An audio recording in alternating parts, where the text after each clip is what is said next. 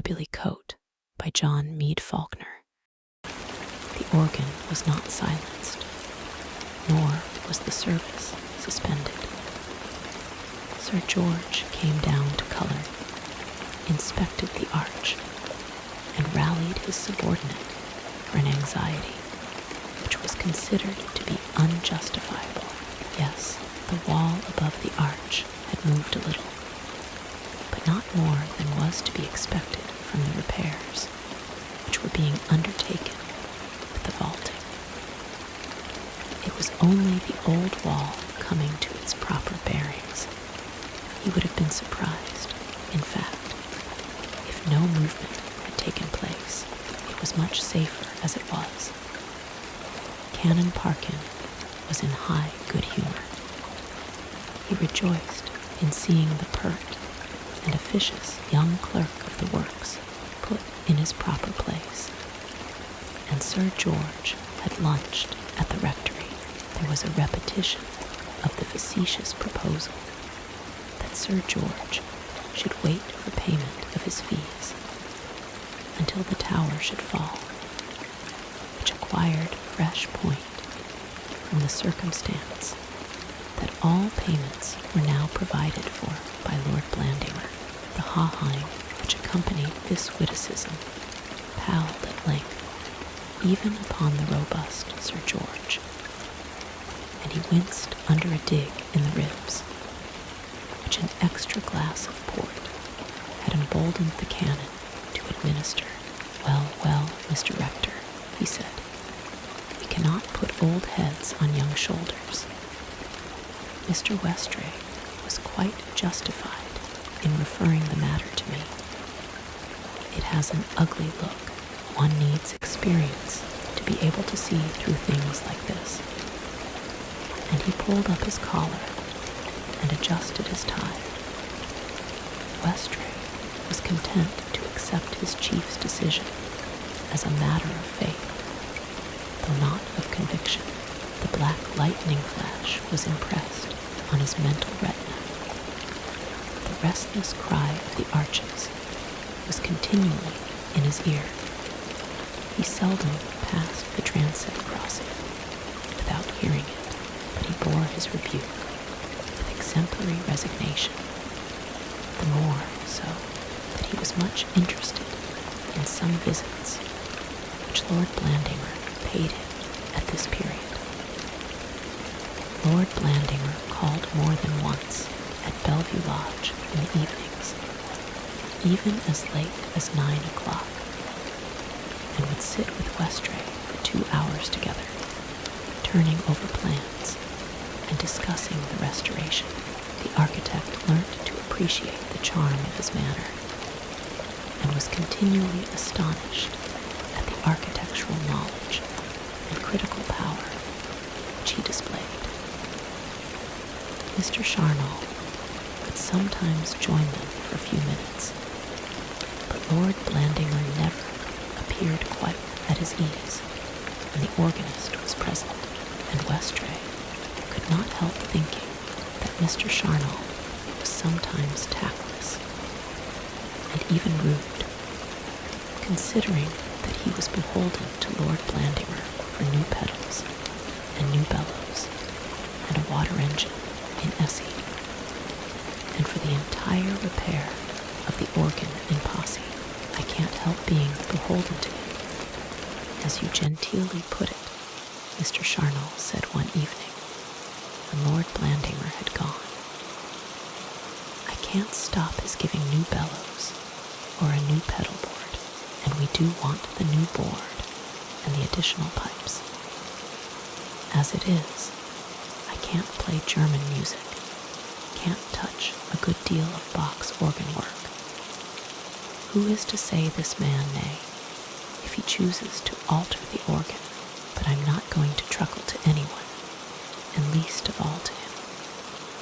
Do you want me to fall flat on my face because he is a lord? Pooh, we could all be lords like him. Give me another week with Martin's papers, and I'll open your eyes. Aye, you may stare and sniff if you please, but You'll open your eyes then. Ex orient lux, that's where the light's coming from, out of Martin's papers. Once this confirmation over, and you'll see. I can't settle to the papers till that's done with. What do people want to confirm these boys and girls for? It only makes hypocrites of wholesome children. I hate the whole business. If people want to make their views public, let them do it at 25. Then we should believe that they knew something of what they were about. The day of the bishop's visit had arrived. The bishop had arrived himself. He had entered the door of Bellevue Lodge.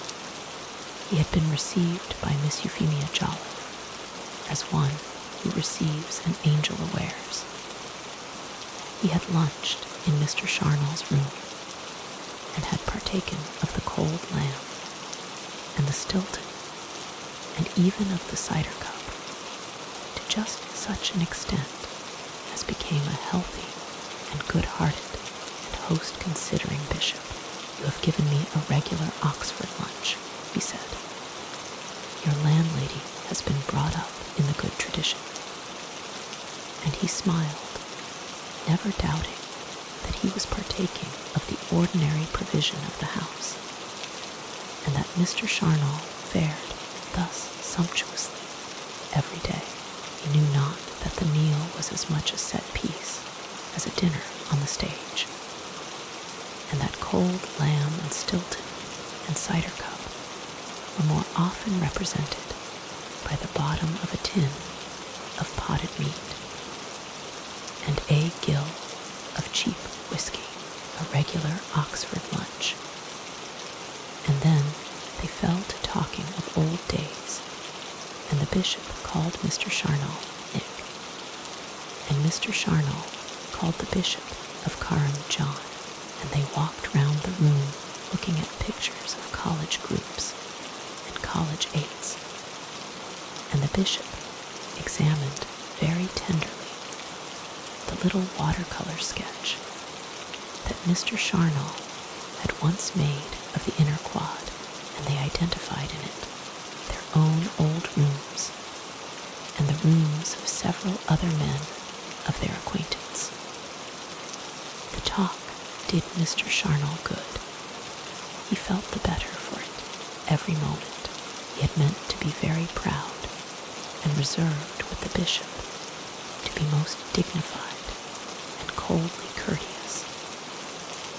He had meant to show that, though John Willis might wear the gaiters, Nicholas Charnel could retain his sturdy independence, and was not going to fawn, or to admit himself to be the mental inferior of any man. He had meant to give a tirade against confirmation, against the neglect of music, against rectors, perhaps a back thrust at the bench of bishops itself. But he had done none of these things, because neither pride nor reserve nor assertiveness were possible in John Willis's company. He had merely eaten a good lunch and talked with a kindly, broad-minded gentleman long enough to warm his withered heart and make him feel that there were still possibilities in life. There is a bell that rings for a few strokes 3/4 of an hour before every service at Cullerne. It is called the Burgess Bell, some say, because it was meant to warn such burgesses as dwelt at a distance that it was time to start for church, whilst others will have it that Burgess is but a broken down form of expurgasier. Awake. Those who dozed might rise for prayer. The still air of the afternoon was yet vibrating with the Burgess bell, and the bishop rose to take his leave. If it was the organist of Cullerne, who had been ill at ease when their interview began, it was the Bishop of Carisbury who was embarrassed at the end of it. He had asked himself to lunch with Mr. Charnal with a definite object, and towards the attainment of that object, nothing had been done. He had learnt that his old friend had fallen upon evil times, and worse, had fallen into evil courses, that the failing which had ruined his Oxford career had broken out again with a fresh fire in advancing age, that Nicholas Charnal was in danger of a drunkard's judgment. There had been lucid intervals in the organist's life. The plague would lie dormant for years, and then break out to cancel all the progress that had been made. It was like a race game where the little leaden horse is moved steadily forward till at last the die falls on the fatal number, and the racer must lose a turn or go back 6, or even in the worst issue, begin his whole course again. It was in the forlorn hope of doing something, however little, to arrest a man on the downward slope that the bishop had come to Bellevue Lodge. He hoped to speak the word in season that should avail. Yet nothing had been said. He felt like a clerk who has sought an interview with his principal to ask for an increase of salary, and then, fearing to broach the subject, pretends to have come on other business. He felt like a son longing to ask his father's counsel in some grievous scrape, or like an extravagant wife waiting her opportunity to confess some heavy debt. 2:15, the bishop said. I must be going. It has been a great pleasure to recall the old times. I hope we shall meet again soon. But remember, it is your turn now to come and see me. Carisbury is not so very far off, so do come. There is always a bed ready for you when you walk up the street with me now. I have to go to the rectory, and I suppose you will be going to the church, will you not? Yes, said Mr. Charnal. I'll come with you if you wait 1 minute. I think I'll take just a drop of something before I go, if you'll excuse me. I feel rather run down, and the service is a long one.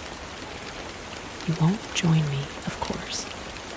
And he went to the cupboard. The bishop's opportunity was come.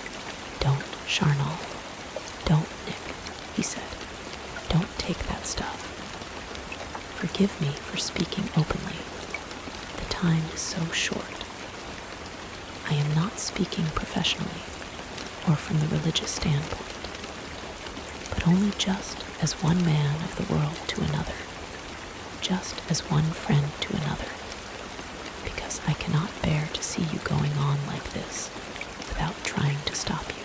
Don't take offense, Nick, he added, as he saw the change of the other's countenance. Our old friendship gives me a right to speak.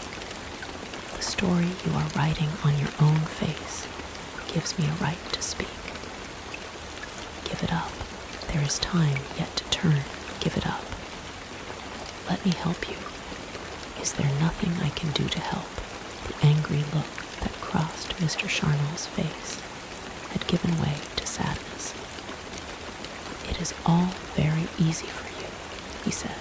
You've done everything in life and have a long row of milestones behind you to show how you've moved on. I have done nothing, only gone back, and have all the milestones in front to show how I've failed. It's easy to twit me when you've got everything you want: position, reputation, fortune, a living faith to keep you up to it. I am nobody, miserably poor, have no friends, and don't believe half we say in church. What am I to do? No one cares a fig about me. What have I got to live for? To drink, is the only chance I have of feeling a little pleasure in life, of losing for a few moments the dreadful consciousness of being an outcast, of losing for a moment the remembrance of happy days long ago. That's the greatest torment of all, Willis. Don't blame me if I drink. It's the elixir vitae for me just as much as for Paracelsus. And he turned the handle of the cupboard. Don't, the bishop said again, putting his hand on the organist's arm. Don't do it. Don't touch it. Don't make success any criterion of life. Don't talk about getting on. We shan't be judged by how we have got on. Come along with me. Show you've got your old resolution, your old willpower. I haven't got the power, Mr. Charnel said. I can't help it. But he took his hand from the cupboard door. Then let me help it for you, said the bishop. He opened the cupboard, found a half-used bottle of whiskey, drove the cork firmly into it, and put it under his arm inside the lappet of his coat. Come along. So the Bishop of Carisbury walked up the high street of Cullerne with a bottle of whiskey under his left arm, but no one could see that because it was hid under his coat. They only saw that he had his right arm inside Mr. Charnel's. Some thought this an act of Christian condescension, but others praised the times that were past. Bishops were losing caste, they said, and it was a sad day for the church when they were found associating openly with persons so manifestly their inferiors. We must see more of each other, the bishop said, as they walked under the arcade in front of the shops. You must get out of this quag somehow. You can't expect to do it all at once, but we must make a beginning. I have taken away your temptation under my coat, and you must make a start from this minute. You must make me a promise now. I have to be in Cullerne again in 6 days' time, and will come and see you. You must promise me not to touch anything for these 6 days, and you must drive back with me to Carisbury when I go back then, and spend a few days with me. Promise me this, Nick. The time is pressing, and I must leave you. But you must promise me this first. The organist hesitated for a moment, but the bishop gripped his arm. Promise me this. I will not go till you promise. Yes, I promise. And lying and mischief-making Mrs. Flint, who was passing, told afterwards how she had overheard the bishop discussing with Mr. Charnel the best means for introducing ritualism into the minster, and how the organist had promised to do his very best to help him so far as the musical part of the sending was concerned. The confirmation was concluded without any contretemps, save that 2 of the grammar school boys incurred an open and well-merited rebuke from the master for appearing in gloves of a much lighter slate color than was in any way decorous, and that this circumstance reduced the youngest Miss Bulteel to such a state of hysteric giggling that her mother was forced to remove her from the church, and thus deprive her of spiritual privileges for another year. Mr. Charnel bore his probation bravely. 3 days had passed, and he had not broken his vow, no, not in one jot or tittle. They had been days of fine weather, brilliantly clear autumn days of blue sky and exhilarating air. They had been bright days for Mr. Charnel. He was himself exhilarated.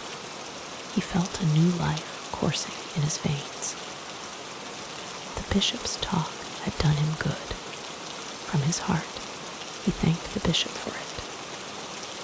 Giving up drinking had done him no harm. He felt all the better for his abstinence. It had not depressed him at all. On the contrary, he was more cheerful than he had been for years. Scales had fallen from his eyes since that talk. He had regained his true bearings. He began to see the verities of life. How he had wasted his time. Why had he been so sour? Why had he indulged his spleen? Why had he taken such a jaundiced view of life? He would put aside all jealousies. He would have no enmities. He would be broader-minded. Oh, so much broader-minded. He would embrace all mankind, yes, even canon parchment. Above all, he would recognize that he was well advanced in life. He would be more sober-thinking, would leave childish things, would resolutely renounce his absurd infatuation for Anastasia. What a ridiculous idea. A crabbed old sexagenarian harboring affection for a young girl. Henceforth she should be nothing to him, absolutely nothing. No, that would be foolish. It would not be fair to her to cut her off from all friendship. He could feel for her a fatherly affection. It should be paternal and nothing more. He would bid adieu to all that folly, and his life should not be a whit the emptier for the loss.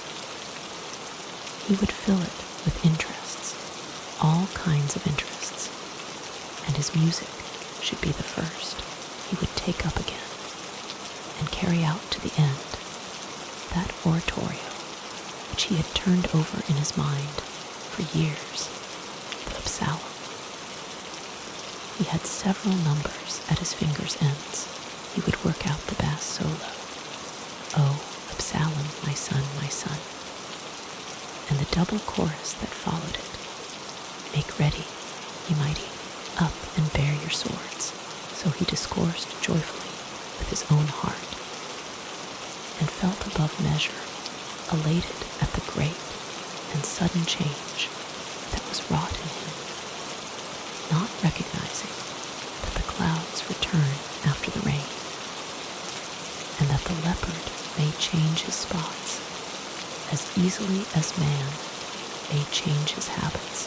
To change a habit at 55 or 45 or 35, to ordain that rivers shall flow uphill, to divert the relentless sequence of cause and effect. How often dare we say this happens, nemo repent. No man ever suddenly became good. A moment's spiritual agony may blunt our instincts and paralyze the evil in us for a while, even as chloroform may dull our bodily sense. But for permanence, there is no sudden turning of the mind. Sudden repentances in life or death are equally impossible. 3 halcyon days were followed by one of those dark and lowering mornings when the blank life seems blanker, and when the gloom of nature is too accurately reflected in the nervous temperament of man. Unhealthy youth climatic influences have no effect, and robust middle age, if it perceive them, goes on its way steadfast or stolid, with a sella passera, tout passera, but on the feeble and the failing such times fall the weight of fretful despondency. And so they fell on Mr. Charnal. He was very restless about the time of the midday meal. There came up a thick, dark fog from the sea, which went rolling in great masses over Cullerne Flat. till its fringe caught the outskirts of the town. After that, it settled in the streets and took up its special abode in Bellevue Lodge till Miss Euphemia coughed so that she had to take 2 ipecacuanha lozenges, and Mr. Charnal was forced to ring for a lamp to see his victuals. He went up to Westray's room to ask if he might eat his dinner upstairs, but he found that the architect had gone to London and would not be back till the evening train, so he was thrown upon his own resources. He ate little, and by the end of the meal depression had so far got the better of him that he found himself standing before a well-known cupboard. Perhaps the abstemiousness of the last 3 days had told upon him and drove him for refuge to his usual comforter. It was by instinct that he went to the cupboard. He was not even conscious of doing so till he had the open door in his hand. Then resolution returned to him, aided, it may be, by the reflection that the cupboard was bare, for the bishop had taken away the whiskey, and he shut the door sharply. Was it possible that he had so soon forgotten his promise, had come so perilously near falling back into the mire? After the bright prospects of the last days, after so lucid an interval, he went to his bureau and buried himself in Martin Jolliffe's papers till the Burgess bell gave warning of the afternoon service. The gloom and fog made way by degrees for a drizzling rain, which resolved itself into a steady downpour as the afternoon wore on. It was so heavy that Mr. Charnal could hear the indistinct murmur of millions of raindrops on the long lead roofs, and their more noisy splash and spatter as they struck the windows in the lantern and north transept. He was in a bad humor as he came down from the loft.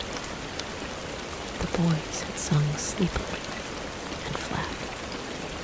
Jax had murdered the tenor solo with his strained and raucous voice, and old Janaway remembered afterwards that Mr. Charnal had never vouchsafed a good afternoon as he strode angrily down the aisle.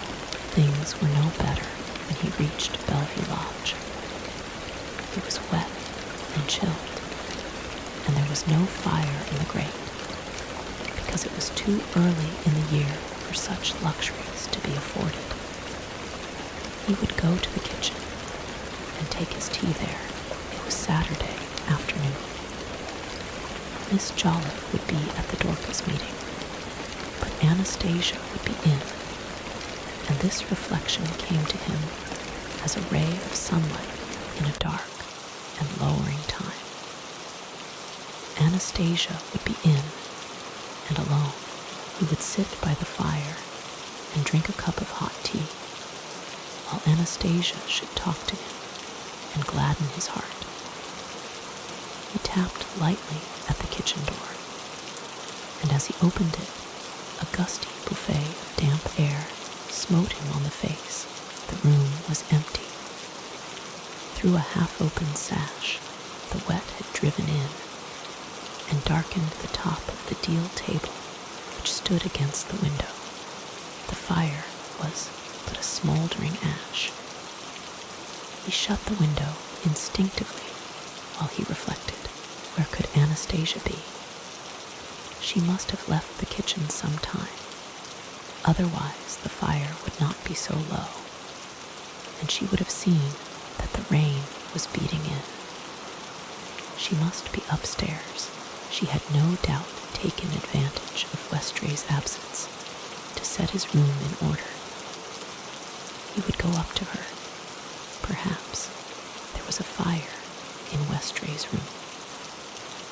He went up the circular stone staircase that ran like a wide well from top to bottom, of the old hand of God, the stone steps, and the stone floor of the hall, the stuccoed walls, and the coved stucco roof, which held the skylight at the top, made a whispering gallery of that gaunt staircase, and before Mr. Charnel had climbed halfway up, he heard voices.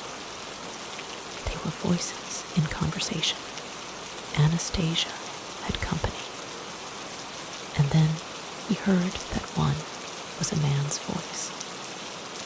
What right had any man to be in Westray's room? What man had any right to be talking to Anastasia?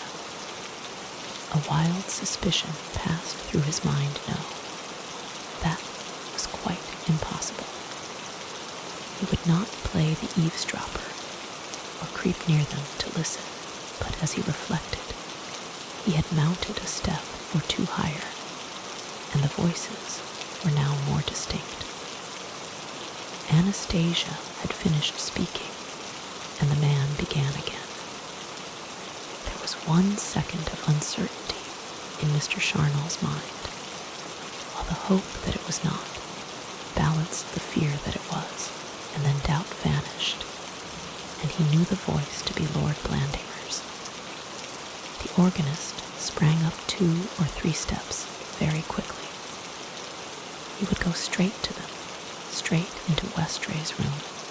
Then he paused. He would do. What right had he to go there at all? What had he to do with them? What was there for anyone to do? He paused, then turned and went downstairs again, telling himself that he was a fool, that he was making mountains of molehills, that there did not exist, in fact, even a molehill, yet having all the while a sickening feeling within him, as if some gripping hand had got hold of his poor physical and material heart and was squeezing it. His room looked more gloomy than ever when he got back to it, but it did not matter now, because he was not going to remain there. He only stopped for a minute to sweep back into the bureau all those loose papers of Martin Jolliffe's that were lying in a tumble on the open desk flap. He smiled grimly as he put them back and locked them in, le jour viendra qui tout paiera. These papers held a vengeance that would atone for all wrongs.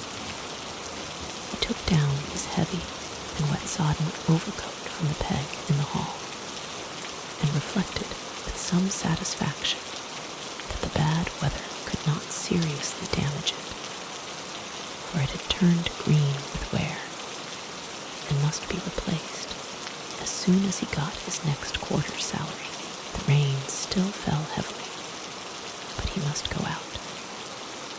4 walls were too narrow to hold his chafing mood, and the sadness of outward nature accorded well with a gloomy spirit, so he shut the street door noiselessly and went down the semicircular flight of stone steps in front of the hand of God, just as Lord Blandinger had gone down them on that historic evening. When Anastasia first saw him, he turned back to look at the house, just as Lord Blandinger had turned back then, but was not so fortunate as his illustrious predecessor. For Westray's window was tight shut, and there was no one to be seen. I wish I may never look upon the place again, he said to himself, half in earnest, and half with that cynicism which men affect, because they know fate seldom takes them at their word. For an hour or more he wandered aimlessly, and found himself, as night fell, on the western outskirts of the town, where a small tannery carries on the last pretense of commercial activity in Cullerne. It is here that the Cull, which has run for miles under willow and deep pastures golden with marsh marigolds, or scented with meadowsweet, past cuckoo flower and pitcher plant and iris and nodding bulrush, forsakes better traditions and becomes a common town sluice before it deepens at the wharves and meets the sandy churn of the tideway. Mr. Charnel had become aware that he was tired, and he stood and leant over the iron paling that divides the roadway from the stream. He did not know how tired he was till he stopped walking, nor how the rain had wetted him till he bent his head a little forward, and a cascade of water fell from the brim of his worn-out hat. It was a forlorn and dismal stream at which he looked. The low tannery buildings of wood projected in part over the water, and were supported on iron props, to which were attached water-whitened skins and repulsive portions of entrails that swung slowly from side to side as the river took them.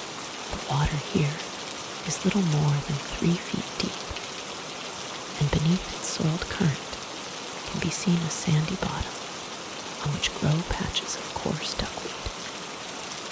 To Mr. Charnel, these patches of a green so dark and drained soiled as to be almost black in the failing light seemed tresses of drowned hair, and he weaved stories about them for himself as the stream now swayed them to and fro, and now carried them out at length. He observed things with that vacant observation which the body at times insists on maintaining when the mind is busy with some overmastering preoccupation. He observed the most trivial details. He made an inventory of the things which he could see lying on the dirty bed of the river, underneath the dirty water. There was a tin bucket with a hole in the bottom. There was a brown teapot without a spout. There was an earthenware blacking bottle too strong to be broken. There were other shattered glass bottles and shards of crockery. There was a rim of a silk hat and more than one toeless boot. He turned away and looked down the road towards the town. They were beginning to light the lamps, and the reflections showed a crisscross of white lines on the muddy road, where the water stood in the wheel tracks. There was a dark vehicle coming down the road now, making a fresh track in the mud, and leaving 2 shimmering lines behind it as it went. He gave a little start when it came nearer, and he saw that it was the undertaker's cart carrying out a coffin for some pauper at the Union workhouse. He gave a start and a shiver. The wet had come through his overcoat. He could feel it on his arms. He could feel the cold and clinging wet striking at his knees. He was stiff with standing so long, and a rheumatic pain checked him suddenly as he tried to straighten himself. He would walk quickly to warm himself, would go home at once. Home, what home had he? That great, gaunt hand of God. He detested it and all that were within its walls. That was no home, yet he was walking briskly towards it, having no other whither to go. He was in the mean little streets. He was within 5 minutes of his goal when he heard singing. He was passing the same little in which he had passed the first night that Westray came. The same voice was singing inside which had sung the night that Westray came. Westray had brought discomfort. Westray had brought Lord Blandimer.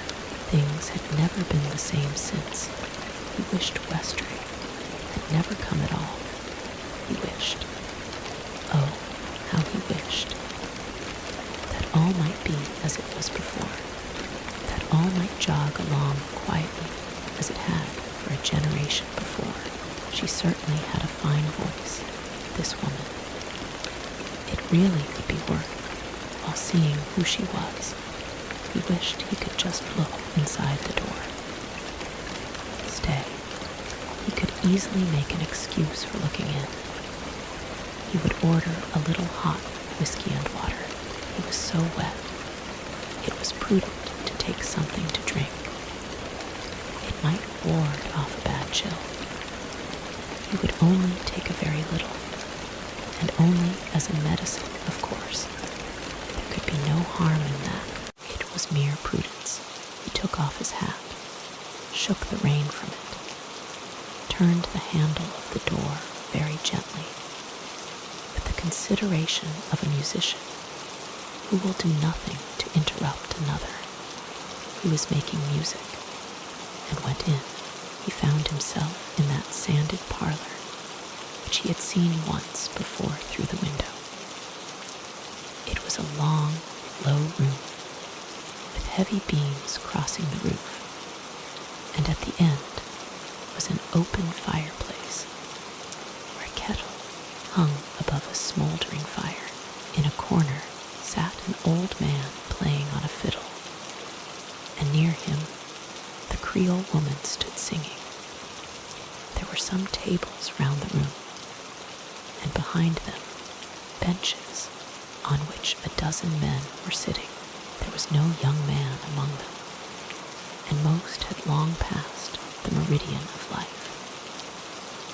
Their faces were suntanned and mahogany-colored.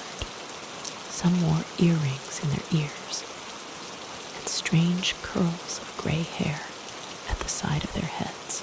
They looked as if they might have been sitting there for years, as if they might be the crew of some long-foundered vessel, to whom has been accorded a nirvana of endless tavern fellowship. None of them took any notice of Mr. Charnel, for music was exercising its transporting power, and their thoughts were far away. Some were with old Cullerne whalers, with the harpoon and the ice floe.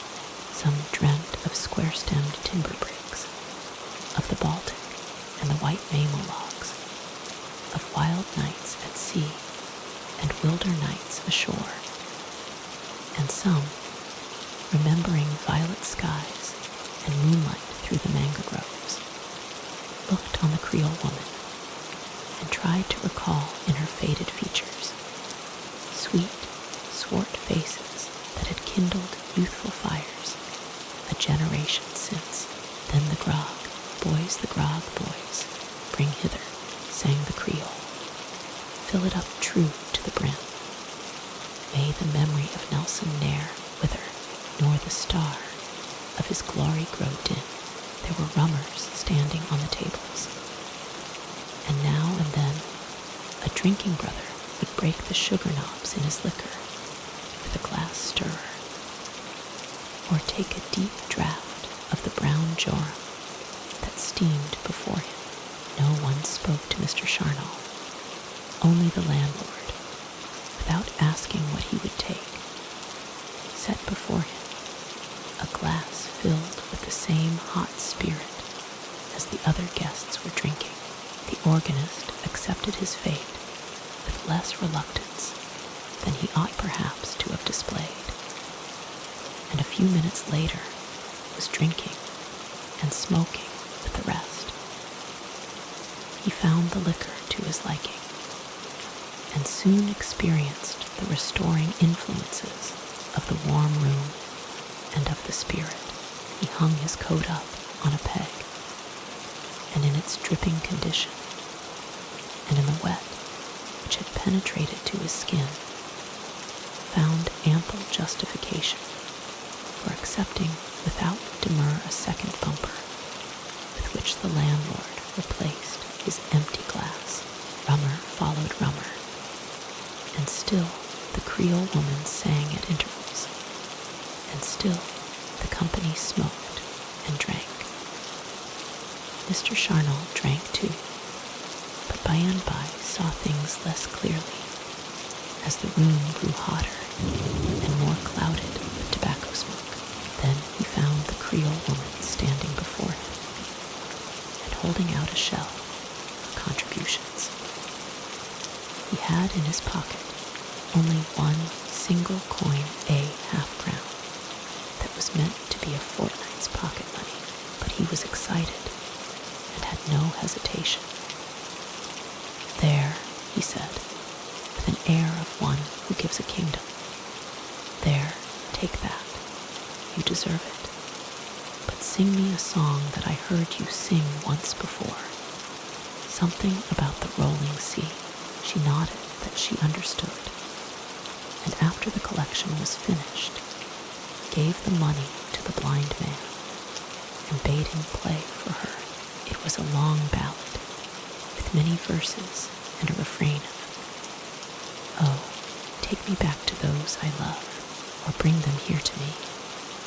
I have no heart to rove across the rolling sea." At the end, she came back and sat down on the bench by Mr. Charnel. "Will you not give me something to drink?" she said, speaking in very good English. "You all drink, why should not I?" He beckoned to the landlord to bring her a glass, and she drank of it, pledging the organist.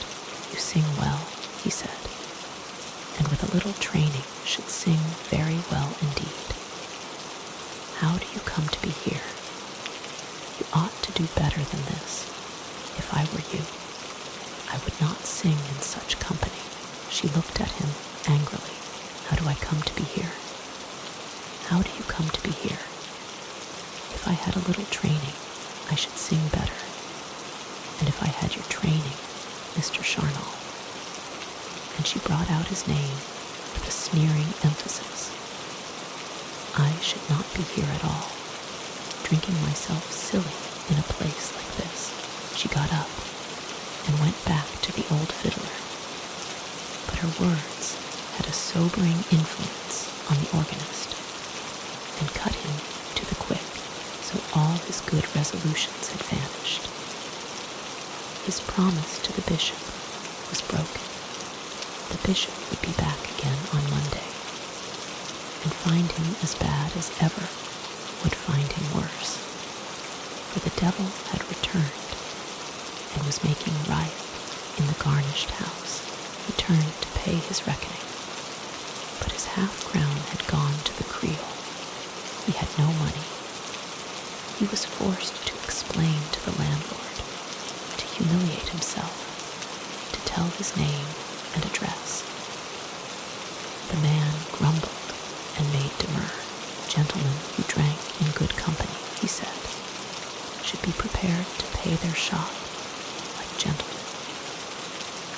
Mr. Charnel had drunk enough to make it a serious thing for a poor man not to get paid.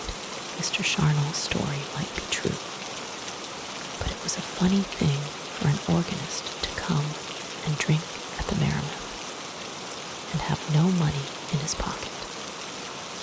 It had stopped raining. He could leave his overcoat as a pledge of good faith and come back and fetch it later.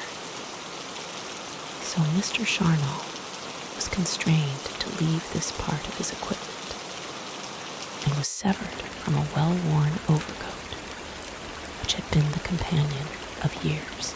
He smiled sadly to himself as he turned at the open door and saw his coat still hang dripping on the peg.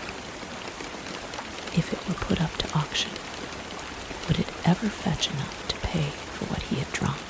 It was true that it had stopped raining, and though the sky was still overcast, there was a lightness diffused behind the clouds that spoke of a rising moon. What should he do? Whither should he turn? He could not go back to the hand of God. There were some there who did not want him, whom he did not want. Westray would not be home, Or if he were, Westray would know that he had been drinking. He could not bear that they should see that he had been drinking again, and then there came into his mind another thought. He would go to the church, the water engine should blow for him, and he would play himself sober. Stay, should he go to the church, the great church of St. Sepulchre alone? Would he be alone there? If he thought that he would be alone, he would feel more secure. But might there not be someone else there, or something else?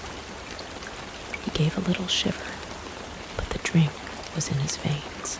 He laughed pot valiantly, and turned up an alley towards the center tower, that loomed dark in the wet, misty whiteness of the cloud-screened moon. Westray returned to Cullerne by the evening train. It was near 10 o'clock, and he was finishing his supper, when someone tapped at the door, and Miss Euphemia Jolliffe came in. "I beg your pardon for interrupting you, sir," she said. "I am a little anxious about Mr. Charnal. He was not in at tea time, and has not come back since. I thought you might know perhaps where he was. It is years since he has been out so late in the evening. I haven't the least idea where he is," Westray said, rather testily, for he was tired with a long day's work. "I suppose he has gone out somewhere to supper. No one ever asks Mr. Charnal out. I do not think he can be gone out to supper. Oh well, I dare say he will turn up in due course. Let me hear before you go to bed if he has come back." And he poured himself out another cup of tea, for he was one of those thin-blooded and old womanly men who elevate the drinking of tea instead of other liquids into a special merit. He could not understand, he said, why everybody did not drink tea. It was so much more refreshing. One could work so much better after drinking tea. He turned to some calculations for the section of a tie rod, with which Sir George Farquhar had at last consented to strengthen the south side of the tower, and did not notice how time passed till there came another irritating tap, and his landlady reappeared. "It is nearly 12 o'clock, she said, "and we have seen nothing of Mr. Charnal. I am so alarmed. I am sure I am very sorry to trouble you, Mr. Westray, but my niece and I are so alarmed. I don't quite see what I am to do," Westray said, looking up. "Could he have gone out with Lord Blandimer? Do you think Lord Blandimer could have asked him to Fording?" "Lord Blandimer was here this afternoon," Miss Jolliffe answered, "but he never saw Mr. Charnal, because Mr. Charnal was not at home." "Oh, Lord Blandimer was here, was he?" asked Westray. "Did he leave no message for me?" "He asked if you were in, but he left no message for you. He drank a cup of tea with us. I think he came in merely as a friendly visitor," Miss Jolliffe said with some dignity. "I think he came in to drink a cup of tea with me. I was unfortunately at the Dorcas meeting when he first arrived, but on my return he drank tea with me. It is curious, he seems generally to come on Saturday afternoons," said Westray. "Are you always at the Dorcas meeting on Saturday afternoons?" "Yes," Miss Jolliffe said. "I am always at the meeting on Saturday afternoons." There was a minute's pause. Westray and Miss Jolliffe were both thinking. "Well, well," Westray said, "I shall be working for some time yet, and will let Mr. Charnal in if he comes. But I suspect that he has been invited to spend the night at Fording. Anyhow, you can go to bed with a clear conscience Miss Jolliffe, you have waited up far beyond your usual time. So Miss Euphemia went to bed and left Westray alone, and a few minutes later the 4 chimes rang, and the tenor struck 12, and then the bells fell to playing a tune, as they did every 3 hours day and night. Those who dwell near St. Sepulchre's take no note of the bells. The ear grows so accustomed to them that quarter by quarter and hour by hour strike unperceived. If strangers come to stop under the shadow of the church, the clangor disturbs their sleep for the first night, and after that they, too, hear nothing. So Westray would sit working late night by night, and could not say whether the bells had rung or not. It was only when attention was too wide awake that he heard them, but he heard them this night, and listened while they played the sober melody of Mount Ephraim. He got up, flung his window open, and looked out. The storm had passed. The moon, which was within a few hours of the full, rode serenely in the blue heaven, with a long bank of dappled white cloud below, whose edge shone with an amber iridescence. He looked over the clustered roofs and chimneys of the town. The upward glow from the marketplace showed that the lamps were still burning, though he could not see them. Then, as the glow lessened gradually and finally became extinct, he knew that the lights were being put out because midnight was past. The moonlight glittered on the roofs, which were still wet, and above all towered in gigantic sable mass the center tower of St. Sepulchre's. Westray felt a curious physical tension. He was excited. He could not tell why. He knew that sleep would be impossible if he were to go to bed. It was an odd thing that Charnel had not come home. Charnel must have gone to fording. He had spoken vaguely of an invitation to fording that he had received, but if he had gone there, he must have taken some things with him for the night. He had not taken anything, or Miss Euphemia would have said so. Stay. He would go down to Charnel's room and see if he could find any trace of his taking luggage. Perhaps he had left some message to explain his absence. He lit a candle and went down the great well staircase, where the stone steps echoed under his feet. A patch of bright moonshine fell on the stairs from the skylight at the top, and a noise of someone moving in the attics told him that Miss Jolliffe was not yet asleep. There was nothing in the organist's room to give any explanation of his absence. The light of the candle was reflected on the front of the piano, and Westray shuddered involuntarily as he remembered the conversation which he had a few weeks before with this friend, and Mr. Charnel's strange hallucinations as to the man that walked behind him with a hammer.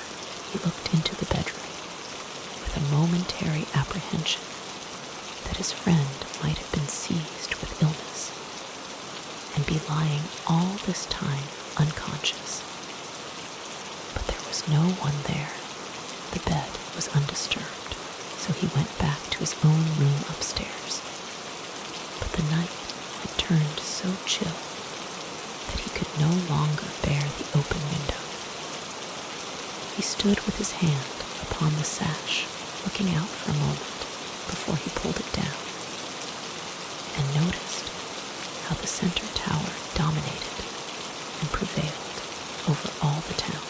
It was impossible, surely, that this rock-like mass could be insecure how puny and insufficient to uphold such a tottering giant seemed the tie rods whose section he was working out. And then he thought of the crack above the south transept arch that he had seen from the organ loft, and remembered how charnel in D-flat had been interrupted by the discovery. Why, Mr. Charnel might be in the church. Perhaps he had gone down to practice and been shut in. Perhaps his key had broken, and he could not get out. He wondered that he had not thought of the church before. In a minute, he had made up his mind to go to the minster as resident architect. He possessed a master key, which opened all the doors. He would walk round and see if he could find anything of the missing organist before going to bed. He strode quickly through the deserted streets. The lamps were all put out, for Cullerne economized gas at times of full moon. There was nothing moving. His footsteps rang on the pavement and echoed from wall to wall. He took the shortcut by the wharves, and in a few minutes came to the old bonding house. The shadows hung like black velvet in the spaces between the brick buttresses that shored up the wall towards the quay. He smiled to himself as he thought of the organist's nervousness, of those strange fancies as to someone lurking in the black hiding holes, and as to buildings being in some way connected with man's fate. Yet he knew that his smile was assumed, for he felt all the while the oppression of the loneliness, of the sadness of a half-ruined building, of the gurgling mutter of the river, and instinctively quickened his pace. He was glad when he had passed the spot. And again that night, as he looked back, he saw the strange effect of light and darkness, which produced the impression of someone standing in the shadow of the last buttress space. The illusion was so perfect that he thought he could make out the figure of a man in a long, loose cape that napped in the wind. He had passed the wrought iron gates now. He was in the churchyard, and it was then that he first became aware of a soft, low, droning sound which seemed to fill the air all about him. He stopped for a moment to listen. What was it? Where was the noise? It grew more distinct as he passed along the flagged stone path which led to the north door. Yes, it certainly came from inside the church. What could it be? What could anyone be doing in the church at this hour of night? He was in the north porch now, and then he knew what it was. It was a low note of the organ, a pedal note. He was almost sure it was that very pedal point which the organist had explained to him with such pride. The sound reassured him. Nothing had happened to Mr. Charnel. He was practicing in the church. It was only some mad freak of his to be playing so late. He was practicing that service, Charnel in D-flat. He took out his key to unlock the wicket, and was surprised to find it already open, because he knew that it was the organist's habit to lock himself in. He passed into the great church. It was strange. There was no sound of music. There was no one playing. There was only the intolerably monotonous booming of a single pedal note, with an occasional muffled thud when the water engine turned spasmodically to replenish the emptying bellows. "Charnel," he shouted, "Charnel, what are you doing? Don't you know how late it is?" He paused and thought at first that someone was answering him. He thought that he heard people fluttering in the choir, but it was only the echo of his own voice. His own voice tossed from pillar to pillar and arch to arch, till it faded into a wail of charnel, charnel. In the lantern, it was the first time that he had been in the church at night, and he stood for a moment overcome with the mystery of the place, while he gazed at the columns of the nave, standing white in the moonlight, like a row of vast, shrouded figures. He called again to Mr. Charnel, and again received no answer. And then he made his way up the nave to the little doorway that leads to the organ loft stairs. This door also was open, and he felt sure now that Mr. Charnel was not in the organ loft at all, for had he been, he would certainly have locked himself in. The pedal note must be merely ciphering, or something, perhaps a book, might have fallen upon it and was holding it down. He need not go up to the loft now. He would not go up. The throbbing of the low note had on him the same unpleasant effect as on a previous occasion. He tried to reassure himself, yet felt all the while a growing premonition that something might be wrong. Something might be terribly wrong. The lateness of the hour, the isolation from all things living, the spectral moonlight which made the darkness darker. This combination of utter silence with the distressing vibration of the pedal note filled him with something akin to panic. It seemed to him as if the place was full of phantoms, as if the monks of Saints' sepulchres were risen from under their gravestones, as if there were other dire faces among them, such as wait continually on deeds of evil. He checked his alarm before it mastered him. Come what might, he would go up to the organ loft, and he plunged into the staircase that leads up out of the nave. It is a circular stair, twisted round a central pillar, of which mention has already been made, and though short, is very dark even in bright daylight, but at night the blackness is inky and impenetrable. And Westray fumbled for an appreciable time before he had climbed sufficiently far up to perceive the glimmer of moonlight at the top. He stepped out at last into the loft and saw that the organ seat was empty. The great window at the end of the south transept shone full in front of him. It seemed as if it must be day and not night. The light from the window was so strong in comparison with the darkness which he had left. There was a subdued shimmer in the tracery, where the stained glass gleamed diaphanous, amethyst and topaz, chrysoprase and jasper. A dozen jewels, as in the foundations of the city of God, and in the midst, in the head of the center light, shone out brighter than all, with an inherent radiance of its own. The cognizance of the Blandingers, the sea green and silver of the Nebuly Coat. Westray gave a step forward into the loft, and then his foot struck against something, and he nearly fell. It was something soft and yielding that he had struck, something of which the mere touch filled him with horrible surmise.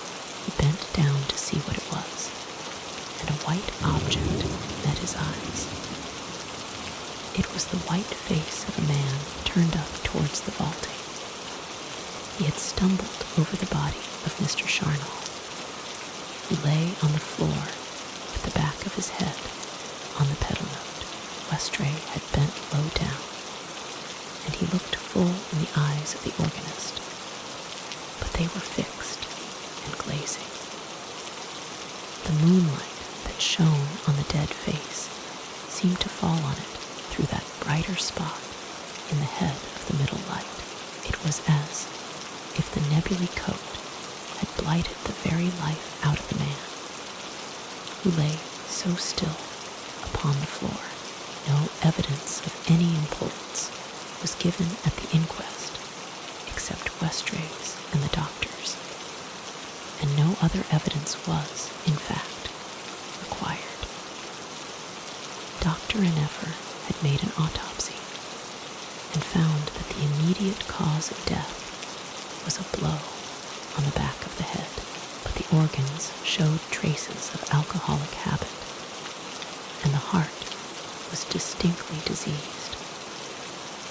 It was probable that Mr. Charnel had been seized with a fainting fit as he left the organ stool, and had fallen backwards with his head on the pedal board. He must have fallen with much violence, and the pedal note had made a bad wound, such as would be produced by a blunt instrument. The inquest was nearly finished when, without any warning, Westray found himself, as by intuition, asking, "The wound was such a one, you mean?" as might have been produced by the blow of a hammer. The doctor seemed surprised. The jury and the little audience stared. But most surprised of all was Westray at his own question. "You have no locus standi, sir," the coroner said severely. "Such an interrogation is irregular. You are to esteem it an act of grace, if I allow the medical man to reply." "Yes," said Dr. Nefer, with a reserve in his voice that implied that he was not there to answer every irrelevant question that it might please foolish people to put to him. "Yes, such a wound as might have been caused by a hammer, or by any other blunt instrument used with violence, even by a heavy stick," Westray suggested. The doctor maintained a dignified silence, and the coroner struck in. "I must say, I think you are wasting our time, Mr. Westray. I am the last person to stifle legitimate inquiry, but no inquiry is really needed here. It is quite certain that this poor man came to his end by falling heavily and dashing his head against this wooden note in the pedals." "Is it quite certain?" Westray asked. "Is Dr. Nefer quite sure that the wound could have been caused by a mere fall?" "I only want to know that Dr. Nefer is quite sure." The coroner looked at the doctor with a deprecating glance, which implied apologies that so much unnecessary trouble should be given, and a hope that he would be graciously pleased to put an end to it by an authoritative statement. "Oh, I am quite sure," the doctor responded. "Yes," and he hesitated for the fraction of a second. "Oh, yes, there is no doubt such a wound could be caused by a fall. I merely wish to point out," said Westray, "that the pedal note on which he fell is to a certain extent a yielding substance. It would yield, you must remember, at the first impact." "That is quite true," the doctor said. "I had taken that into account, and admit that one would scarcely expect so serious an injury to have been caused. But of course it was so caused, because there is no other explanation. You don't suggest, I presume, that there was any foul play?" "It is certainly a case of accident or foul play." "Oh no, I don't suggest anything." The coroner raised his eyebrows. He was tired and could not understand such waste of time. But the doctor curiously enough, seemed to have grown more tolerant of interruption. "I have examined the injury very carefully," he said, "and have come to the deliberate conclusion that it must have been caused by the wooden key. You must also recollect that the effect of any blow would be intensified by a weak state of health. I don't wish to rake up anything against the poor fellow's memory, or to say any word that may cause you pain, Mr. Westray, as his friend, but an examination of the body revealed traces of chronic alcoholism. You must recollect that the man was, in fact, a confirmed drunkard," the coroner said. "He lived at Carisbury, and being a stranger both to Cullerne and its inhabitants, had no scruple in speaking plainly, and besides this, he was nettled at the architect's interference." "You mean the man was a confirmed drunkard," he repeated. "He was nothing of the kind," Westray said hotly. "I do not say that he never took more than was good for him, but he was in no sense an habitual drunkard." "I did not ask your opinion," retorted the coroner. "I do not want any lay conjectures. What do you say, Mr. Nebuly?" The surgeon was vexed in his turn at not receiving the conventional title of doctor, the more so because he knew that he had no legal right to it. To be called Mr. demeaned him.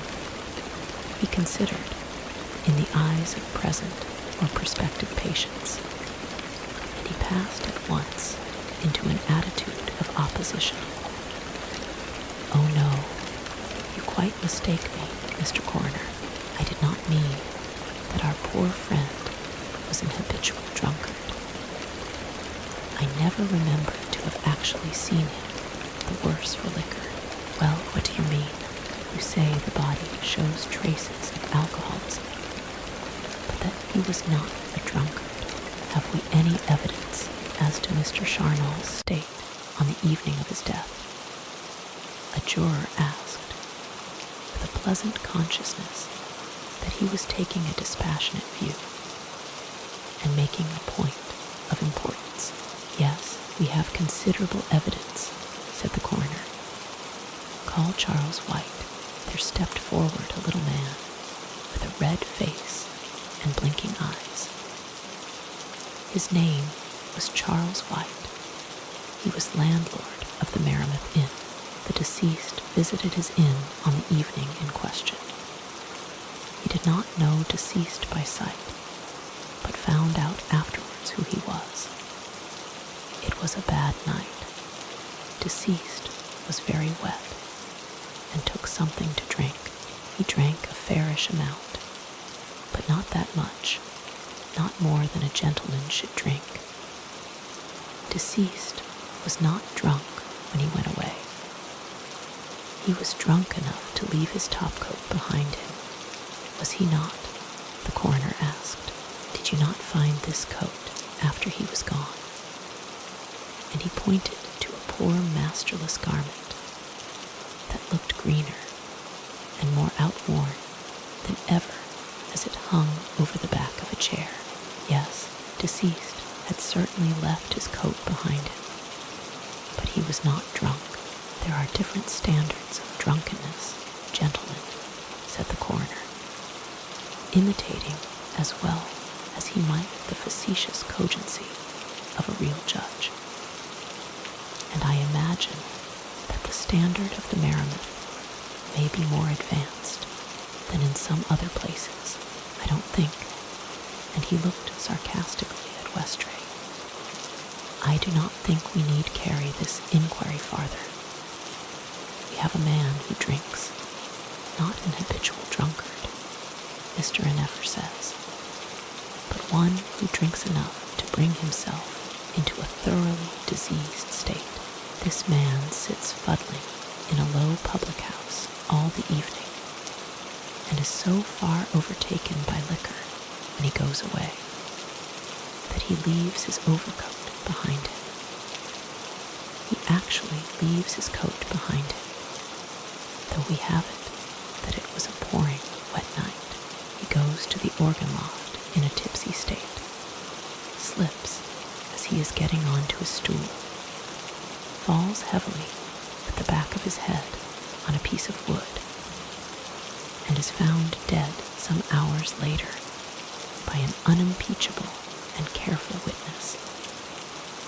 And he gave a little sniff, with his head still on this piece of wood. Take note of that. When he was found, his head was still on this very pedal which had caused the fatal injury. Gentlemen, I do not think we need any further evidence. I think your course is pretty clear. All was, indeed, very clear. The jury, with a unanimous verdict of accidental death, put the colophon to the sad history of Mr. Charnal, and ruled that the same failing which had blighted his life had brought him at last to a drunkard's end. Westray walked back to the hand of God with the forlorn old topcoat over his arm.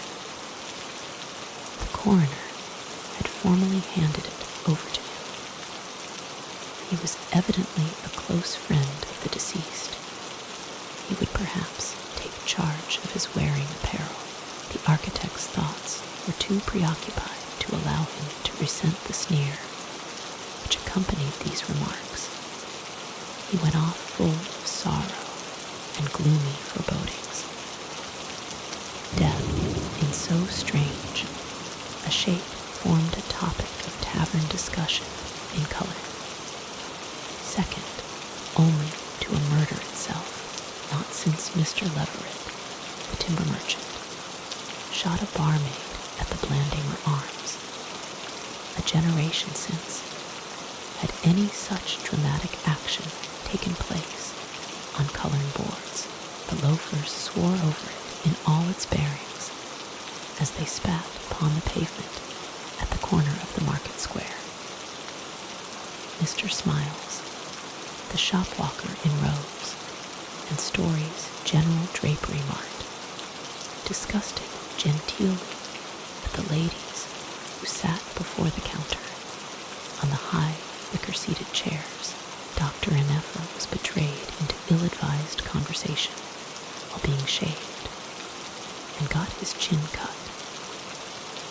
Mr. Jolliffe gave away a packet of moral reflections gratis with every pound of sausage, and turned up the whites of his eyes over the sin of intemperance, which had called away his poor friend in so terrible a state of unpreparedness.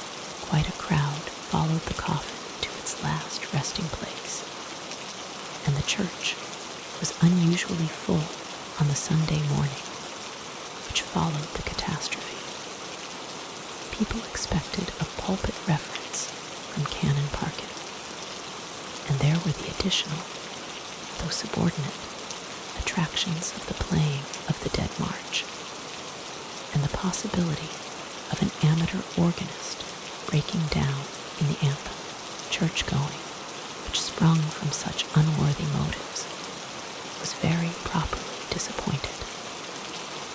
Canon Parkin would not, he said, pander to sensationalism by any allusion in his discourse, nor could the Dead March, he conceived, be played with propriety under such very unpleasant circumstances. The new organist got through the service with provokingly colorless mediocrity, and the congregation came out of St. Sepulchre's in a disappointed mood, as people who had been defrauded of their rights. Then the 9 days' wonder ceased, and Mr. Charnal passed into the great oblivion of middle-class dead. His successor was not immediately appointed. Canon Parkin arranged that the second master at the National School, who had a pretty notion of music, and was a pupil of Mr. Charnel, should be spared to fill the gap, as Queen Elizabeth, of pious memory, recruited the privy purse by keeping in her own hand vacant bishoprics. So the rector farmed the post of organist at Cullerne Minster. He thus managed to effect so important a reduction in the sordid emoluments of that office that he was £5 in pocket before a year was ended. But if the public had forgotten Mr. Charnel, Westray had not. The architect was a man of gregarious instinct.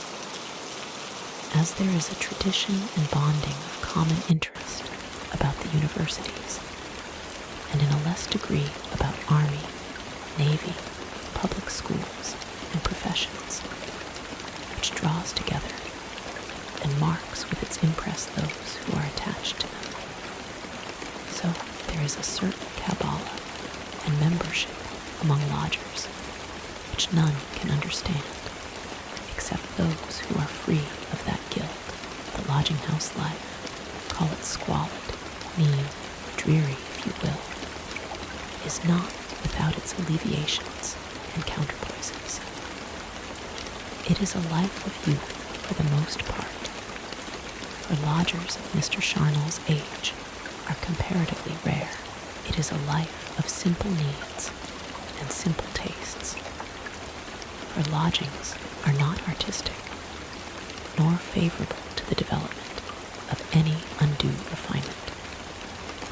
It is not a rich life, for men, as a rule, set up their own houses as soon as they are able to do so. It is a life of work and buoyant anticipation, where men are equipping for the struggle and laying the foundations of fortune, or digging the pit of indigence. Such conditions beget and foster good fellowship, and those who have spent time in lodgings can look back to wholehearted and disinterested friendships, when all were equal before high heaven. Hail fellows well met, who knew no artificial distinctions of rank, when all were traveling the first stage of life's journey in happy chorus together, and had not reached that point where the high road bifurcates and the diverging branches of success and failure lead old comrades so very far apart. Ah, what a camaraderie and fellowship, knit close by the urgency of making both ends meet, strengthened by the necessity of withstanding rapacious, or negligent, or tyrannous landladies, sweetened by kindnesses and courtesies, which cost the giver little, but mean much to the receiver. Did sickness of a transitory sort, grievous illness, is little known in lodgings, fall on the ground floor tenant, then did not the first floor come down to comfort him in the evenings?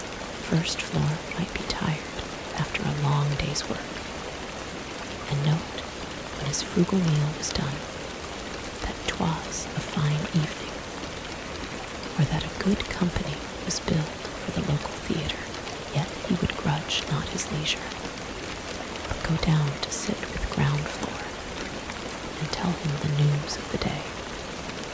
Perhaps even would take him a few oranges or a tin of sardines, and ground floor, who had chafed all the day at being shut in, and had read himself stupid for want of anything else to do. How glad he was to see first floor, and how the chat did him more good than all the doctor's stuff. And later on, when some ladies came to lunch with first floor on the day of the flower show, did not ground floor go out and place his sitting room completely at his fellow lodger's disposal, so that the company might find greater convenience and change of air after meat?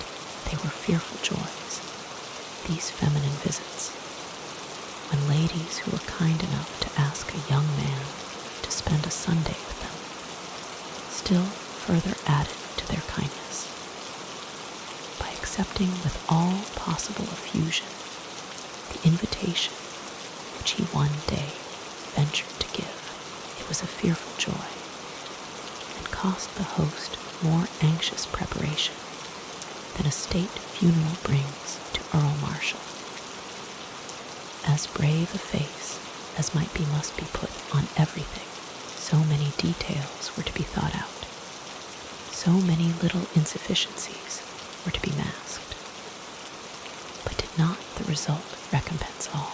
Was not the young man conscious that, though his rooms might be small, there was about them a delicate touch which made up for much, that everything breathed of refinement, from the photographs and silver toddy spoon upon the mantelpiece to Rossetti's poems, and Marius the Epicurean, which covered negligently a stain on the green tablecloth, and these kindly ladies came in riot mood, well knowing all his little anxieties and preparations, yet showing they knew none of them, resolved to praise his rooms, his puny treasures, even his cookery and perilous wine, and skillful to turn little contretemps into interesting novelties.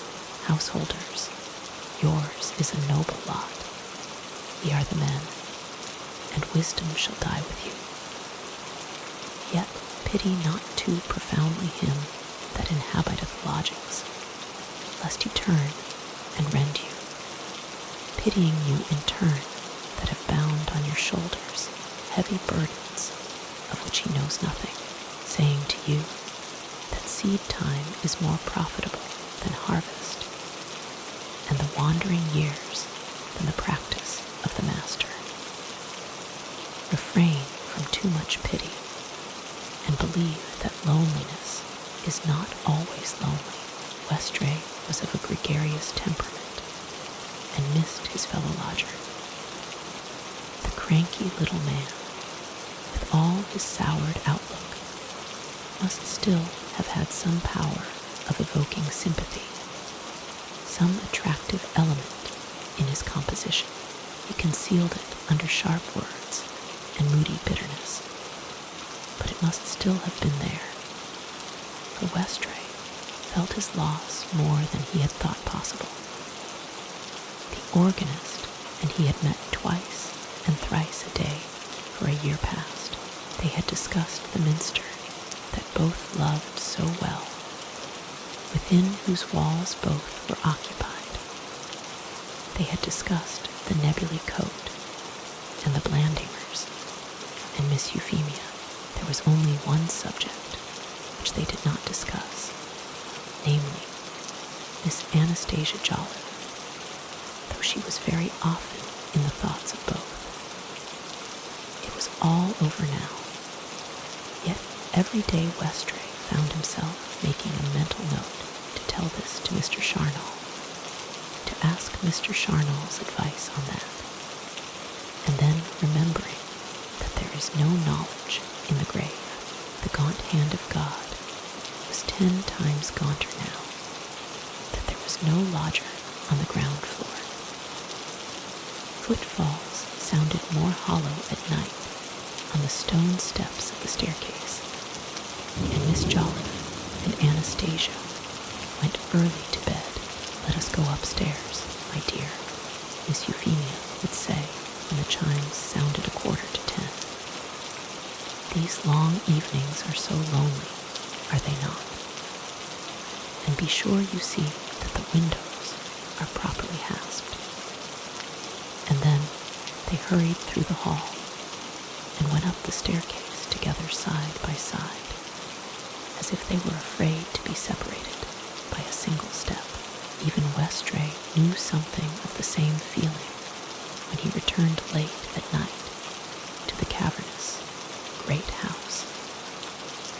He tried to put his hand as quickly as he might upon the matchbox, which lay ready for him on the marble-topped sideboard in the dark hall, and sometimes, when he had lit, the candle would instinctively glance at the door of Mr. Charnel's room, half expecting to see it open, and the old-faced lookout that had so often greeted him on such occasions. Miss Jolliffe had made no attempt to find a new lodger. No apartments to let was put in the window, and such chattels as Mr. Charnel possessed remained exactly as he left them. Only one thing was moved, the collection of Martin Jolliffe's papers, and these Westray had taken upstairs to his own room. When they opened the dead man's bureau, with the keys found in his pocket to see whether he had left any will or instructions, there was discovered in one of the drawers a note addressed to Westray. It was dated a fortnight before his death, and was very short. If I go away and am not heard of, or if anything happens to me, get hold of Martin Jolliffe's papers at once. Take them up to your own room, lock them up, and don't let them out of your hands. Tell Miss Jolliffe it is my wish, and she will hand them over to you. Be very careful there isn't a fire, or lest they should be destroyed in any other way. Read them carefully, and draw your own conclusions. You will find some notes of mine in the little red pocketbook. The architect had read these words many times. They were no doubt the outcome of the delusions of which Mr. Charnel had more than once spoken, of that dread of some enemy pursuing him, which had darkened the organist's latter days. Yet to read these things set out in black and white, after what had happened, might well give rise to curious thoughts. The coincidence was so strange, so terribly strange, a man following with a hammer. That had been the organist's hallucination, the vision of an assailant creeping up behind, and doing him to death with an awful, stealthy blow. And the reality, an end sudden and unexpected, a blow on the back of the head, which had been caused by a heavy fall. Was it mere coincidence? Was it some inexplicable presentiment? Or was it more than either? Had there, in fact, existed a reason why the organist should think that someone had a grudge against him, that he was likely to be attacked? Had some dreadful scene been really enacted in the loneliness of the great church that night? Had the organist been taken unawares, or heard some movement in the silence, and turning round, found himself alone with his murderer? And if a murderer, whose was the face into which the victim looked? And as Westray thought, he shuddered. It seemed it might have been no human face at all, but some fearful presence, some visible presentment of the evil that walketh in darkness. Then the architect would brush such follies away like cobwebs, and turning back, consider who could have found his interest in such a deed. Against whom did the dead man urge him to be on guard, lest Martin's papers should be spirited away? Was there some other claimant of that ill-omened peerage of whom he knew nothing? Or was it? And Westray resolutely quenched the thought that had risen 100 times before his mind, and cast it aside as a malign and baseless suspicion. If there was any clue, it must lie in those same papers. And he followed the instruction given him, and took them to his own room. He did not show Miss Jolliffe the note. To do so could only have shaken her further, and she had felt the shock too severely already. only told her of Mr. Charnel's wishes for the temporary disposal of her brother's papers. She begged him not to take them. "Dear Mr. Westray," she said, "do not touch them. Do not let us have anything to do with them. I wanted poor dear Mr. Charnel not to go meddling with them, and now see what has happened. Perhaps it is a judgment." And she uttered the word under her breath, having a medieval faith in the vengeful irritability of Providence, and seeing manifestations of it in any untoward event, from the overturning of an inkstand to the death of a lodger. Perhaps it is a judgment, and he might have been alive now if he had refrained. What good would it do us if all dear Martin hoped should turn out true? He always said, poor fellow, that he would be my lord some day, but now he is gone. There is no one except Anastasia, and she would never wish to be my lady, I am sure, poor girl. You would not, darling, wish to be my lady, even if you could, would you? Anastasia looked up from her book with a deprecating smile, which lost itself in an air of vexation, and she found that the architect's eyes were fixed steadfastly upon her, and that a responsive smile spread over his face. She flushed very slightly and turned back abruptly to her book, feeling quite unjustifiably annoyed at the interest in her doings which the young man's gaze was meant to imply. What right had he to express concern, even with a look, in matters which affected her? She almost wished she was indeed a peeress, and could slay him with her noble birth, as did one Lady Clara of old times. It was only lately that she had become conscious of this interested, would-be interesting look, which Westray assumed in her presence.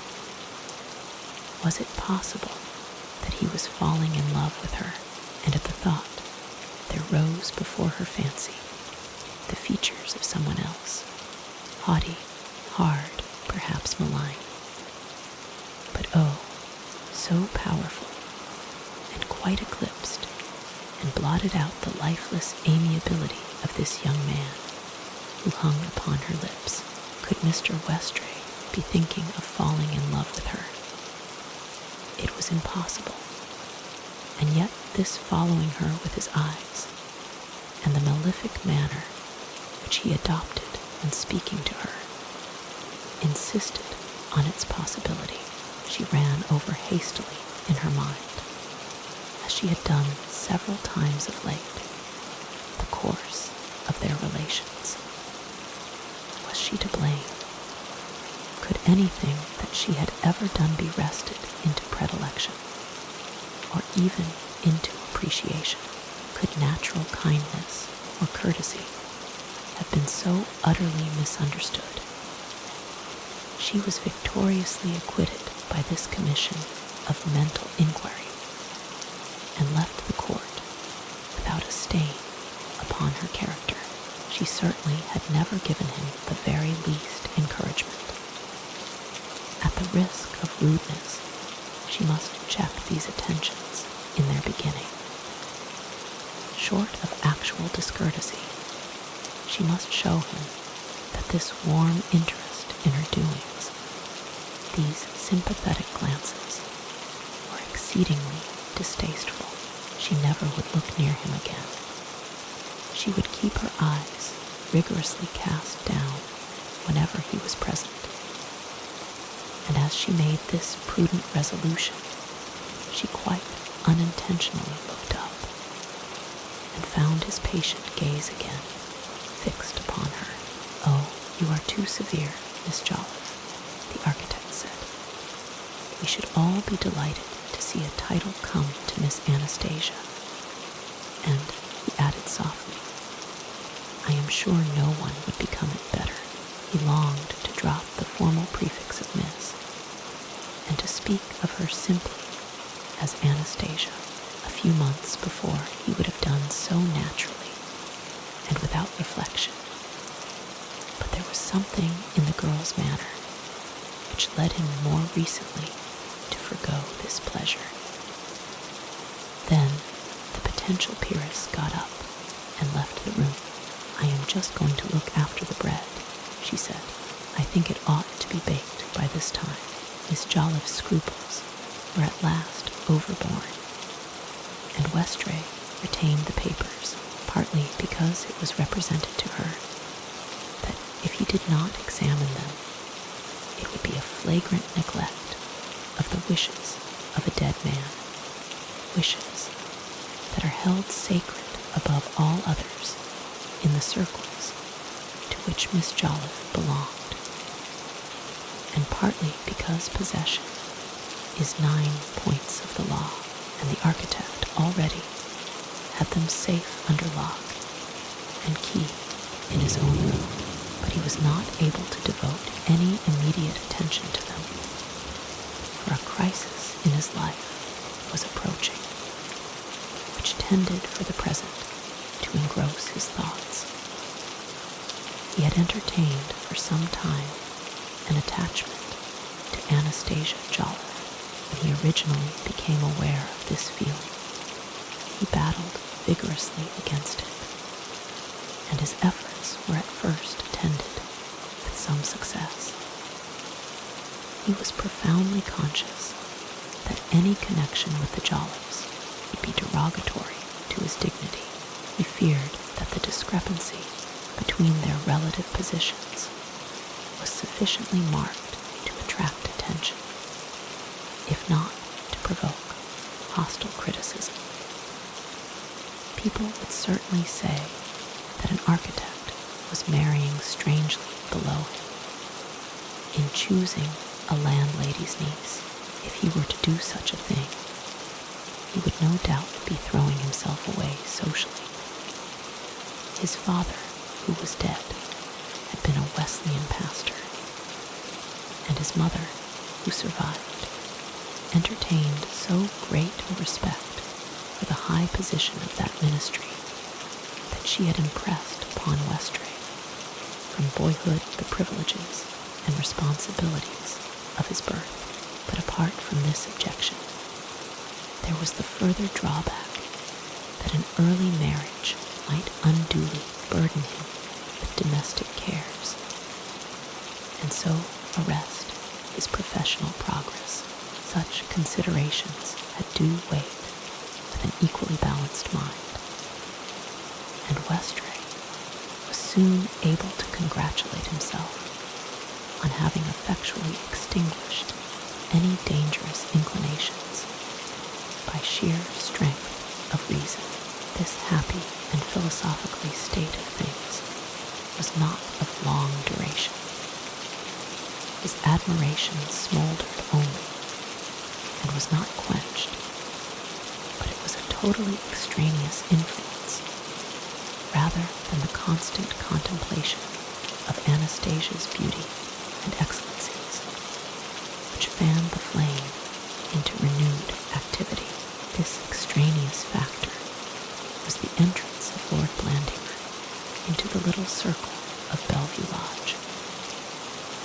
Westray had lately become doubtful as to the real object of Lord Blandimer's visits, and nursed a latent idea that he was using the church and the Restoration and Westray himself to gain a pied-à-terre at Bellevue Lodge for the prosecution of other plans. The long conversations in which the architect and the munificent donor still indulged, the examination of plans, the discussion of details, had lost something of their old savor. Westray had done his best to convince himself that his own suspicions were groundless. He had continually pointed out to himself and insisted to himself that the mere fact of Lord Blandimer contributing such sums to the restoration as he either had contributed or had promised to contribute, showed that the church was indeed his primary concern. It was impossible to conceive that any man, however wealthy, should spend many £1,000s to obtain an intrigue to Bellevue Lodge. Moreover, it was impossible to conceive that Lord Blandimer should ever marry Anastasia. The disparity in such a match would, Westray admitted, be still greater than in his own. Yet he was convinced that Anastasia was often in Lord Blandimer's thoughts. It was true that the master of fording gave no definite outward sign of any predilection. When Westray was present, he never singled Anastasia out either for regard or conversation on such occasions as chance brought her into his company. At times, he even made a show of turning away from her, of studiously neglecting her presence, but Westray felt that the fact was there. There is some subtle effluence of love which hovers about one who entertains a strong affection for another. Looks may be carefully guarded, speech may be framed to mislead, yet that pervading ambient of affection is strong to betray where perception is sharpened by jealousy. Now and then, the architect would persuade himself that he was mistaken. He would reproach himself with his own suspicious disposition, with his own lack of generosity. But then some little episode would occur, some wholly undemonstrable trifle, which swept his cooler judgment to the winds and gave him a quite incommensurate heartburn. He would recall, for instance, the fact that for their interviews Lord Blandimer had commonly selected a Saturday afternoon. Lord Blandimer had explained this by saying that he was busy through the week, but then a lord was not like a schoolboy with a Saturday half-holiday. What business could he have to occupy him all the week and leave him free on Saturdays? It was strange enough, and stranger from the fact that Miss Euphemia Jolliffe was invariably occupied on that particular afternoon at the Dorcas meeting, stranger from the fact that there had been some unaccountable misunderstandings between Lord Blandimer and Westray as to the exact hour fixed for their interviews, and that more than once, when the architect had returned at 5, he had found that Lord Blandimer had taken 4 as the time of their meeting, and had been already waiting an hour at Bellevue Lodge. Poor Mr. Charnal also must have noticed that something was going on, for he had hinted as much to Westray a fortnight or so before he died. Westray was uncertain as to Lord Blandimer's feelings. He gave the architect the idea of a man who had some definite object to pursue in making himself interesting to Anastasia, while his own affections were not compromised. That object could certainly not be marriage, and if it was not marriage, what was it? In ordinary cases, an answer might have been easy, yet Westray hesitated to give it. It was hard to think that this grave man, of great wealth and great position, who had roamed the world and known men and manners, should stoop to common lures. Yet Westray came to think it, and his own feelings towards Anastasia were elevated by the resolve to be her knightly champion against all base attempts can man's deepest love be deepened. Then it must surely be by the knowledge that he is protector as well as lover, by the knowledge that he is rescuing innocence and rescuing it for himself. Thoughts such as these bring exaltation to the humblest minded, and they quickened the slow-flowing and thin fluid that filled the architect's veins. He came back one evening from the church weary with a long day's work, and was sitting by the fire, immersed in a medley of sleepy and half-conscious consideration, now of the crack in the center tower, now of the tragedy of the organ loft, now of Anastasia, when the elder Miss Jolliffe entered. "Dear me, sir," she said, "I did not know you were in. I only came to see your fire was burning. Are you ready for your tea? Would you like anything special tonight? You do look so very tired. I am sure you are working too hard. All the running about on ladders and scaffolds must be very trying. I think indeed, sir, if I may make so bold, that you should take a holiday.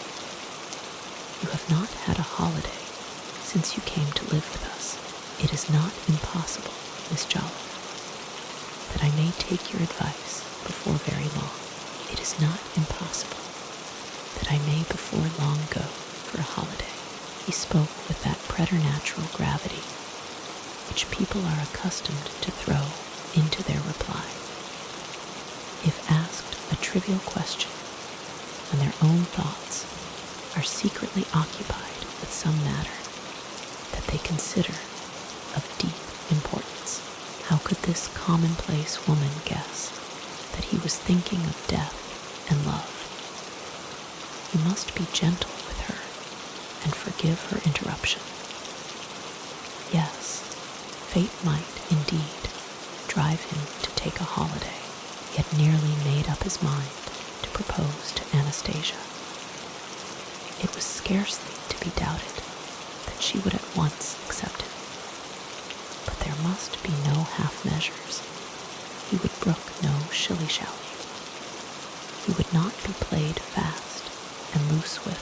She must either accept him fully and freely, and at once, or he would withdraw his offer, and in that case, or still more in the entirely improbable case of refusal, he would leave Bellevue Lodge forthwith. Yes, indeed, I may ere long have to go away for a holiday. The conscious forbearance of replying at all gave a quiet dignity to his tone, and an involuntary sigh that accompanied his words was not lost upon Miss Jolliffe. To her this speech seemed oracular and ominous. There was a sepulchral mystery in so vague an expression. He might have to take a holiday. What could this mean?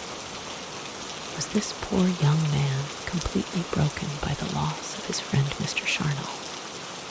Or was he conscious of the seeds of some fell disease that others knew nothing of? He might have to take a holiday. Ah, it was not a mere holiday of which he spoke. He meant something more serious than that. His grave, sad manner could only mean some long absence. Perhaps he was going to leave Cullerne. To lose him would be a very serious matter to Miss Jolliffe from the material point of view. He was her sheet anchor, the last anchor that kept Bellevue Lodge from drifting into bankruptcy. Mr. Charnel was dead, and with him had died the tiny pittance which he contributed to the upkeep of the place, and lodgers were few and far between in Cullerne. Miss Jolliffe might well have remembered these things, but she did not. The only thought that crossed her mind was that if Mr. Westray went away, she would lose yet another friend. She did not approach the matter from the material point of view. She looked on him only as a friend. She viewed him as no money-making machine, but only as that most precious of all treasures, a last friend. "I may have to leave you for a while," he said again, with the same portentous solemnity. "I hope not, sir," she interrupted, as though by her very eagerness she might avert threatened evil. "I hope not. We should miss you terribly, Mr. Westray.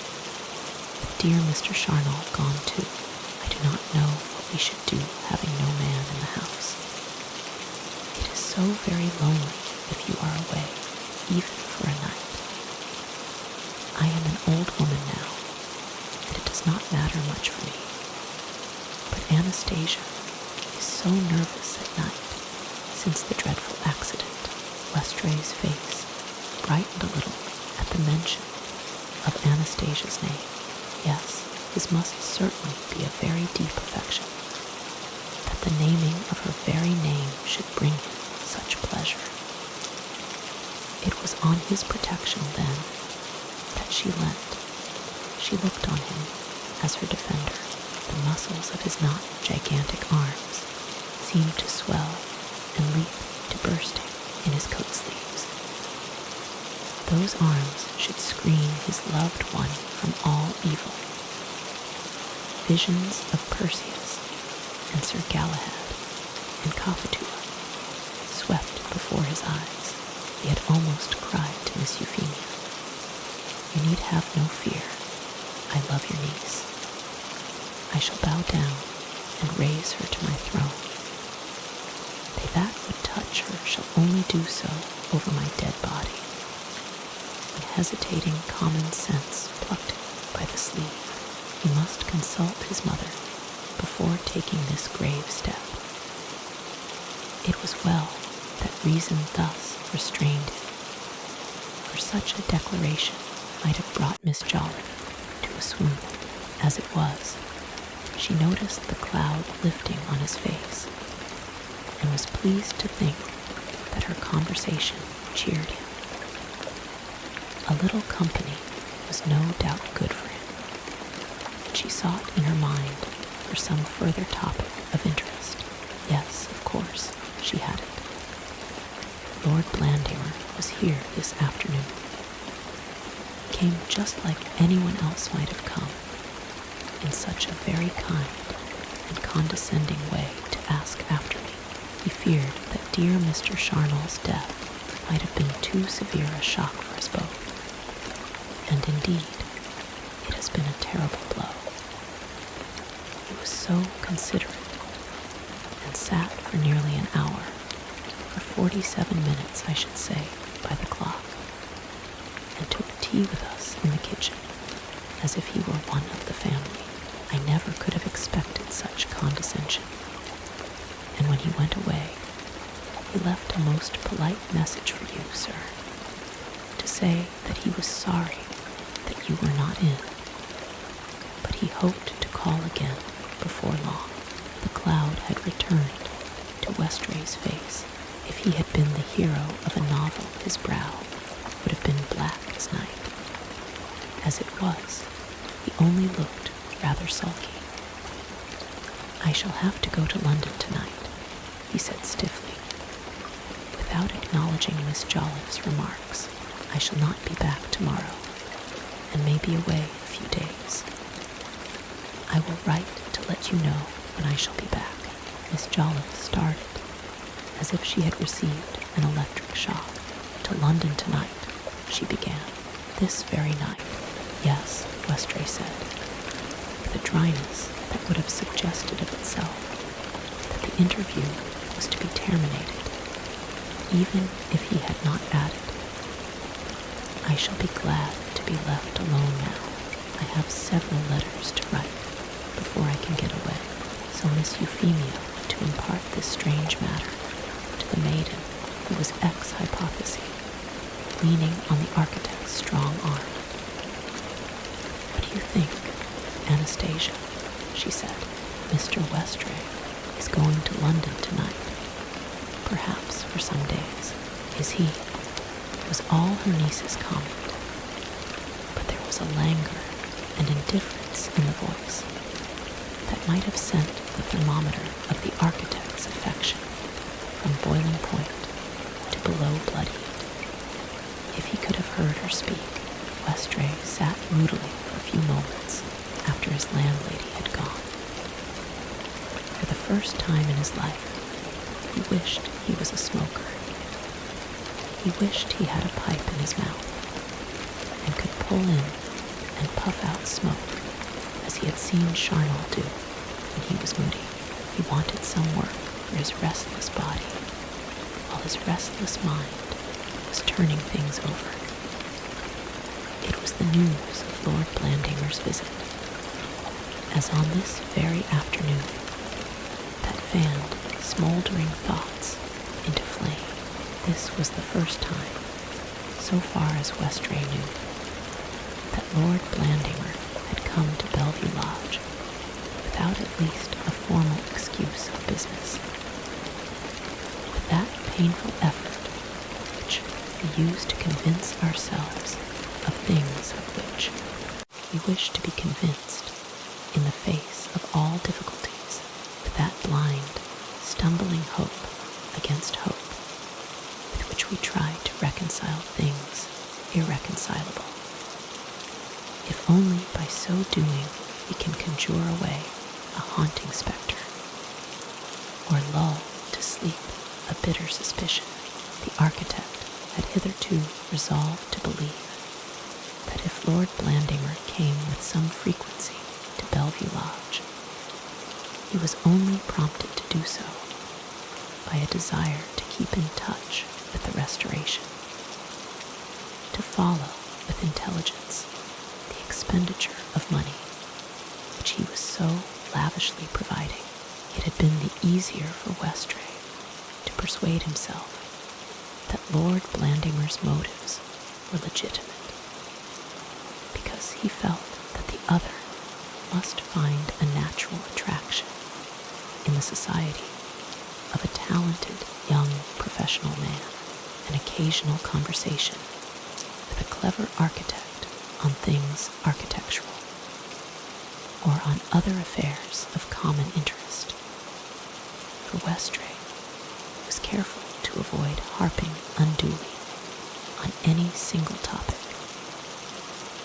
must undoubtedly prove a relief to Lord Blandinger from the monotony of bachelor life in the country, and in such considerations Westray found a subsidiary, and sometimes he was inclined to imagine primary interest for these visits to Bellevue Lodge. If various circumstances had conspired of late to impugn the sufficiency of these motives, Westray had not admitted as much in his own mind. If he had been disquieted, he had constantly assured himself that disquietude was unreasonable. But now disillusion had befallen him. Lord Blandinger had visited Bellevue Lodge, as it were, in his own right. He had definitely abandoned the pretense of coming to see Westray. He had been drinking tea with Miss Jolliffe. He had spent an hour in the kitchen with Miss Jolliffe and Anastasia. It could only mean one thing, and Westray's resolution was taken. An object which had seemed at best but mildly desirable became of singular value when he believed that another was trying to possess himself of it. Jealousy had quickened love. Duty and conscience insisted that he should save the girl from the snare that was being set for her. The great renunciation must be made. He, Westray, must marry beneath him. But before doing so, he would take his mother into his confidence, though there is no record of Perseus doing as much before he cut loose Andromeda. Meanwhile, no time must be lost. He would start this very night. The last train for London had already left, but he would walk to Cullerne Road Station and catch the night mail from thence. He liked walking and need take no luggage, for there were things that he could use at his mother's house. It was 7 o'clock when he came to this resolve, and an hour later he had left the last house in Cullerne behind him and entered upon his night excursion. The line of the Roman way which connected Carisbury with its Port Cullerne color is still followed by the modern road and runs as nearly straight as may be for the 16 miles which separate those places. About halfway between them, the Great Southern Main Line crosses the highway at right angles, and here is Cullerne Road Station.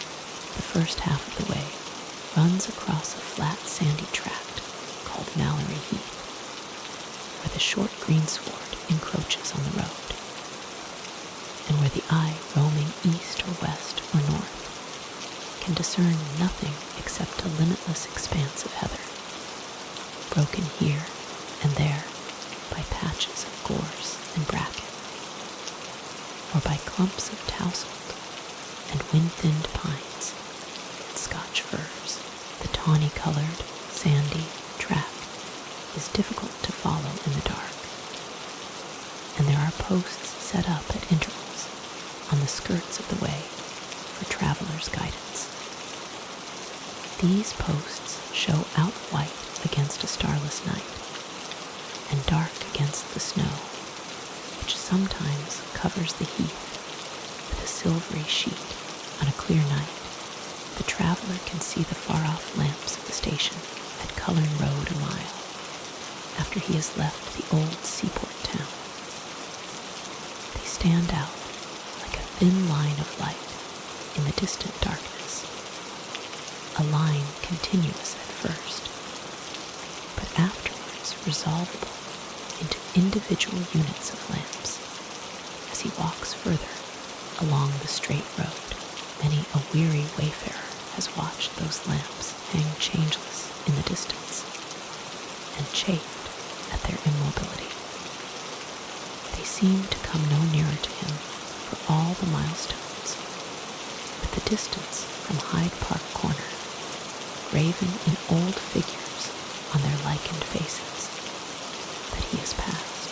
Only the increasing sound of the trains tells him that he is nearing his goal, and by degrees the dull rumble becomes a clanking roar as the expresses rush headlong by. On a crisp winter day, they leave behind them a trail of whitest wool, and in the night-time a fiery serpent follows them, and the open furnace door flings on the cloud a splendid radiance. But in the dead heats of midsummer, the sun dries up the steam, and they speed along, the more wonderful because there is no trace to tell what power it is that drives them. Of all these things Westray saw nothing. A soft white fog had fallen upon everything. It drifted by in delicate whirling reeds that seemed to have an innate motion of their own, where all had been still but a minute before. It covered his clothes with a film of the finest powdery moisture that ran at a touch into heavy drops. It hung in dripping dew on his mustache and hair and eyebrows. It blinded him and made him catch his breath. It had come rolling in from the sea, as on that night when Mr. Charnel was taken, and Westray could hear the distant groaning of foghorns in the channel, and looking backwards towards Cullerne, knew from a blurred glare, now green, now red, that a vessel in the offing was signaling for a coastwise pilot, he plodded steadily forward, stopping now and then when he found his feet on the grass sward to recover the road, and rejoicing when one of the white posts assured him that he was still keeping the right direction. The blinding fog isolated him in a strange manner.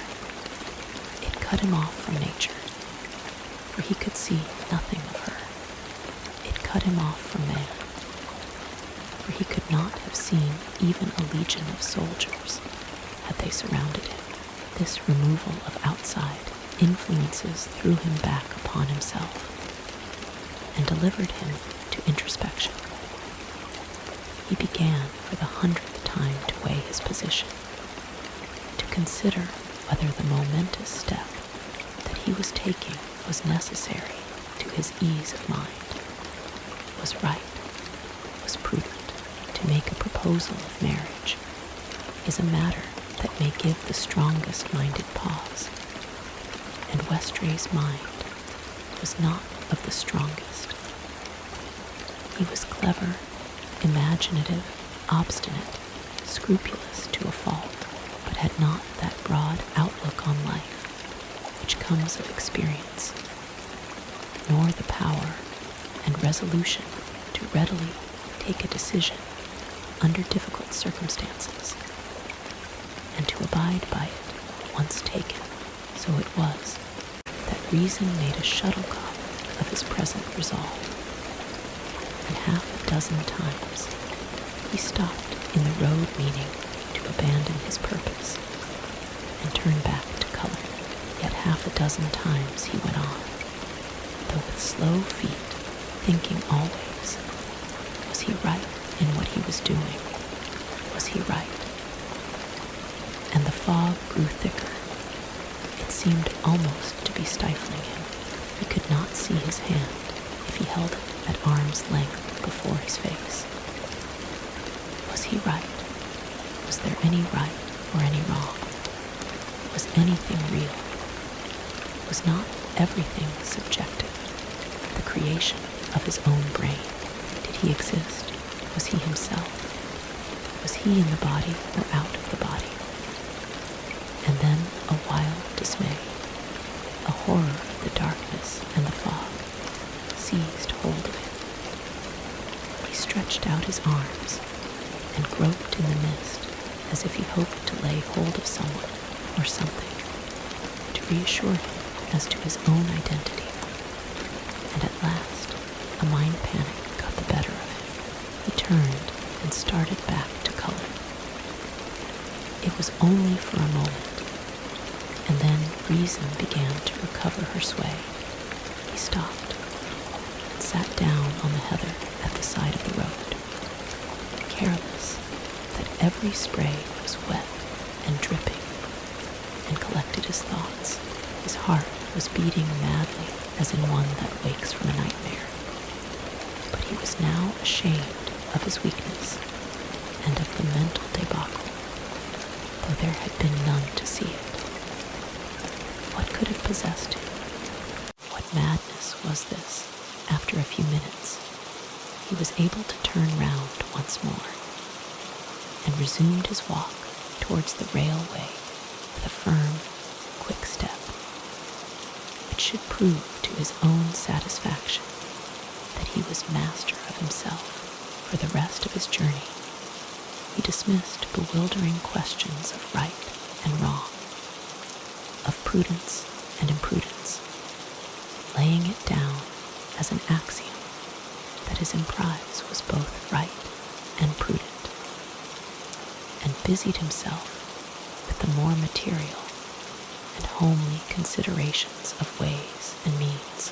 He amused himself in attempting to fix the sum for which it would be possible for him and Anastasia to keep house, and by mentally straining to the utmost the resources at his command, managed to make them approach his estimate. Another man in similar circumstances might perhaps have given himself to reviewing the chances of success in his proposal. But Westray did not trouble himself with any doubts on this point. It was a foregone conclusion that if he once offered himself, Anastasia would accept him. She could not be so oblivious to the advantages which such a marriage would offer, both in material considerations and in the connection with a superior family. He only regarded the matter from his own standpoint. Once he was convinced that he cared enough for Anastasia to make her an offer, then he was sure that she would accept him. It was true that he could not, on the spur of the moment, recollect many instances in which she had openly evinced a predilection for him, but he was conscious that she thought well of him, and she was no doubt too modest to make manifest feelings which she could never, under ordinary circumstances, hope to see returned. Yet he certainly had received encouragement of a quiet and unobtrusive kind, quite sufficient to warrant the most favorable conclusions. He remembered how many times their eyes had met when they were in one another's company. She must certainly have read the tenderness which had inspired his glances, and by answering them, she had given perhaps the greatest encouragement that true modesty would permit. How delicate and infinitely gracious her acknowledgment had been. How often had she looked at him, as it were furtively, and then, finding his passionate gaze upon her, had at once cast her own eyes shyly to the ground, and in his reveries he took not into reckoning the fact that through these later weeks he had scarcely ever taken his gaze off her. So long as she was in the same room with him, it would have been strange if their eyes had not sometimes met, because she must needs now and then obey that impulse which forces us to look at those who are looking at us. Certainly, he meditated. Her eyes had given him encouragement, and then she had accepted gratefully a bunch of lilies of the valley, which he said lightly had been given him, but which he had really bought ad hoc at Carisbury. But again, he ought perhaps to have reflected that it would have been difficult for her to refuse them. How could she have refused them? How could any girl under the circumstances do less than take, with thanks, a few lilies of the valley? To decline them would be affectation. By declining, she might attach a false and ridiculous significance to a kindly act. Yes, she had encouraged him in the matter of the lilies, and if she had not worn some of them in her bosom, as he had hoped she might, that, no doubt, was because she feared to show her preference too markedly. He had noticed particularly the interest she had shown when a bad cold had confined him for a few days to the house, and this very evening had he not heard that she missed him when he was absent even for a night. He smiled at this thought, invisibly in the fog. And has not a man a right to some complacence, on whose presence in the house hang a fair maiden's peace and security?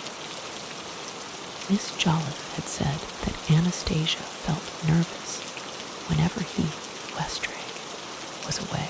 It was very possible that Anastasia had given her aunt a hint that she would like him to be told this, and he smiled again in the fog. He certainly need have no fear of any rejection of his suit.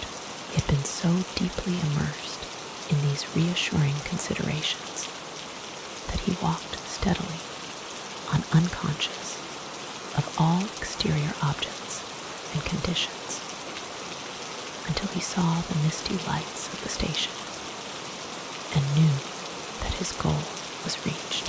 His misgivings and tergiversations had so much delayed him by the way that it was past midnight and the train was already due. There were no other travelers on the platform or in the little waiting room where a paraffin lamp with blackened chimney struggled feebly with the fog. It was not a cheery room, and he was glad to be called back from a contemplation of a roll of texts hanging on the wall and a bottle of stale water on the table, to human things by the entry of a drowsy official. He was discharging the duties of station master, booking clerk, and porter all at once. "Are you waiting for the London train, sir?" he asked in a surprised tone that showed that the night mail found few passengers at Cullerne Road. "She will be in now, in a few minutes. Have you your ticket?" They went together to the booking office. The station master handed him a third-class ticket without even asking how he wished to travel. "Ah, thank you," Westray said, "but I think I will go first class tonight. I shall be more likely to have a compartment to myself, and shall be less disturbed by people getting in and out." "Certainly, sir," said the station master, with the marked increase of respect due to a first-class passenger. "Certainly, sir. Please give me back the other ticket. I shall have to write you one. We do not keep them ready. We are so very seldom asked for first class at this station." "No, I suppose not," Westray said. "Things happen funny," the station master remarked while he got his pen. "I wrote one by this same train a month ago, and before that, I don't think we have ever sold one since the station was opened." "Ah," Westray said, paying little attention, for he was engaged in a new mental disputation as to whether he was really justified in traveling first class. He had just settled that at such a life crisis as he had now reached, it was necessary that the body should be spared fatigue in order that the mind might be as vigorous as possible for dealing with a difficult situation, and that the extra expense was therefore justified. When the station master went on, "Yes, I wrote a ticket, just as I might for you, for Lord Blandimer not a month ago. Perhaps you know Lord Blandimer," he added venturously, yet with a suggestion that even the sodality of first-class traveling was not in itself a passport to so distinguished an acquaintance. The mention of Lord Blandimer's name gave a galvanic shock to Westray's flagging attention. "Oh yes," he said, "I know Lord Blandimer. Do you indeed, sir?"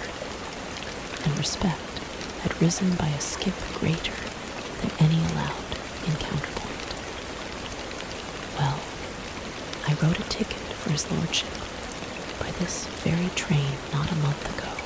No, it was not a month ago, for 'twas the very night the poor organist at Cullerne was took." "Yes," said the would-be indifferent Westray. "Where did Lord Blandimer come from?"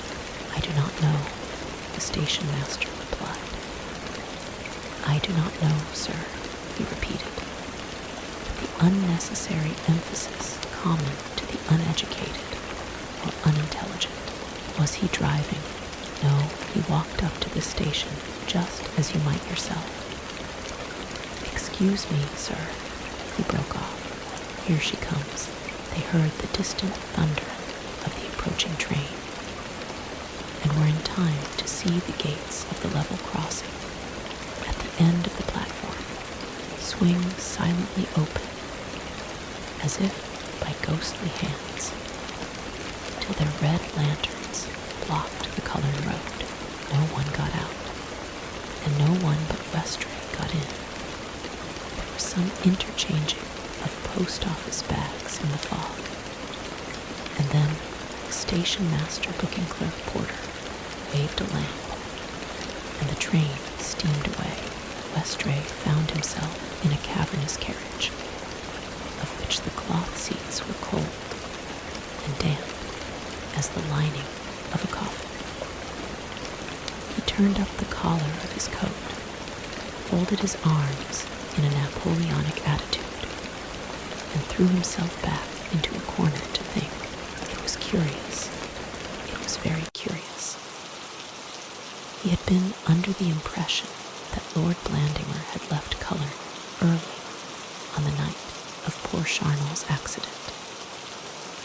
Lord Blandimer had told them at Bellevue Lodge that he was going away by the afternoon train when he left them. Yet here he was at Cullerne Road at midnight, and if he had not come from Cullerne, whence had he come? He could not have come from Fording, for from Fording he would certainly have taken the train at Litchett. It was curious, and while he was so thinking, he fell asleep. A day or two later, Miss Jolliffe said to Anastasia, "I think you had a letter from Mr. Westray this morning, my dear, had you not? Did he say anything about his return? Did he say when he was coming back?" "No, dear aunt, he said nothing about coming back. He only wrote a few lines on a matter of business." "Oh yes, just so," Miss Jolliffe said drily, feeling a little hurt at what seemed like any lack of confidence on her niece's part. Miss Jolliffe would have said that she knew Anastasia's mind so well that no secrets were hid from her. Anastasia would have said that her aunt knew everything except a few little secrets, and as a matter of fact, the one perhaps knew as much of the other as it is expedient that age should know of youth. The mind is its own place, and in itself can make a hell of heaven, a heaven of hell. Of all earthly consolations, this is the greatest, that the mind is its own place. The mind is an impregnable fortress which can be held against all comers. The mind is a sanctuary open day or night to the pursued. The mind is a flowery pleasance where shade refreshes, even in summer droughts. To some trusted friend, we try to give the clue of the labyrinth, but the ball of silk is too short to guide any but ourselves along all the way. There are sunny mountaintops. There are innocent green arbors, or closes of too highly perfumed flowers, or dank dungeons of despair, or guilty mice of me, black as night, where we walk alone, whither we may lead no one with us by the hand.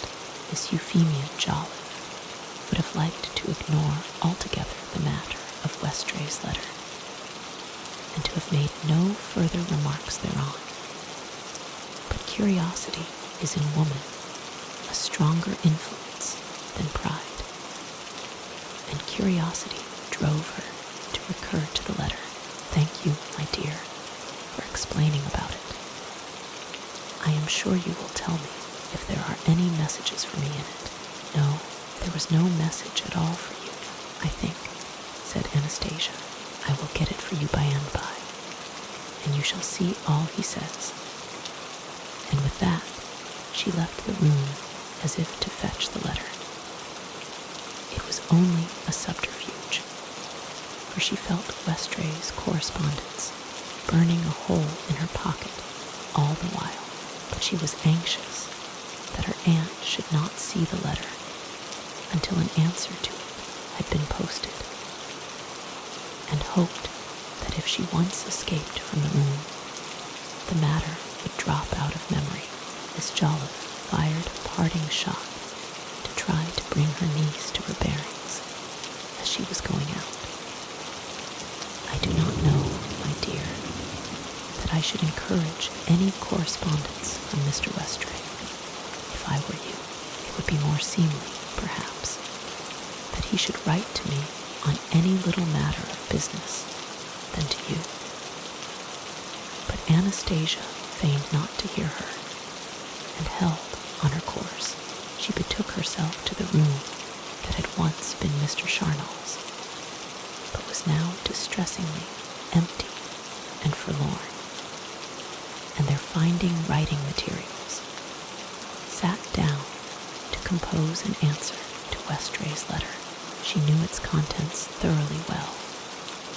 She knew its expressions almost by heart, yet she spread it out on the table before her, and read and reread it as many times as if it were the most difficult of cryptograms. Dearest Anastasia, it began, and she found a grievance in the very first word, dearest. What right had he to call her dearest? She was one of those unintelligible females who do not shower superlatives on every chance acquaintance. She must, no doubt, have been callous as judged by modern standards, or at least singularly unimaginative, for among her few correspondents she had not one whom she addressed as dearest. No, not even her aunt, for at such rare times of absence from home as she had occasion to write to Miss Jolliffe, my dear Aunt Euphemia, was the invocation.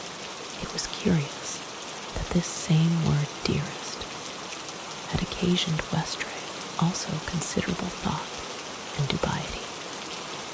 Should he call her dearest Anastasia, or dear Miss Jolliffe? The first sounded too forward, the second too formal. He had discussed this and other details with his mother, and the die had at last fallen on dearest. At the worst, such an address could only be criticized as proleptic, since it must be justified almost immediately by Anastasia's acceptance of his proposal. Dearest Anastasia, for dearest you are, and ever will be to me.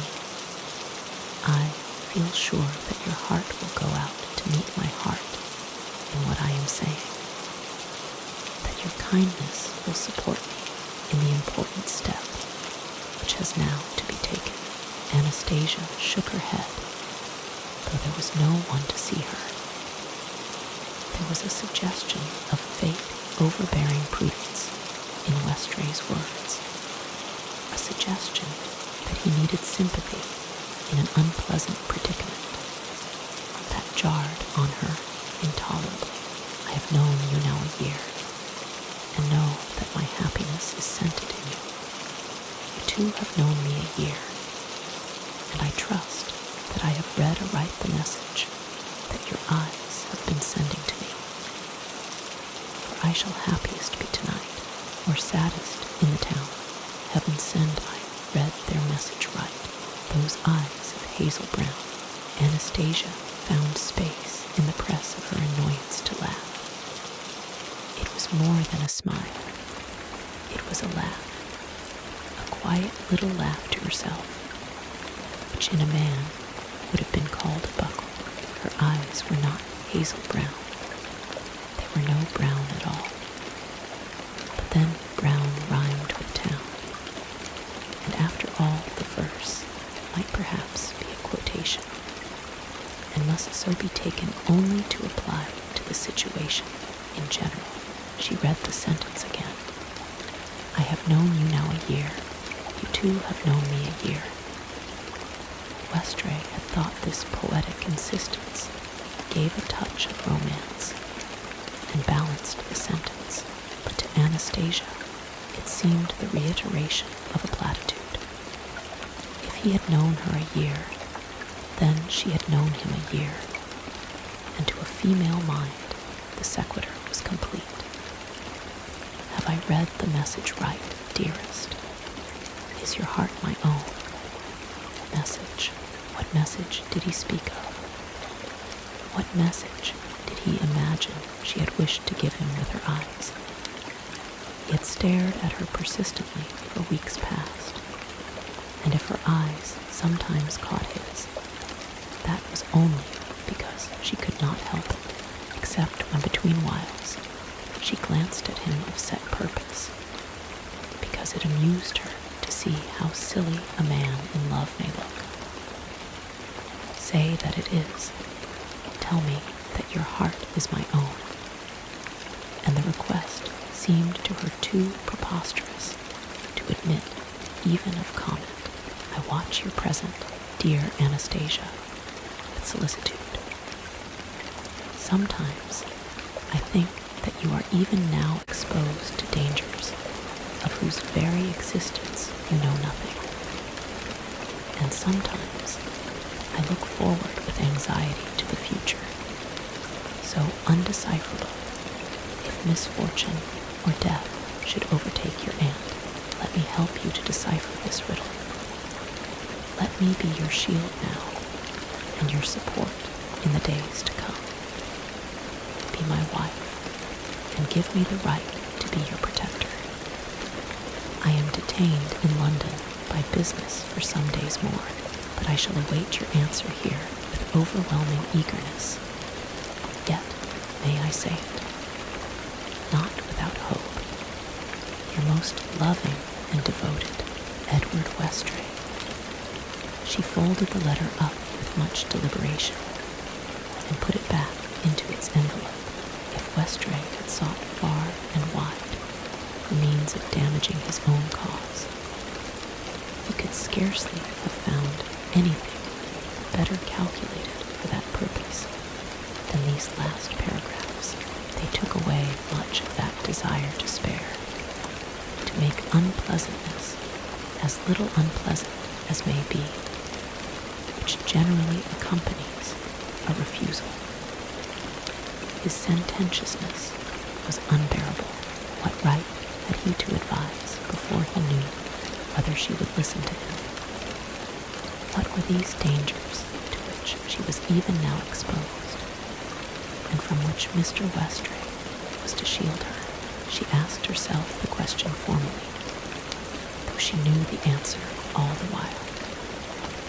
Her own heart had told her enough of late to remove all difficulty in reading between Mr. Westray's lines. A jealous man is, if possible, more contemptible than a jealous woman. Man's greater strength postulates a broader mind and wider outlook, and if he fail in these, his failure is more conspicuous than woman's. Anastasia had traced to jealousy the origin of Westray's enigmatic remarks. But if she was strong enough to hold him ridiculous for his pains, she was also weak enough to take a woman's pleasure in having excited the interest of the man she ridiculed. She laughed again at the proposal that she should join him in deciphering any riddles, still more such as were undecipherable, and the air of patronage involved in his anxiety to provide for her future was the more distasteful in that she had great ideas of providing for it herself. She had told herself 100 times that it was only affection for her aunt that kept her at home. Were anything to happen to Miss Jolliffe, she would at once seek her own living. She had often reckoned up the accomplishments which would aid her in such an endeavor. She had received her education, even if it were somewhat desultory, and discontinuous. At good schools, she had always been a voracious reader and possessed an extensive knowledge of English literature, particularly of the masters of fiction. She could play the piano and the violin tolerably, though Mr. Charnal would have qualified her estimate. She had an easy touch in oils and watercolor, which her father said she must have inherited from his mother, from that Sophia Jolla, who painted the great picture of the flowers and caterpillar, and her spirited caricatures had afforded much merriment to her schoolfellows. She made her own clothes, and was sure that she had a taste in matters of dress design and manufacture that would bring her distinction if she were only given the opportunity of employing it. She believed that she had an affection for children and a natural talent for training them, though she never saw any that colored. With gifts such as these, which must be patent to others as well as herself, there would surely be no difficulty in obtaining an excellent place as governess if she should ever determine to adopt that walk of life, and she was sometimes inclined to gird at fate, which for the present led her to deprive the world of these benefits. In her inmost heart, however, she doubted whether she would be really justified in devoting herself to teaching, for she was conscious that she might be called to fill a higher mission, and to instruct by the pen rather than by word of mouth. As every soldier carries in his knapsack the baton of the field marshal, so every girl in her teens knows that there lie hidden in the recesses of her armoire the robes and coronet and full insignia of a first-rate novelist. She may not choose to take them out and air them. The crown may tarnish by disuse. The moth of indolence may corrupt. But there lies the panoply in which she may on any day appear fully dight, for the astonishment of an awakening world. Jane Austen and Maria Edgeworth are heroines, whose aureoles shine in the painted windows of such airy castles. Charlotte Bronte wrote her masterpieces in a seclusion as deep as that of Bellevue Lodge, and Anastasia Jolla thought many a time of that day when, afar off from her watchtower in quiet color, she would follow the triumphant progress of an epic-making romance. It would be published under a nom de plume, of course. She would not use her own name till she had felt her feet, and the choice of the pseudonym was the only definite step towards this venture that she had yet made. The period was still uncertain. Sometimes the action was to be placed in the 18th century, with tall silver urns and spindle-legged tables and breast-waisted dresses, sometimes in the struggle of the roses, and barons swam rivers in full armor after a bloody bout. Sometimes in the Civil War, when Van Dyck drew the arched eyebrow and taper hand, and when the shadow of death was over all, it was to the Civil War that her fancy turned oftenest. And now and again, as she sat before her looking-glass, she fancied that she had a Van Dyck face herself. And so it was indeed, and if the mirror was fogged and dull and outworn, and if the dress that it reflected was not of plum or amber velvet, one still might fancy that she was a loyalist daughter, whose fortunes were fallen with her masters. The limner of the king would have rejoiced to paint the sweet, young, oval face and little mouth. He would have found the space between the eyebrow and the eyelid to his liking. If the plot were still shadowy, her characters were always with her, in armor or sprigged prints, and the mind being its own place. She took about a little court of her own, where dreadful tragedies were enacted, and valorous deeds done, where passionate young love suffered and wept, and where a mere girl of 18, by consummate resolution, daring, beauty, genius, and physical strength, always righted the situation and brought peace at the last. With resources such as these, the future did not present itself in dark colors to Anastasia, nor did its riddle appear to her nearly so undecipherable as Mr. Westray had supposed. She would have resented, with all the confidence of inexperience, any attempt to furnish her with prospects, and she resented Westray's offer all the more vigorously, because it seemed to carry with it a suggestion of her own forlorn position, to insist unduly on her own good fortune in receiving such a proposal, and on his condescension in making it.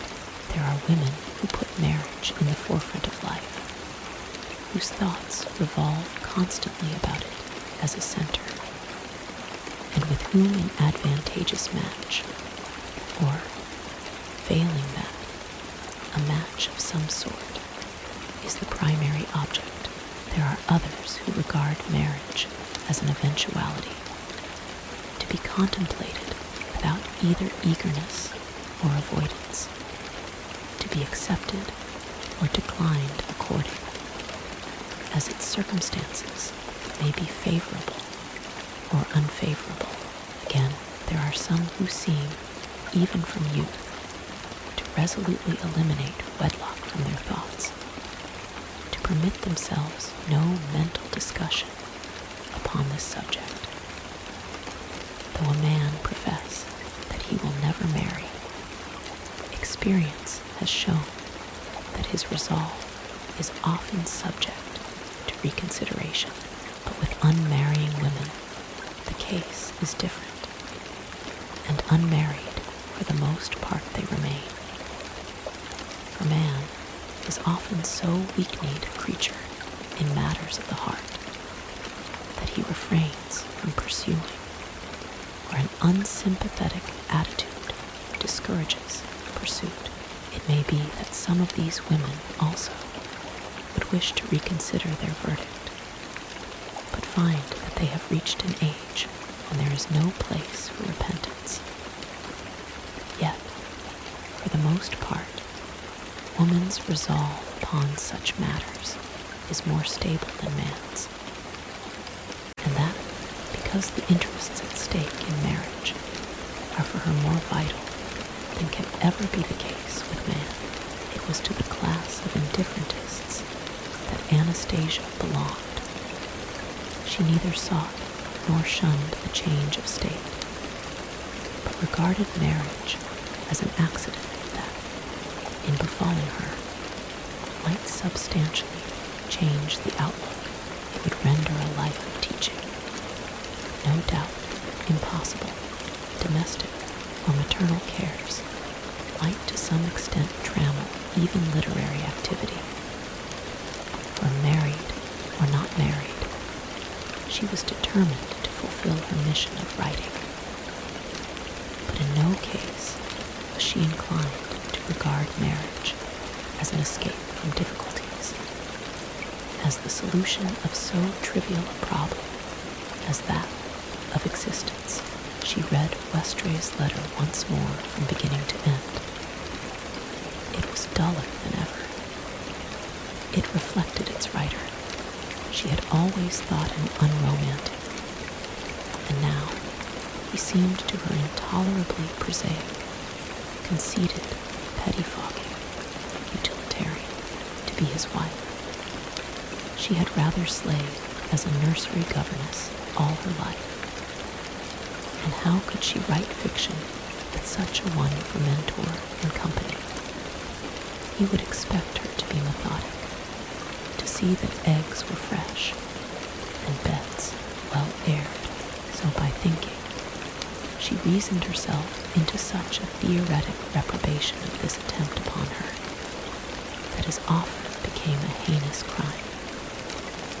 If she answered him shortly, brusquely, nay rudely, it would be but what he deserved for making her ridiculous to herself by so absurd a proposal. And she opened her writing case with much firmness and resolution.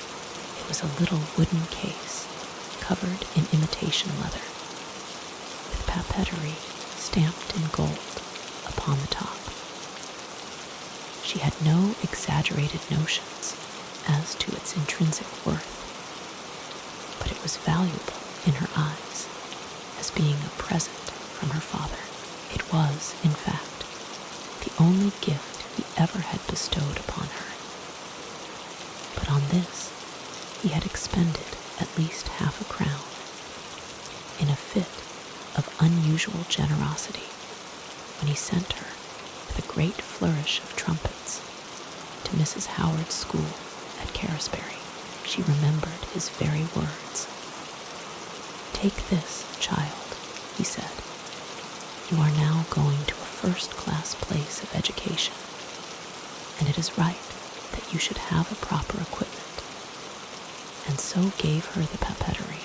It had to cover a multitude of deficiencies, and poor Anastasia lamented that it had not been a new hairbrush, half a dozen pocket handkerchiefs, or even a sound pair of shoes.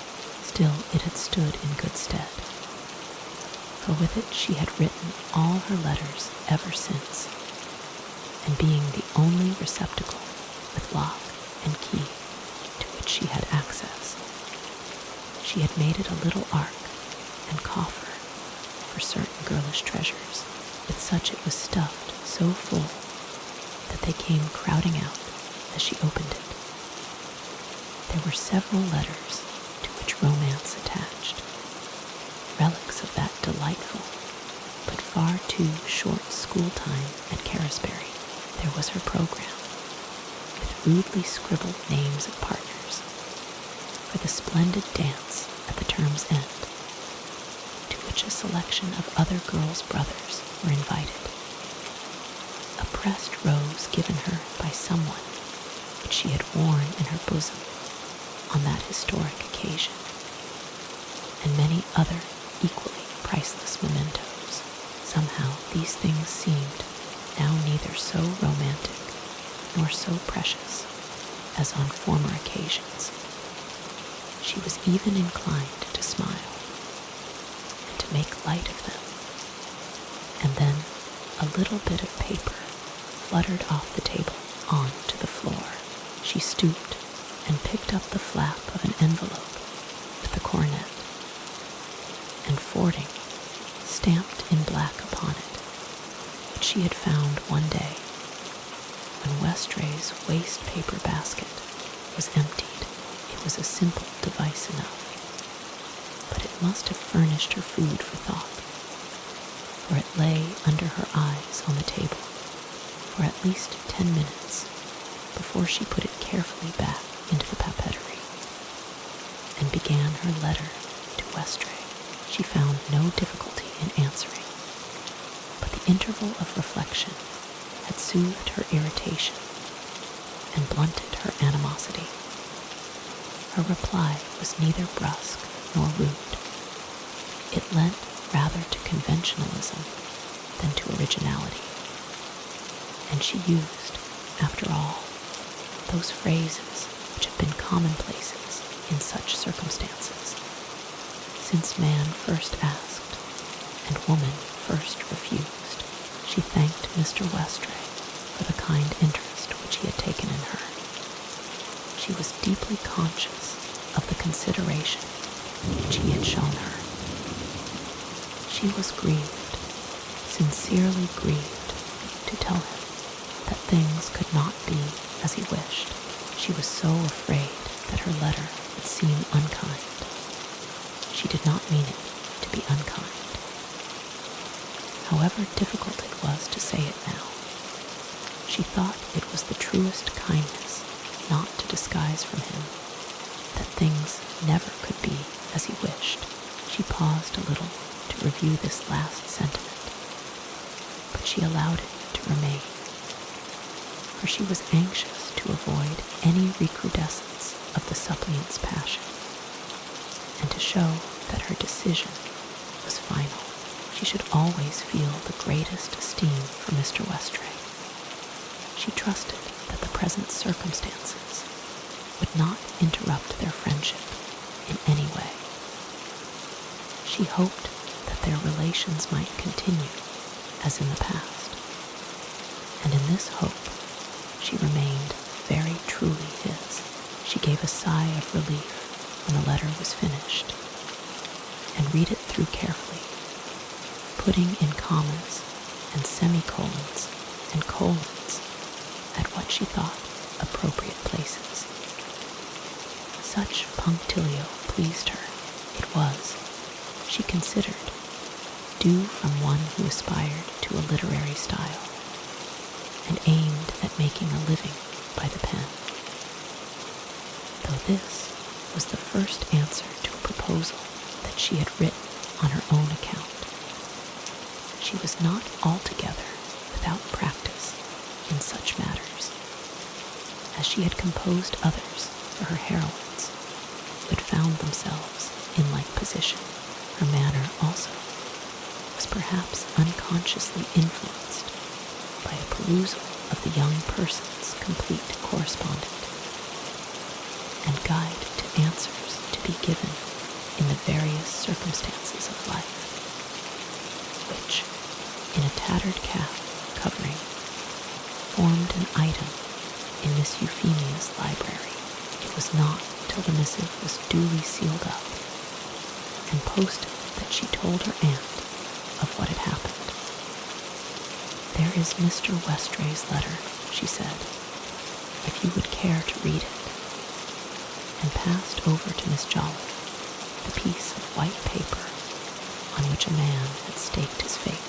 Miss Jolliffe took the letter with an attempt to assume an indifferent manner, which was unsuccessful, because an offer of marriage has about it a certain exhalation and atmosphere that betrays its importance even to the most unsuspicious. She was a slow reader, and after wiping and adjusting her spectacles, sat down for a steady and patient consideration of the matter before her. But the first word that she deciphered, "dearest," startled her composure, and she pressed on through the letter with a haste that was foreign to her disposition. Her mouth grew rounder as she read, and she sighed out dears, and dear Anastasia's, and dear child's at intervals, as a relief to her feelings. Anastasia stood by her, following the lines of writing that she knew by heart, with all the impatience of one who is reading 10 times faster than another who turns the page. Miss Jolliffe's mind was filled with conflicting emotions. She was glad at the prospect of a more assured future that was opening before her niece. She was hurt at not having been taken sooner into confidence, for Anastasia must certainly have known that he was going to propose. She was chagrined at not having noticed a courtship which had been carried on under her very eyes. She was troubled at the thought that the marriage would entail the separation from one who was to her as a child. How weary she would find it to walk alone down the long paths of old age. How hard it was to be deprived of a dear arm, on whose support she had reckoned for when the slow, dark hours began. But she thrust this reflection away from her as selfish, and contrition for having harbored it found expression in a hand wrinkled and roughened by hard wear, which stole into Anastasia's. "My dear," she said, "I am very glad at your good fortune.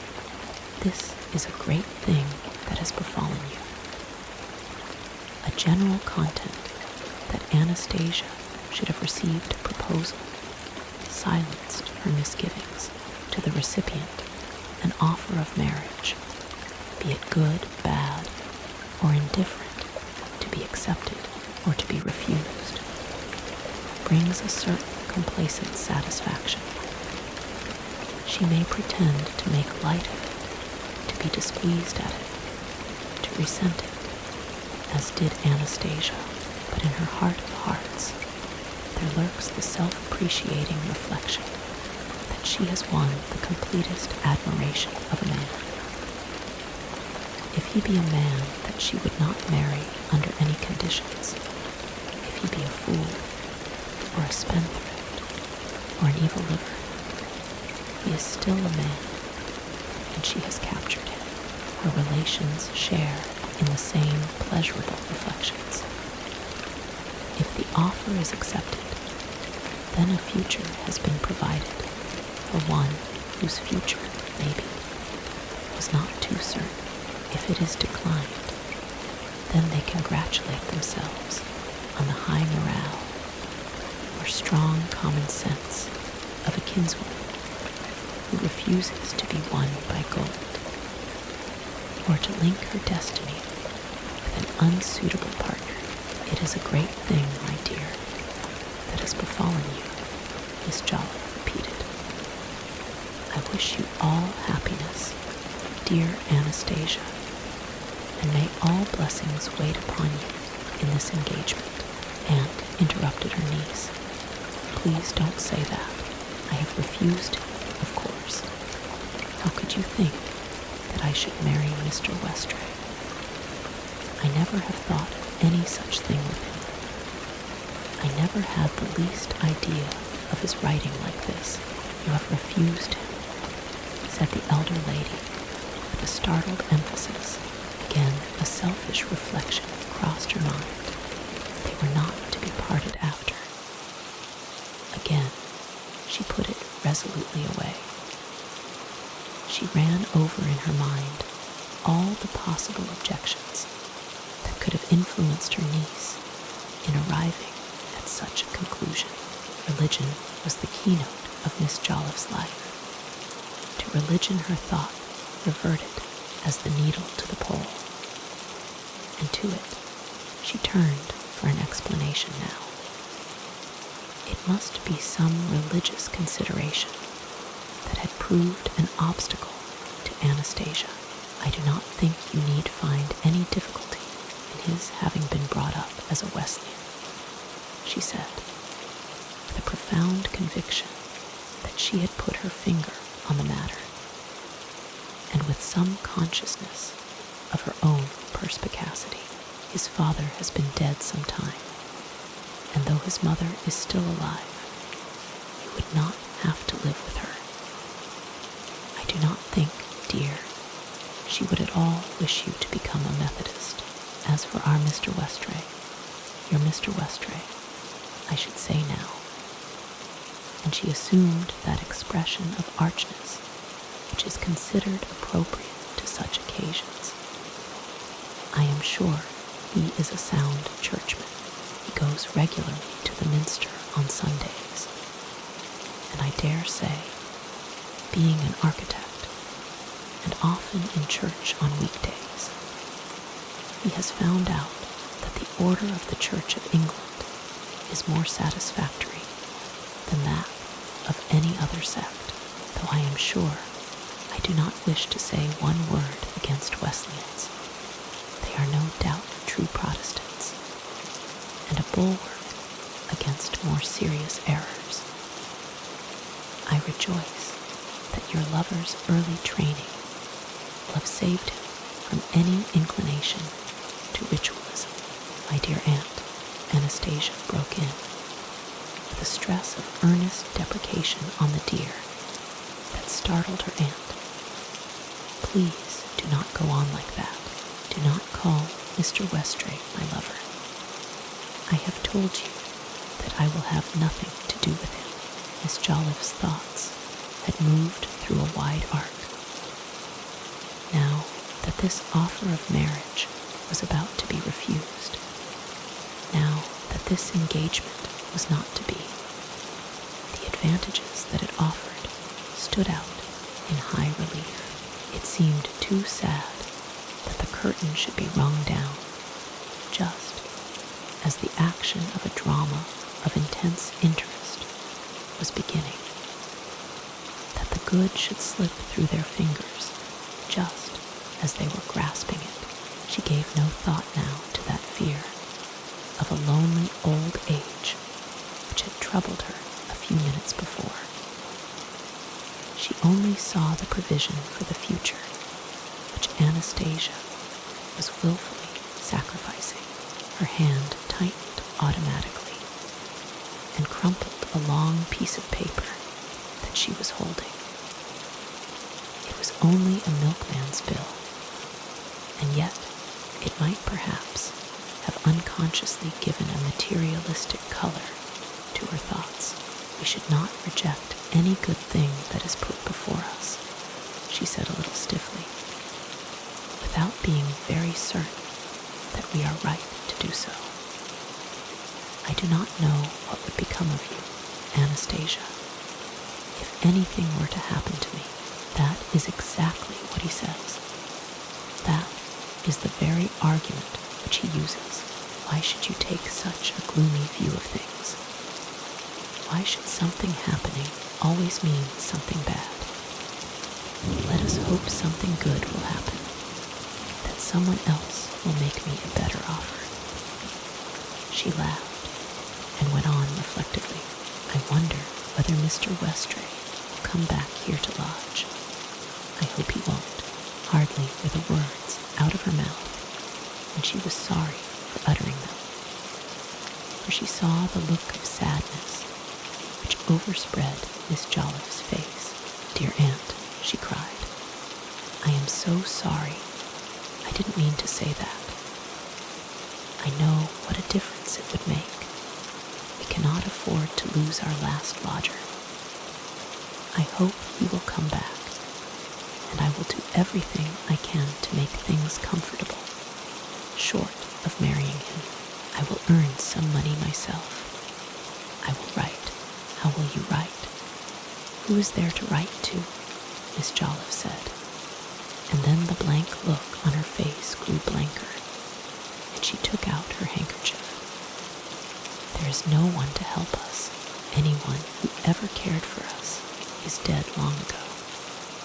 There is no one to write to now. Westray played the role of rejected lover most conscientiously. He treated the episode of his refusal on strictly conventional lines. He assured himself and his mother that the light of his life was extinguished, that he was the most unhappy of mortals. It was at this time that he wrote some verses called Autumn, with a refrain of, for all my hopes are cold and dead, and fallen like the fallen leaves, which were published in the Clapton Methodist, and afterwards set to music by a young lady who wished to bind up another wounded heart. He attempted to lie awake of nights with indifferent success, and hinted in conversation at the depressing influence which insomnia exerts over its victims. For several meals in succession, he refused to eat heartily of such dishes as he did not like, and his mother felt serious anxiety as to his general state of health. She inveighed intemperately against Anastasia for having refused her son, but then she would have inveighed still more intemperately had Anastasia accepted him. She wearied him with the portentous gloom which she affected in his presence, and quoted Lady Clara Vere de Vere's cruelty in turning honest hearts to gall, till even the rejected one was forced to smile bitterly at so inapposite a parallel, though Mrs. Westray Sr. poured out the vials of her wrath on Anastasia for having refused to become Mrs. Westray Jr. She was at heart devoutly glad at the turn events had taken. At heart, Westray could not have said whether he was glad or sorry.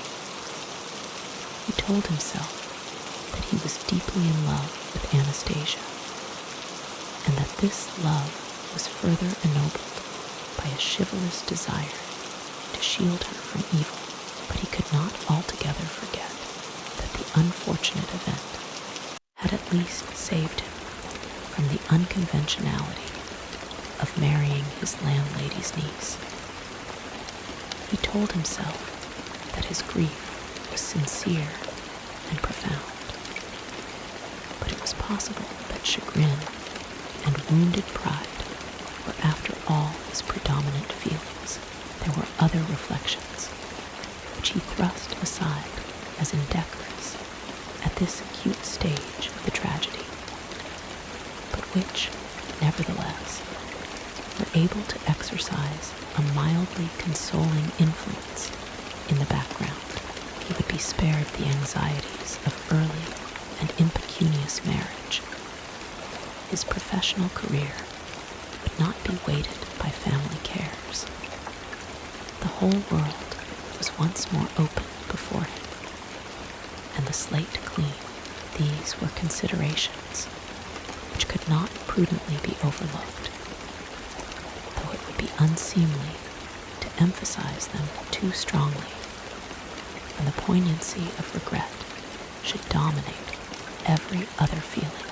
He wrote to Sir George Farquhar and obtained 10 days' leave of absence on the score of indisposition, and he wrote to Miss Euphemia Jolliffe to tell her that he intended to seek other rooms.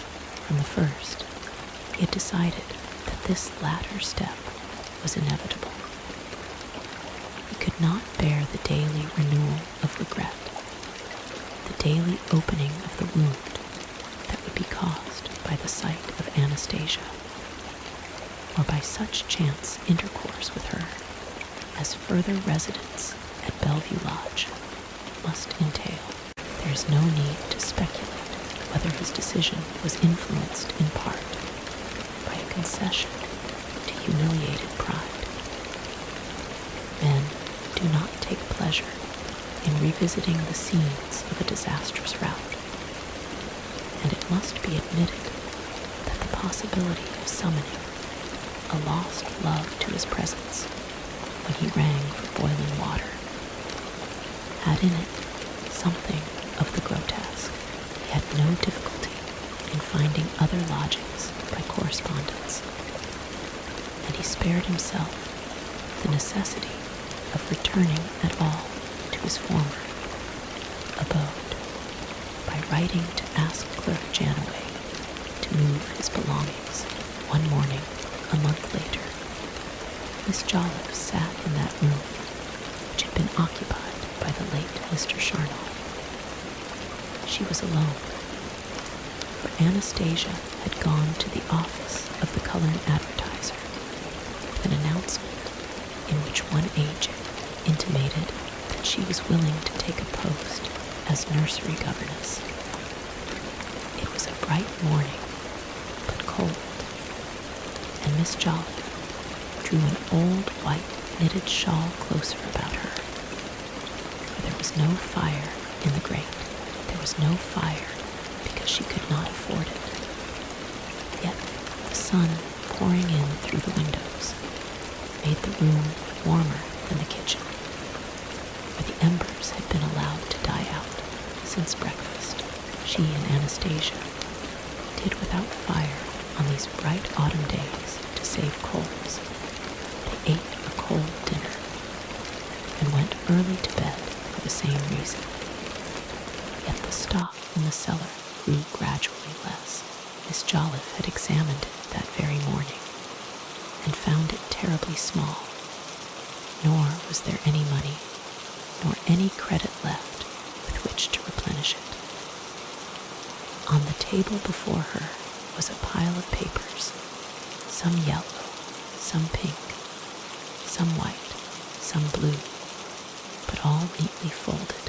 They were folded lengthways and to the same breadth, for they were Martin Jolliffe's bills, and he had been scrupulously neat and orderly in his habits. It is true that there were among them some few that she had herself contracted, but then she had always been careful to follow exactly her brother's method, both of folding and also of docketing them on the exterior. Yes, no doubt she was immediately responsible for some, and she knew just which they were from the outside, without any need to open them. She took up one of them, Rose and Story, importers of French millinery, flowers, feathers, ribbons, etc., mantle and jacket showrooms. Alas, alas, how frail is human nature. Even in the midst of her misfortunes, even in the eclipse of old age, such words stirred Miss Jolliffe's interest. Flowers, feathers, ribbons, mantles, and jackets. She saw the delightful showroom 19, 20, 21, and 22 marketplace. Cullerne saw it in the dignified solitude of a summer morning when a dress was to be tried on. Saw it in the crush and glorious scramble of a remnant sale, family and complimentary mourning, costumes, skirts, etc., foreign and British silks, guaranteed makes. After that, the written entry seemed mere bathos. Material and trimming one bonnet, 11 shillings and 9 pence, one hat, 13 shillings 6 pence. Total, £1 5 shillings 3 pence.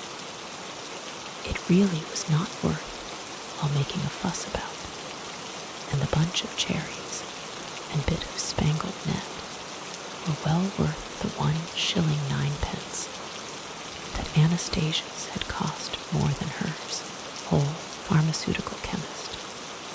Drops, 1 shilling 6 pence liniment, 1 shilling mixture, 1 shilling 9 pence, repeated many times.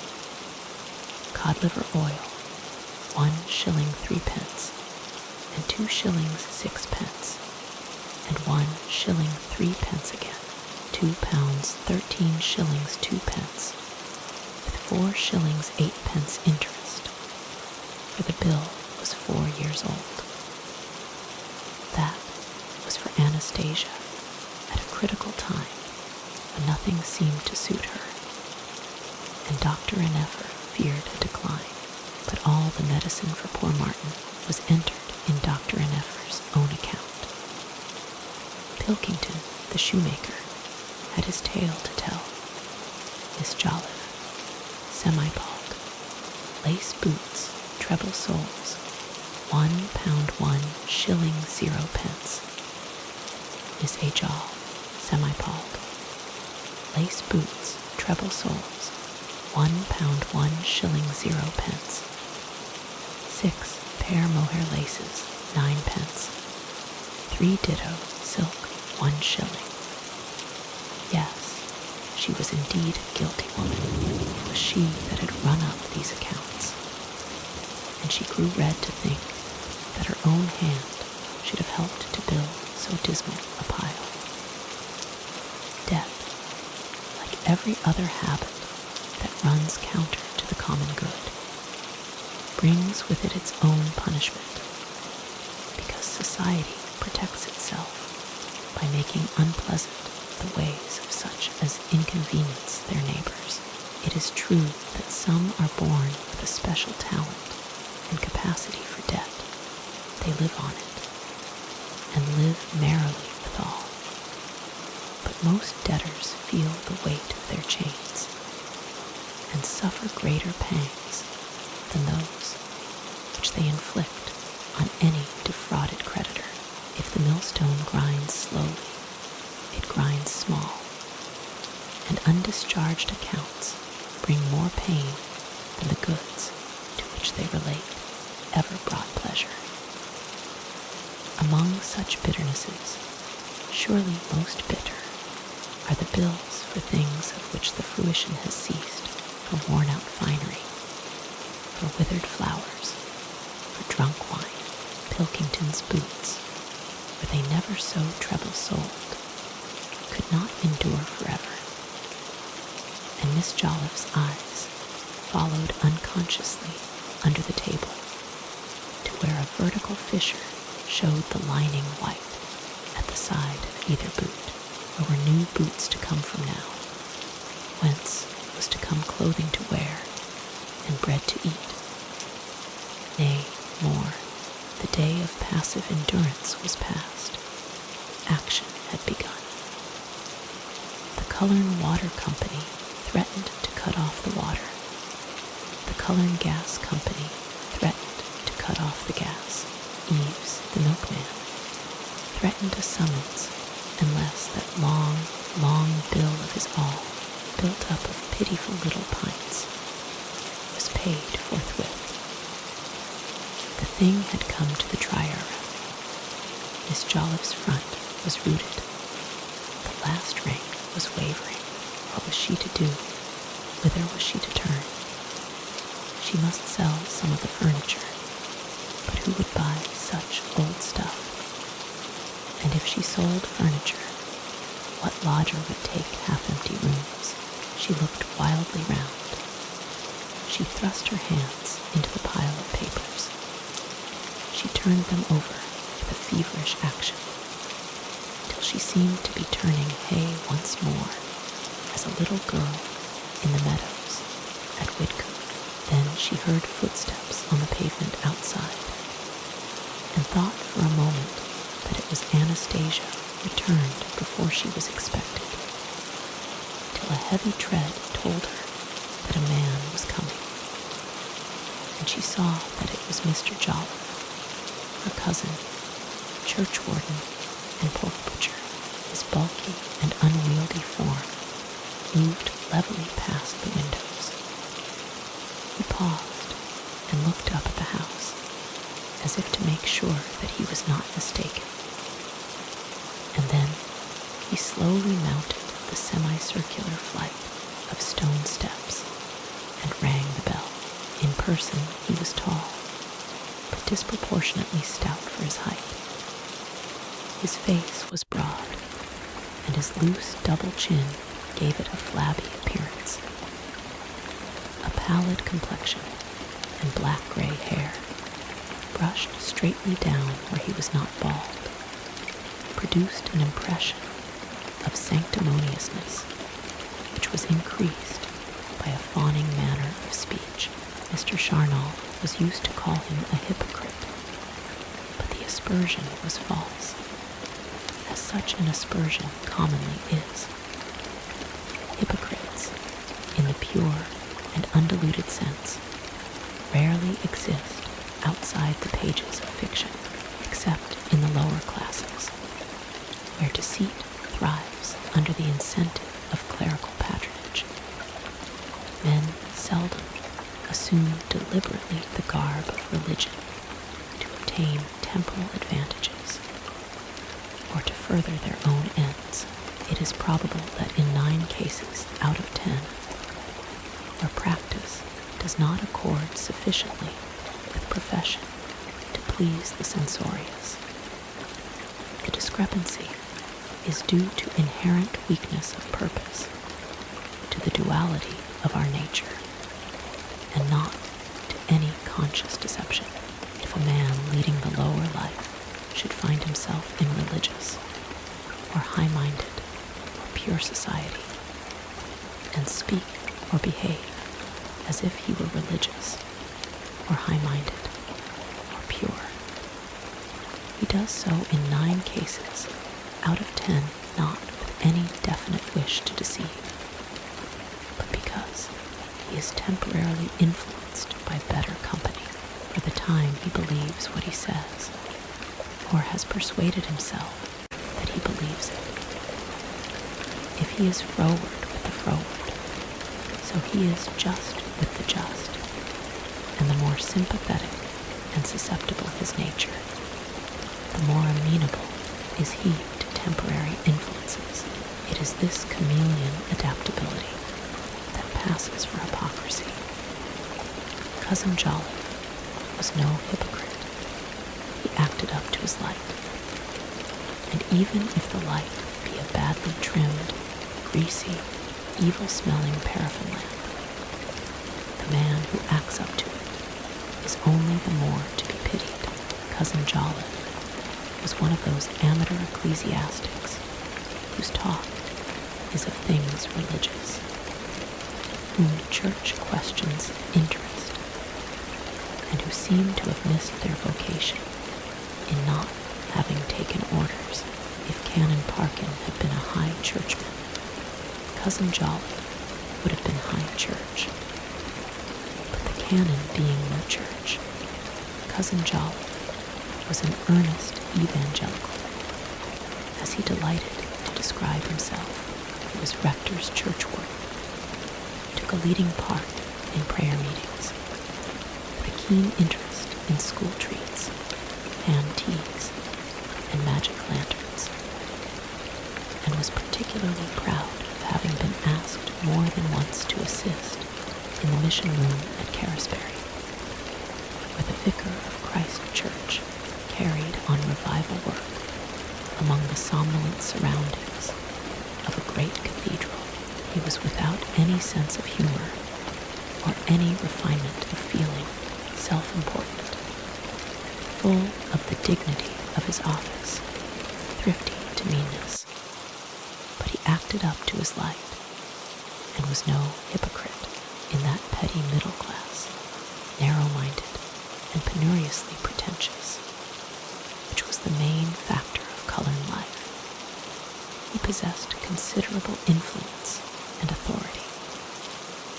Among his immediate surroundings, a word from Churchwarden Joliffe carried more weight than an outsider would have imagined, and long usage had credited him with the delicate position of censor morum to the community. Did the wife of a parishioner venture into such a place of temptation as the theatre at Carisbury? Was she seen being sculled by young Balti in his new skiff of a summer evening? The churchwarden was charged to interview her husband, to point out to him privately the scandal that was being caused, and to show him how his duty lay in keeping his belongings in better order. Was a man trying to carry fire in his bosom by dalliance at the bar of the Blandimer Arms. Then a hint was given to his spouse that she should use such influence as would ensure evenings being spent at home.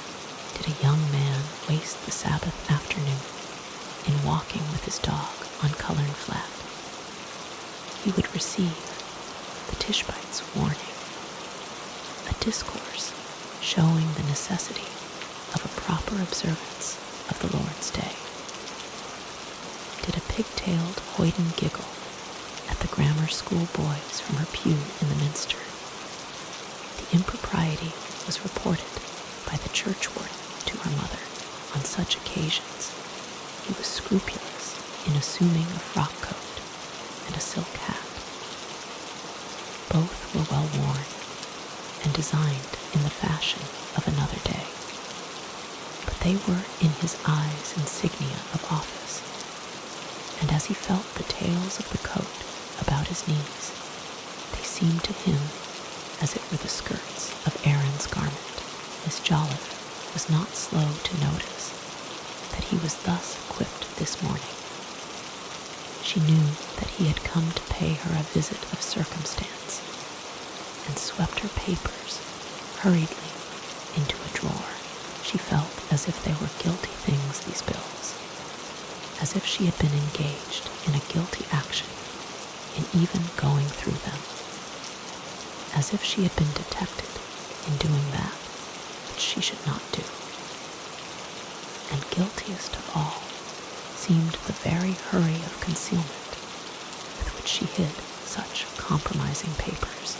She tried to perform that feat of mental gymnastics called retaining one's composure, the desperate and forced composure which the coiner assumes when opening the door to the police, the composure which a woman assumes in returning to her husband, with the kisses of a lover tingling on her lips. It is a feat to change the current of the mind, to let the burning thought that is dearest or bitterest to us go by the board, to answer coherently to the banalities of conversation, to check the throbbing pulse. The feat was beyond Miss Jollife's powers. She was but a poor actress, and the churchwarden saw that she was ill at ease as she opened the door. "Good morning, cousin," he said, with one of those interrogative glances which are often more irritating and more difficult to parry than a direct question. "You are not looking at all the thing this morning. I hope you are not feeling unwell. I hope I do not intrude." "Oh no," she said, making as good an attempt at continuous speech as the quick beating of her heart allowed. "It is only that your visit is a little surprise. I am a little flurried. I am not quite so young as I was." "I," he said, as she showed him into Mr. Charnel's room. "We are all of us growing older. It behoves us to walk circumspectly, for we never know when we may be taken." He looked at her so closely and compassionately that she felt very old indeed. It really seemed as if she ought to be taken at once, as if she was neglecting her duty in not dying away incontinently. She drew the knitted shawl more tightly round her spare and shivering body. "I am afraid you will find this room a little cold," she said. "We are having the kitchen chimney cleaned, so I was sitting here." She gave a hurried glance at the bureau, feeling a suspicion that she might not have shut the drawer tight, or that one of the bills might have somehow got left out. No, all was safe, but her excuse had not deceived the churchwarden. "Femi," he said, not unkindly, though the word brought tears to her eyes, for it was the first time that anyone had called her by the old childhood name since the night that Martin died. "Femi, you should not stint yourself in fires. It is a false economy. You must let me send you a coal ticket." "Oh no, thank you very much. We have plenty," she cried, speaking quickly, for she would rather have starved outright than that it should be said a member of the Dorcas Society had taken a parish coal ticket. He urged her no more, but took the chair that she offered him, feeling a little uncomfortable withal, as a well-clothed and overt man should in the presence of penury. It was true he had not been to see her for some time, but then Bellevue Lodge was so far off, and he had been so pressed with the cares of the parish and of his business.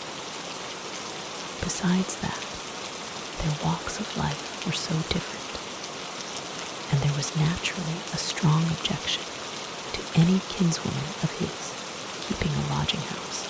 He felt sorry now that compassion had betrayed him into calling her cousin and Femi. She certainly was a distant kinswoman, but not, he repeated to himself, a cousin. He hoped she had not noticed his familiarity. He wiped his face with a pocket handkerchief that had seen some service and gave an introductory cough. "There is a little matter on which I should like to have a few words with you," he said, and Miss Jolliffe's heart was in her mouth. He had heard then of these terrible deaths and of the threatened summons. "Forgive me if I go direct to business.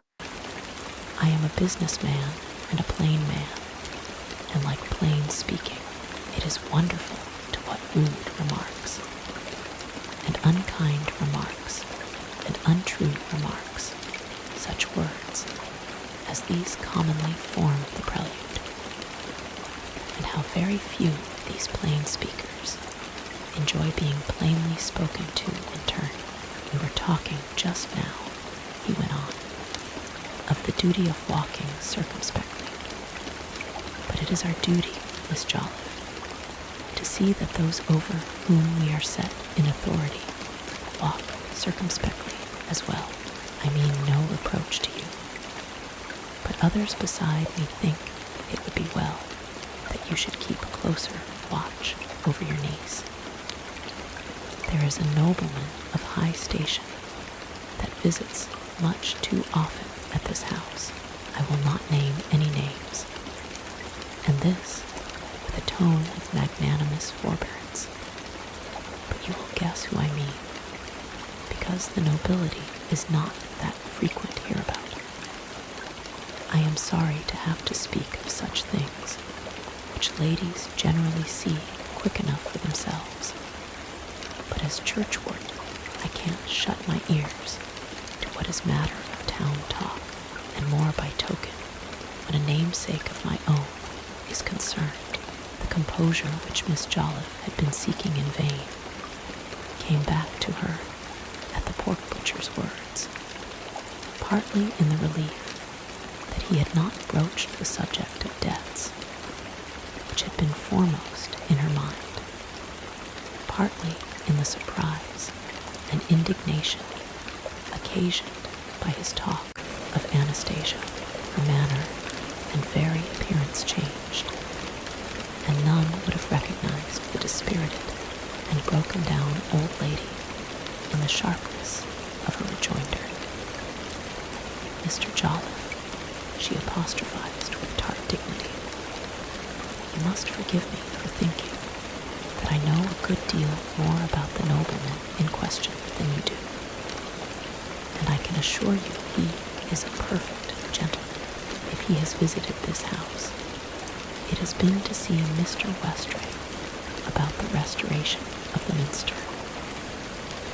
I should have thought one that was churchward would have known better than to go bandying scandals about his betters. It is small encouragement for a nobleman to take an interest in the church, if the churchwarden is to backbite him for it." She saw that her cousin was a little taken aback, and she carried the war into the enemy's country and gave another thrust. "Not but what Lord Blandhamer is called upon me to, apart from Mr. Westray. And what have you to say to that?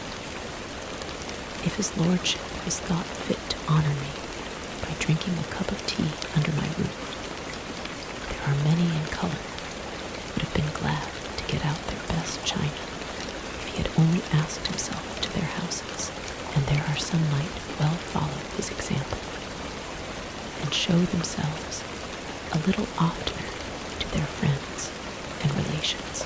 The churchwarden wiped his face again and puffed a little.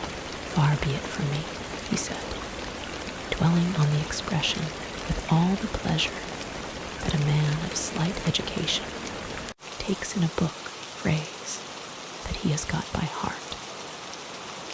"Far be it from me to set scandals afloat. 'Twas you that used the word scandal. But I have daughters of my own to consider.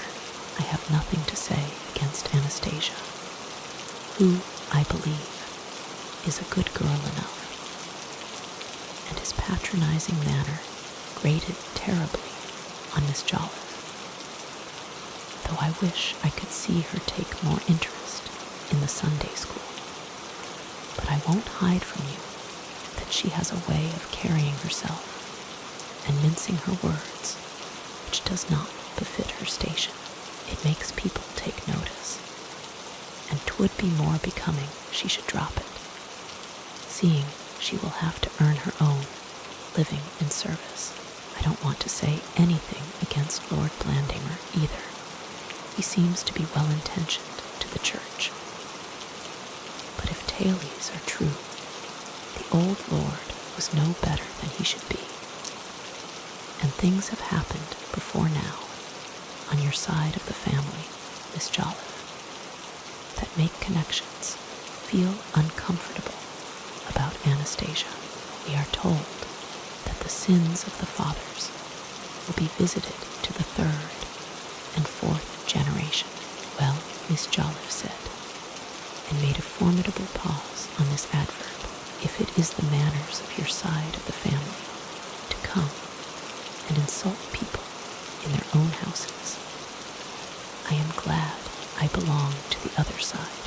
She was alive to the profound gravity of such a sentiment, yet was prepared to take her stand upon it, and awaited another charge from the churchwarden with a dignity and confidence that would have become the old guard.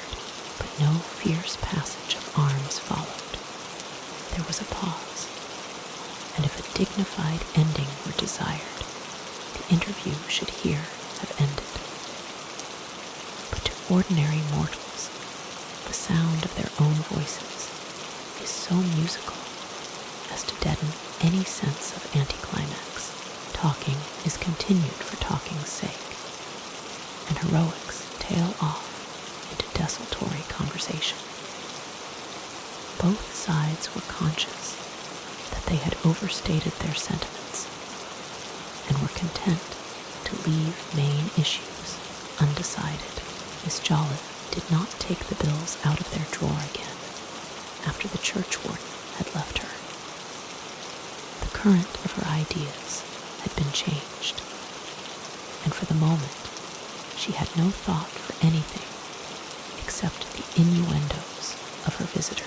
She rehearsed to herself, without difficulty, the occasions of Lord Blandimer's visits, and although she was fully persuaded that any suspicions as to his motives were altogether without foundation, she was forced to admit that he had been at Bellevue Lodge more than once when she had been absent. This was no doubt a pure coincidence, but we were enjoined to be wise as serpents, as well as innocent as doves, and she would take care that no further occasion was given for idle talk.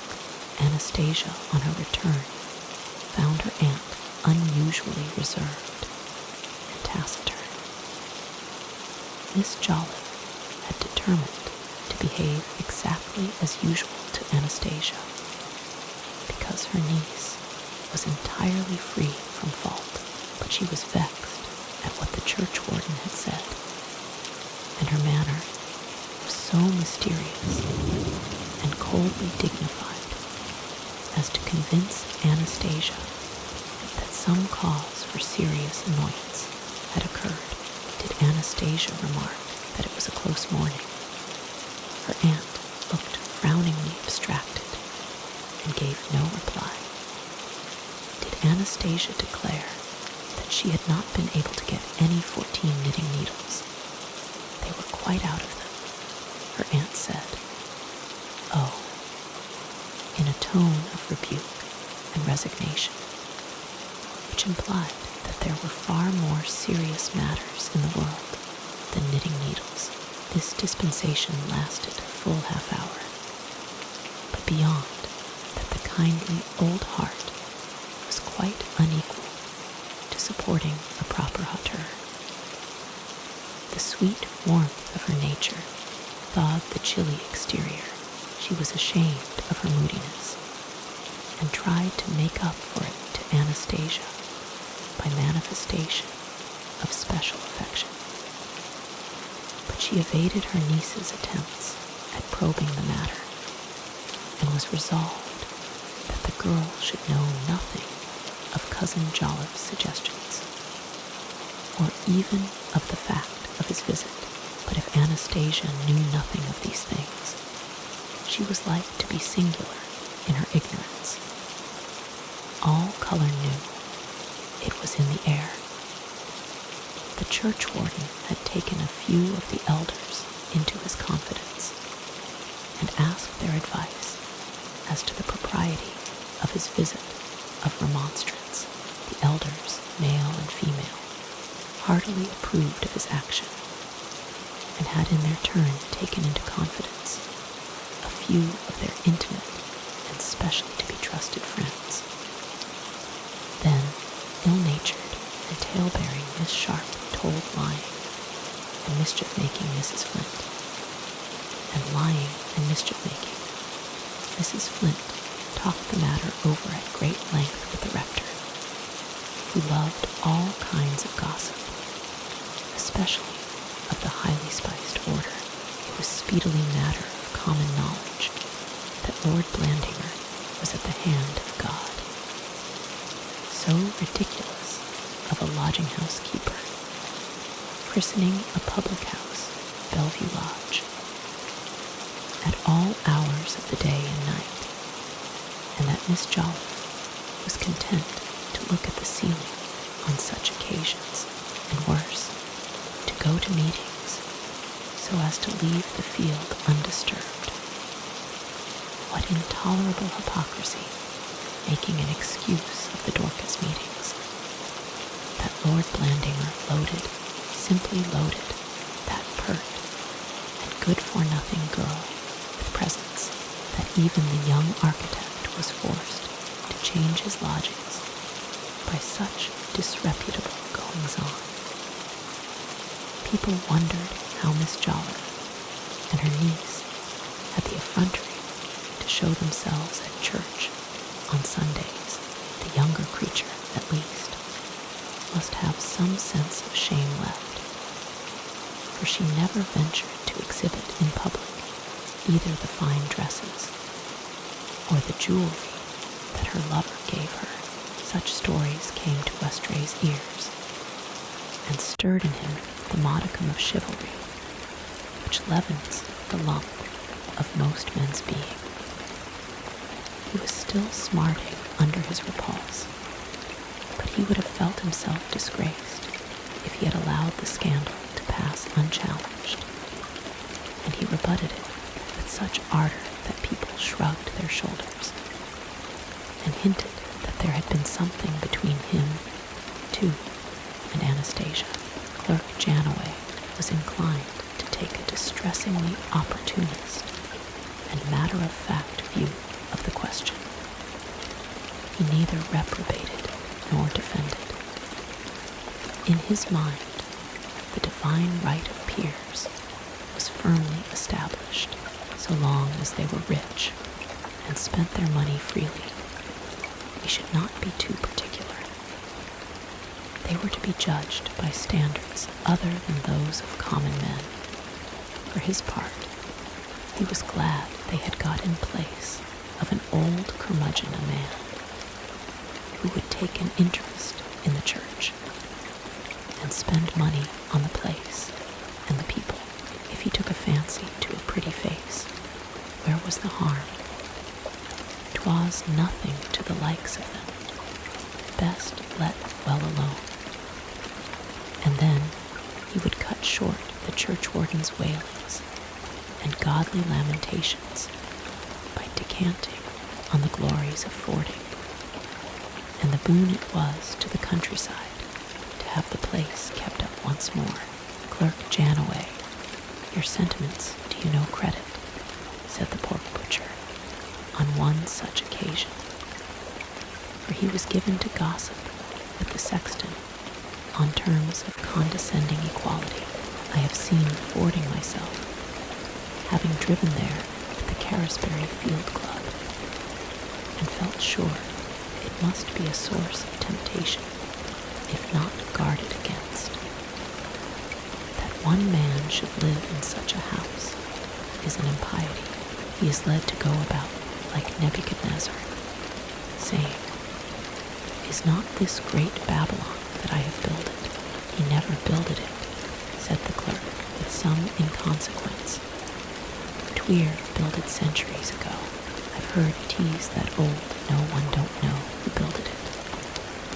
"Your parents was dissenters, Mr. Jolliffe, and never taught you the catechism when you was young. But as for me, I order myself to my betters, as I should. So long as they orders themselves to me, 'tain't no use to say as how we're all level. You've only got to go to mother's meetings, my old missus says, to see that. 'Tis no use looking for too much, nor eating salt with red herrings." "Well, well," the other deprecated, "I'm not blaming his lordship so much as them that lead him on. Don't go for to blame the girl, neither, too hardly. There's faults on both sides. His grandfather didn't always toe the line, and there were some on her side didn't set too good an example, neither. I've seen many a queer thing in my time, and have got to think blood's blood, and forerunners more to blame than children. If there's drink in fathers, there'll be drink in sons and grandsons, till 'tis worked out. And if there's wild love in the mothers, daughters'll likely sell their apples too. No, no, Godamede never made us equal, and don't expect us all to be churchwardens. Some on us comes of virtuous forerunners, and are born with wings at the back of our shoulders like." He gave a whimsical look at his listener's heavy figure. "To lift us up to the vaulting, and some on us, our fathers fits out with lead soles to the bottom of our boots, to keep us on the floor. Saturday afternoon was Lord Blandinger's hour, and for 3 Saturdays running, Miss Jolliffe deserted the Dorcas meeting in order to keep guard at home. It rejoiced the moral hearts of ill-natured and tale-bearing Miss Sharp, and of lying and mischief-making Mrs. Flint, that the disreputable old woman had at least the decency not to show herself among her betters. But such defection was a sore trial to Miss Jolliffe. She told herself on each occasion that she could not make such a sacrifice again, and yet the love of Anastasia constrained her. To her niece she offered the patent excuse of being unwell, but the girl watched her with wonder and dismay chafe feverishly through the 2 hours, which had been immemorially consecrated to these meetings, the recurrence of a weekly pleasure, which seems so limitless in youth and middle age, becomes less inexhaustible as life turns towards sunset. 30 takes lightly enough the foregoing of a Saturday reunion, the uncongenial spending of a Sunday, but 70 can see the end of the series, and grudges every unit of the total that remains. For 3 Saturdays Miss Jolliffe watched, and for 3 Saturdays no suspicious visitor appeared. "We have seen nothing of Lord Blandinger lately," she would remark at frequent intervals, with as much indifference as the subject would allow. "There is nothing to bring him here now that Mr. Westray has gone. Why should he come? Why indeed? And what difference would it make to her if he never came again?" These were questions that Anastasia had discussed with herself. At every hour of every day of those blank 3 weeks, she had ample time for such foolish discussions, for such vain imaginings, for she was left much to herself, having no mind companions either of her own age or of any other. She was one of those unfortunate persons whose education and instincts unfit them for their position. The diversions of youth had been denied her. The pleasures of dress or company had never been within her reach. For pastime, she was turned back continually to her own thoughts, and an active imagination and much desultory reading had educated her in a school of romance, which found no counterpart in the life of color. She was proud at heart, and it is curious that those are often the proudest who in their neighbors' estimation have least cause for pride, but not conceited in manner, in spite of Mr. Jolliffe's animadversion on the mincing of her words. Yet it was not her pride that had kept her from making friends, but merely the incompatibility of mental temperament, which builds the barrier not so much between education and ignorance as between refinement and materialism, between romance and commonplace. That barrier is so insurmountable that any attempt upon it must end in failure that is often pathetic from its very hopelessness.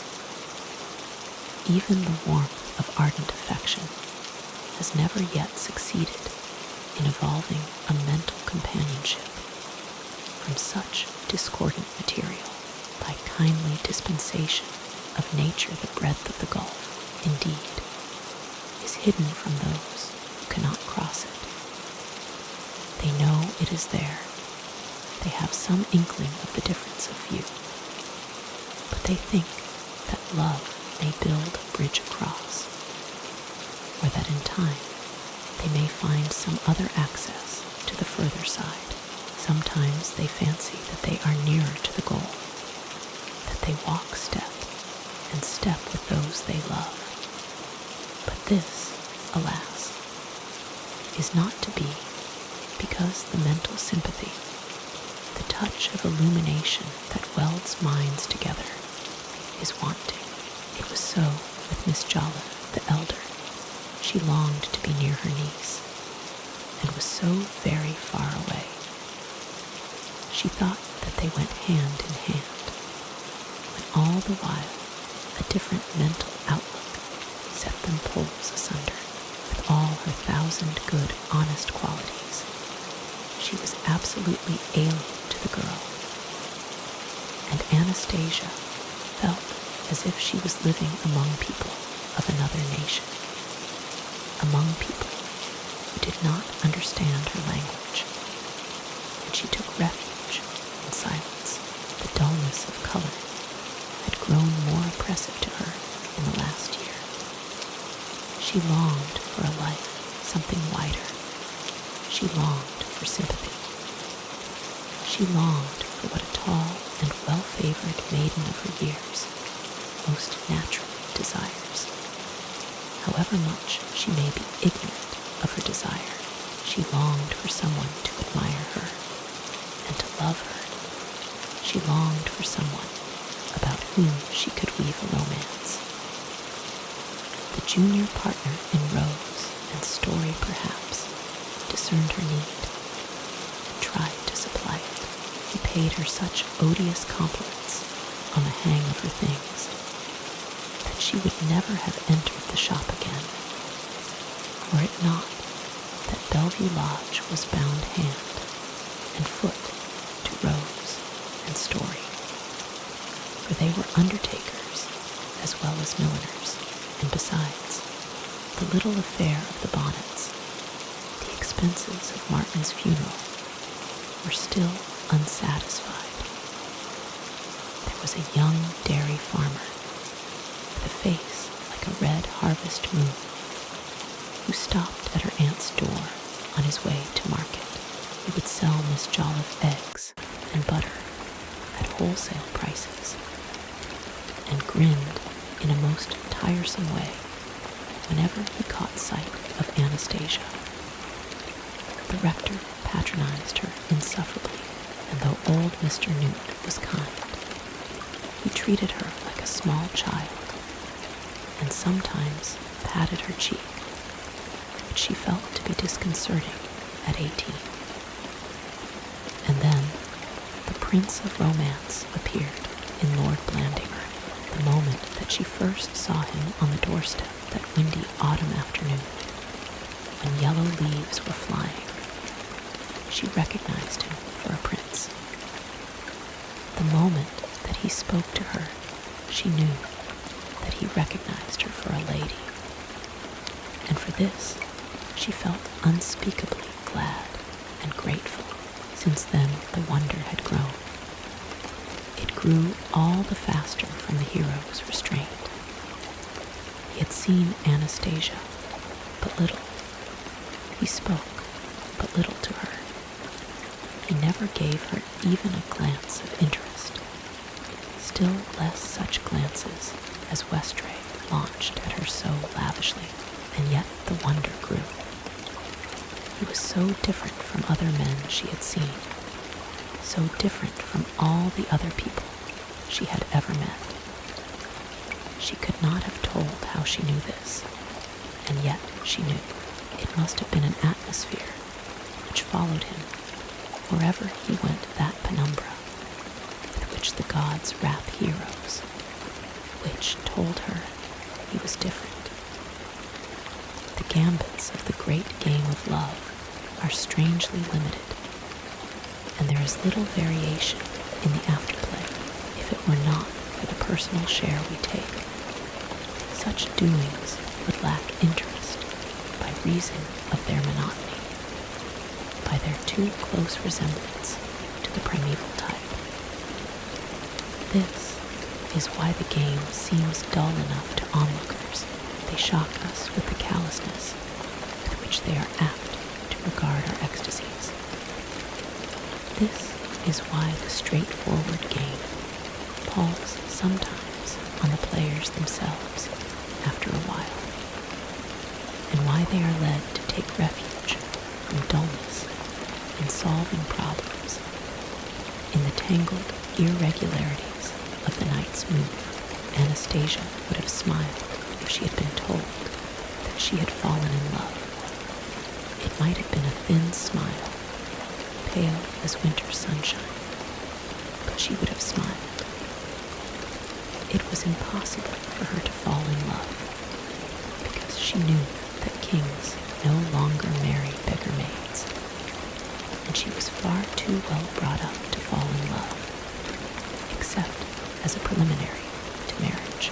No heroine of Miss Austen would permit herself even to feel attraction to a quarter from which no offer of marriage was possible. Therefore, Anastasia could not have fallen in love. She certainly was not in the least in love, but it was true Lord Blandimer interested her. He interested her so much, in fact, as to be in her thoughts at all hours of the day.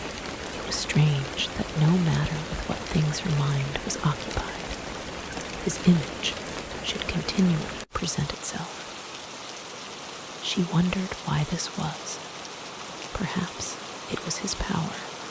She thought it was the feeling of his power, a very insolence of power that dominated all these little folk, and yet was most powerful in its restraint. She liked to think of the compact, close-knit body, of the curling, crisp, iron-gray hair, of the gray eyes, and of the hard, clear-cut face.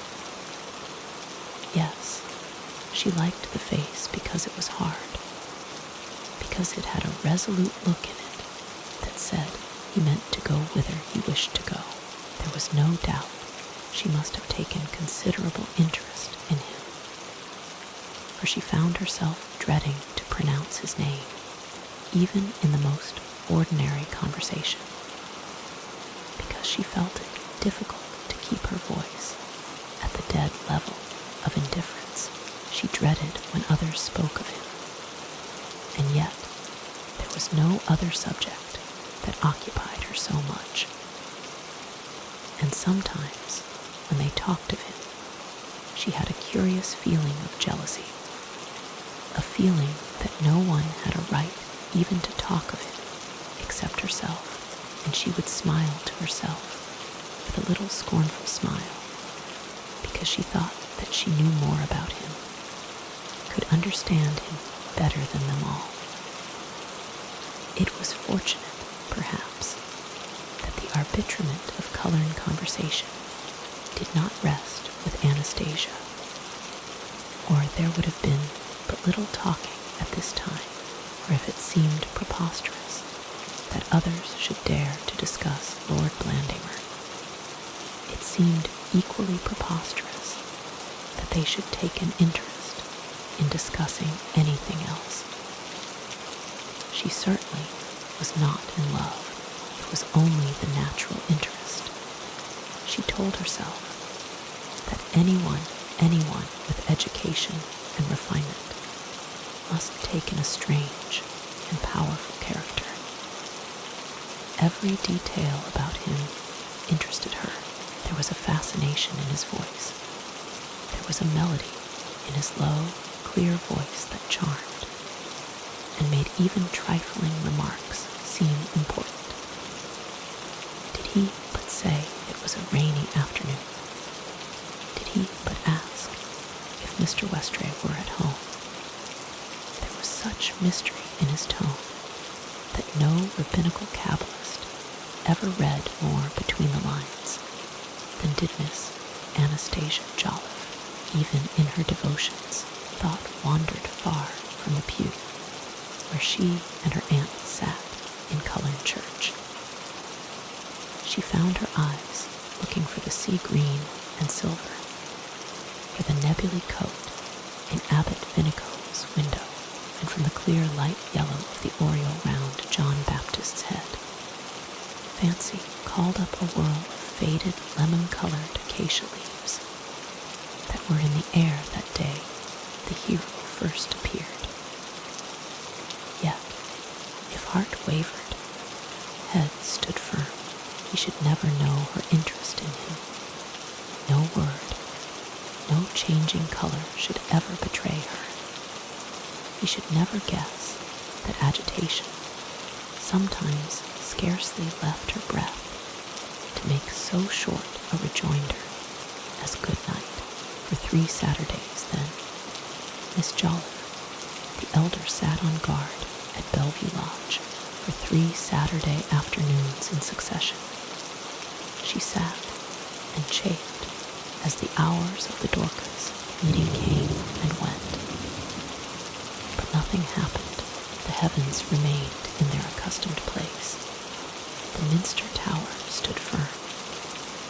And then she knew that the churchwarden had been duped, that her own judgment had been right, that Lord Blandimer's only motive for coming to her house had been to see Mr. Westray, and that now Mr. Westray was gone, Lord Blandimer would come no more. The 4th Saturday arrived. Miss Jolliffe was brighter than her niece had seen her for a calendar month. "I feel a good deal better, my dear, this afternoon," she said. "I think I shall be able to go to the Dorcas meeting. The room gets so close that I have avoided going of late, but I think I shall not feel it too much today. I will just change and put on my bonnet. You will not mind staying at home while I am away, will you?" And so she went. Anastasia sat in the window seat of the lower room. The sash was open, for the spring days were lengthening, and a soft, sweet air was moving about sundown. She told herself that she was making a bodice. An open workbox stood beside her, and there was spread around just such a medley of patterns, linings, scissors, cotton reels, and buttons, as is required for the proper and ceremonious carrying on of work. But she was not working the bodice itself. The very cause and spring of all these preparations lay on her lap, and there, too, had fallen her hands. She half sat, half lay back on the window seat, roaming in fancy far away, while she drank in the breath of the spring, and watched a little patch of transparent yellow sky between the houses grow pinker and more golden as the sunset went on. Then a man came down the street and mounted the steps in front of Bellevue Lodge, but she did not see him because he was walking in from the country, and so did not pass her window. It was the doorbell that first broke her dreams. She slid down from her perch and hastened to let her aunt in, for she had no doubt that it was Miss Jolliffe, who had come back from the meeting. The opening of the front door was not a thing to be hurried through, for though there was little indeed in Bellevue Lodge to attract burglars, and though if burglars came, they would surely select some approach other than the main entrance, yet Miss Jolliffe insisted that when she was from home, the door should be secured, as if to stand a siege. So Anastasia drew the top bolt and slipped the chain and unlocked the lock. There was a little difficulty with the bottom bolt, and she had to cry out, "I am sorry for keeping you waiting. This fastening will stick." But it gave at last. She swung the heavy door back and found herself face to face with Lord Blandimer. They stood face to face and looked at one another for a second. Anyone seeing those two figures silhouetted against the yellow sunset sky might have taken them for cousins, or even for brother and sister. They were both dressed in black, were both dark, and of nearly the same height, for though the man was not short, the girl was very tall. The pause that Anastasia made was due to surprise. A little while ago would have been a natural thing enough to open the door and find Lord Blandimer. But the month that had elapsed since last he came to Bellevue Lodge had changed the position. It seemed to her that she stood before him confessed, that he must know that all these weeks she had been thinking of him, had been wondering why he did not come, had been longing for him to come, that he must know the pleasure which filled her now, because he was come back again. And if he knew all this, she too had learnt to know something, had learnt to know how great a portion of her thoughts he filled. This eating of the tree of knowledge had abashed her, for now her soul stood before her naked. Did it so stand naked before him too? She was shocked that she should feel this attraction where there could be no thought of marriage. She thought that she should die if he should ever guess that one so lowly had gazed upon the sun and been dazzled. The pause that Lord Blandimer made was not due to surprise, for he knew quite well that it would be Anastasia who opened the door. It was rather that pause which a man makes who has undertaken a difficult business and hesitates for a moment when it comes to the touch. She cast her eyes down to the ground. He looked full at her, looked at her from head to foot, and knew that that his resolution was strong enough to carry to a conclusion the affair on which he had come. She spoke first. "I am sorry my aunt is not at home," and kept her right hand on the edge of the open door, feeling grateful for any support. As the words came out, she was relieved to find that it was indeed she herself who was speaking, that it was her own voice, and that her voice sounded much as usual. "I am sorry she is not in," he said, and he, too, spoke after all in just those same low, clear tones to which she was accustomed. "I am sorry she is not in, but it was you that I came to see." She said nothing. Her heart beat so fast that she could not have spoken even in monosyllables. She did not move, but kept her hand still on the edge of the door, feeling afraid lest she should fall if she let it go. "I have something I should like to say to you. May I come in?" She hesitated for a moment, as he knew that she would hesitate, and then let him in, as he knew that she would let him in. He shut the heavy front door behind them, and there was no talk now of turning locks or shooting bolts. The house was left at the mercy of any burglars who might happen to be thereabout. Anastasia led the way.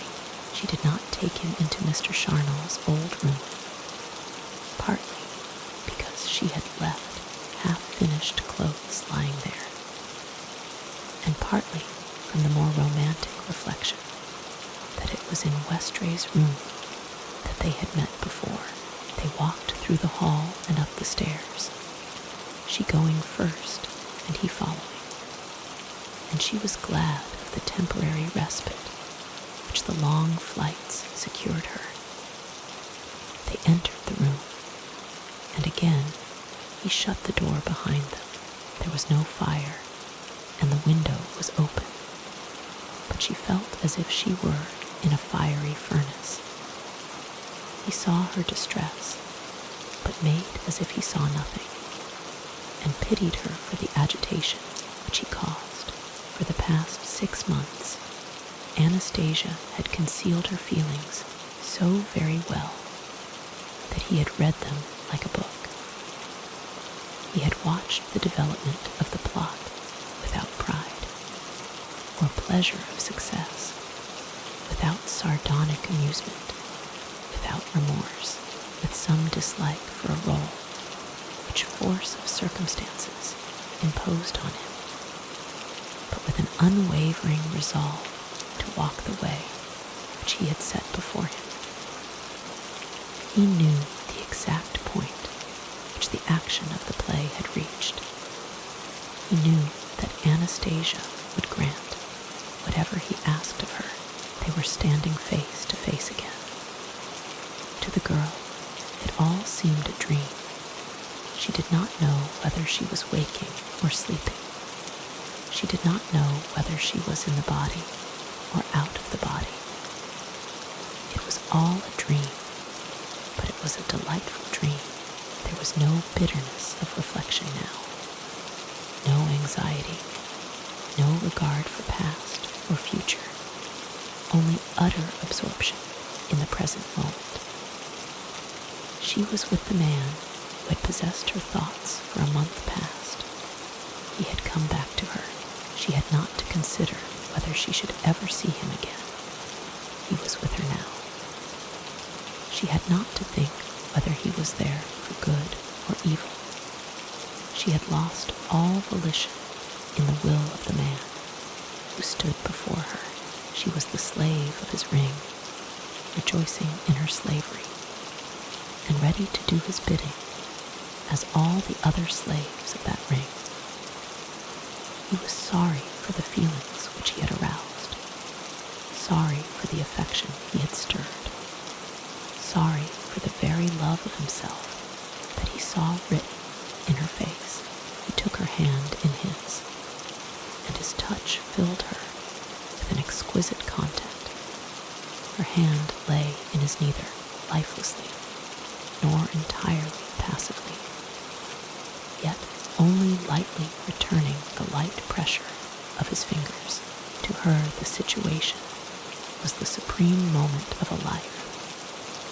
To him, it was passionless as the betrothal piece in a Flemish window. "Anastasia," he said, "you guess what it is I have to tell you. You guess what it is that I have to ask you." She heard him speaking, and his voice was as delightful music in her delightful dream. She knew that he was going to ask something of her, and she knew that she would give him anything and all that he asked. "I know that you love me," he went on, with an inversion of the due order of the proposition, and an assumption that would have been intolerable in anyone else. "And you know that I love you dearly." It was a proper compliment to her perspicuity that she should know already that he loved her. But his mind smiled as he thought how insufficient sometimes are the bases of knowledge. "I love you dearly, and am come to ask you to be my wife." She heard what he said and understood it.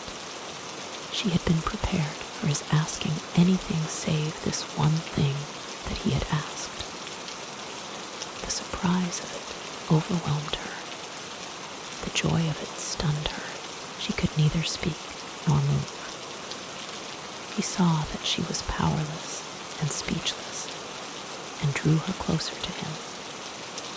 There was none of the impetuous eagerness of a lover in the action. He drew her gently towards him, because it seemed appropriate to the occasion that he should do so. She lay for a minute in his arms, her head bent down, and her face hidden, while he looked not so much at her as above her. His eyes wandered over the mass of her dark brown wavy hair that Mrs. Flint said was not wavy by nature, but crimped to make her look like a Blandinger, and so bolster up her father's nonsensical pretensions. His eyes took full account of that wave, and the silken fineness of her dark brown hair, and then looked vaguely out beyond, till they fell on the great flower picture that hung on the opposite wall. The painting had devolved upon Westray on Mr. Charnel's death, but he had not yet removed it, and Lord Blandinger's eyes rested on it now so fixedly that he seemed to be thinking more of the trashy flowers and of the wriggling caterpillar than of the girl in his arms. His mind came back to the exigencies of the situation. "Will you marry me, Anastasia? Will you marry me, dear Anstis?" The home name seemed to add a touch of endearment, and he used it advisedly. "Anstis, will you let me make you my wife?" She said nothing, but threw her arms about his neck and raised her face a little for the first time. It was an assent that would have contented any man, and to Lord Blandinger it came as a matter of course. He had never for a moment doubted her acceptance of his offer.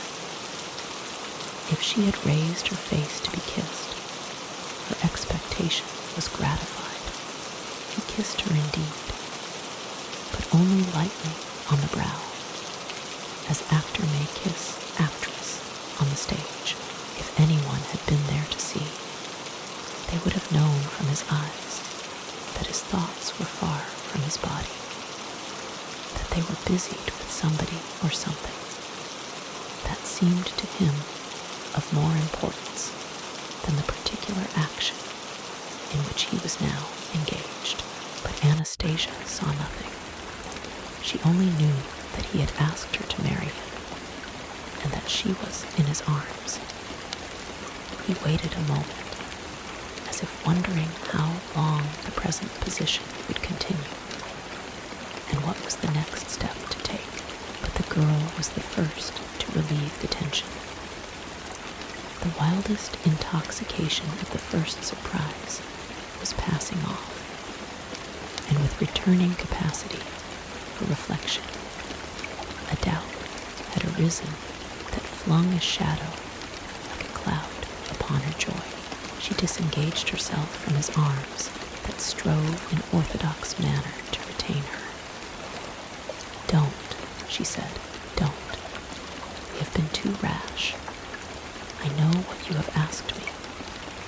I shall remember it always and love you for it to my dying day. But it cannot be.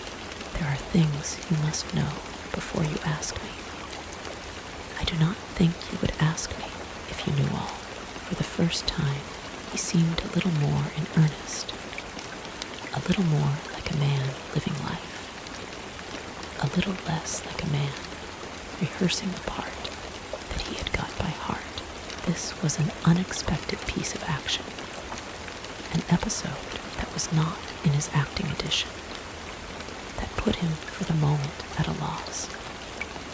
Though he knew it could not in any way affect the main issues of the play, he expostulated. He tried to take her hand again. "Tell me what it is, child, that is troubling you," he said.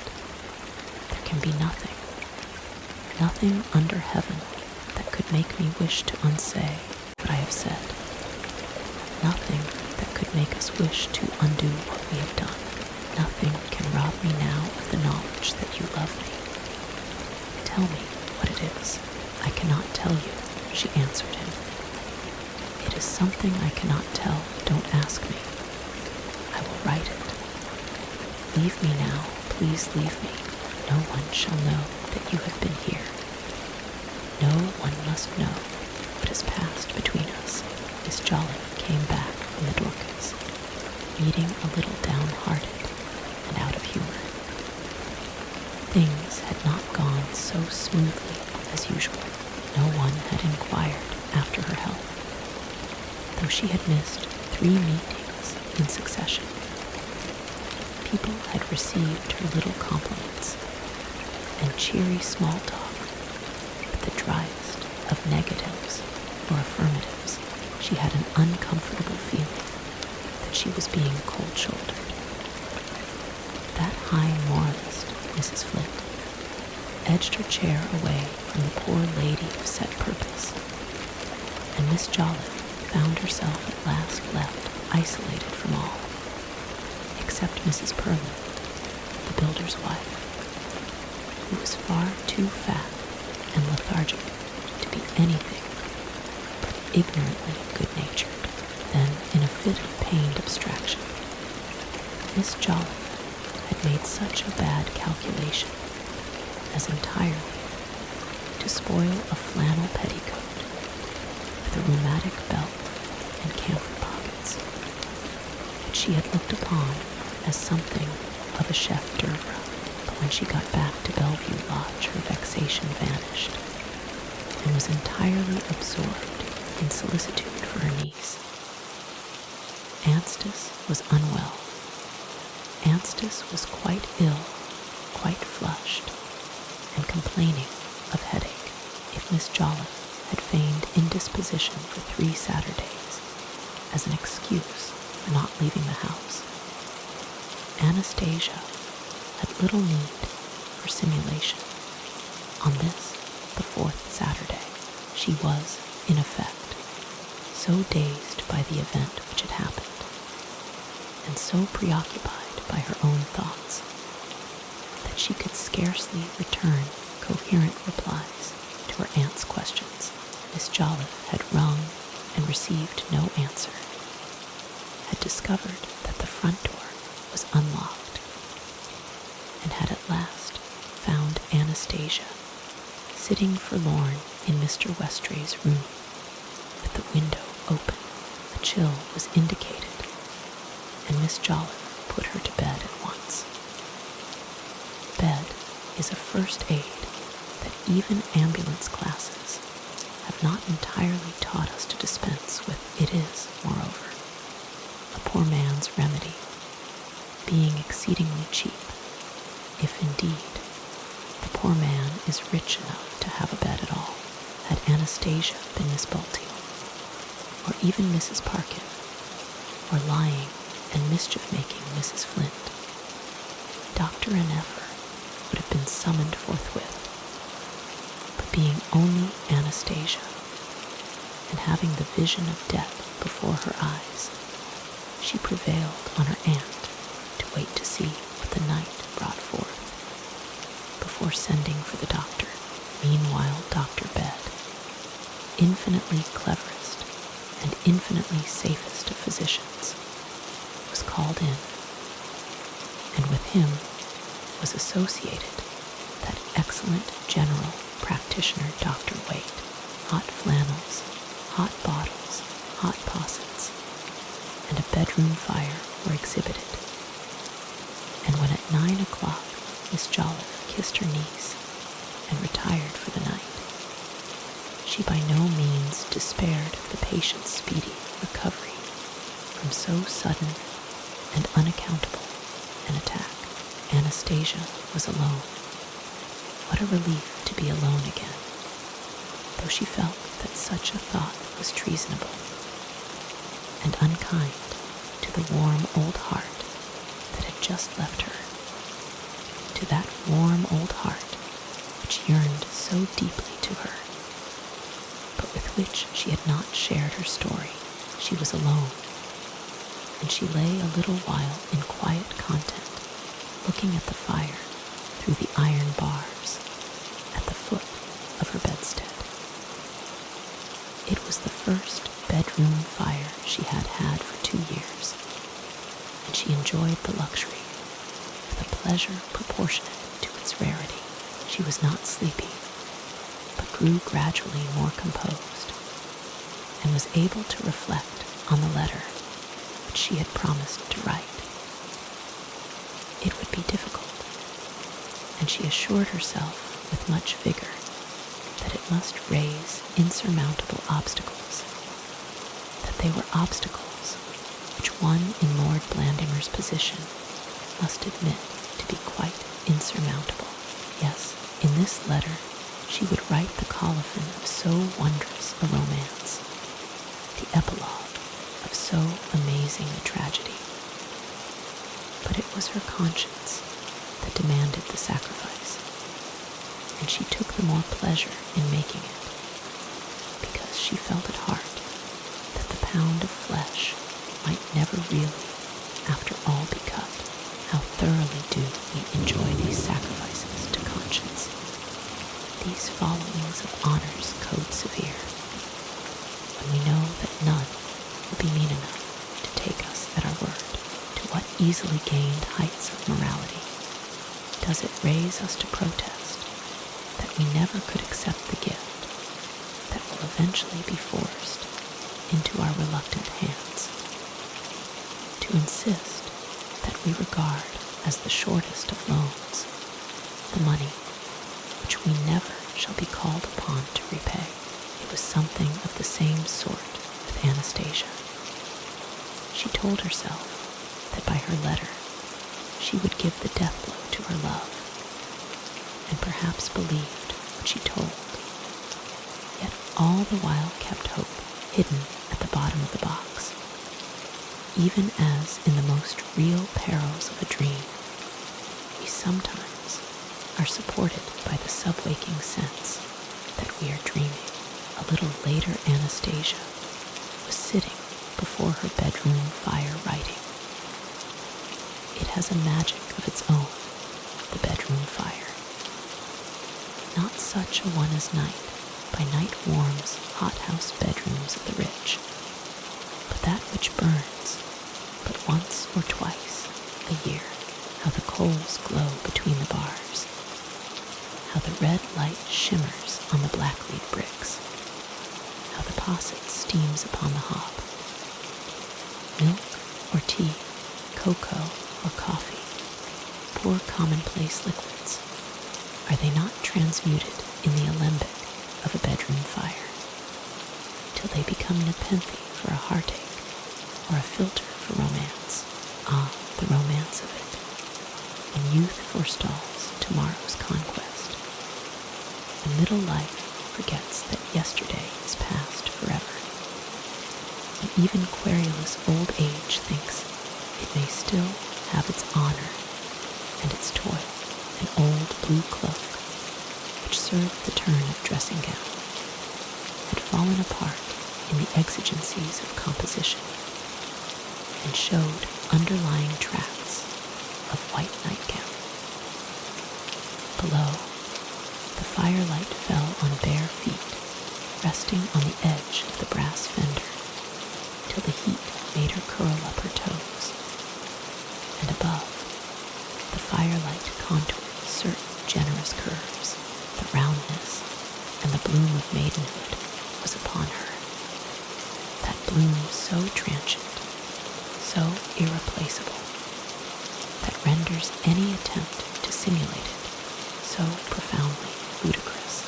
The mass of dark hair, which turned lying-in mischief-making Mrs. Flint so envious, was gathered behind the bow of black ribbon and hung loosely over the back of her chair. She sat there writing and rewriting, erasing, blotting, tearing up, till the night was far spent, till she feared that the modest resources of the papeterie would be exhausted before toil came to fruition.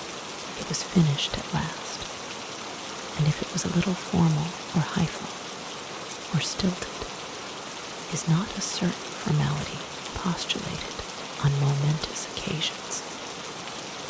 Who would write that he was delighted to accept a bishopric, who would go to a levee in a straw hat?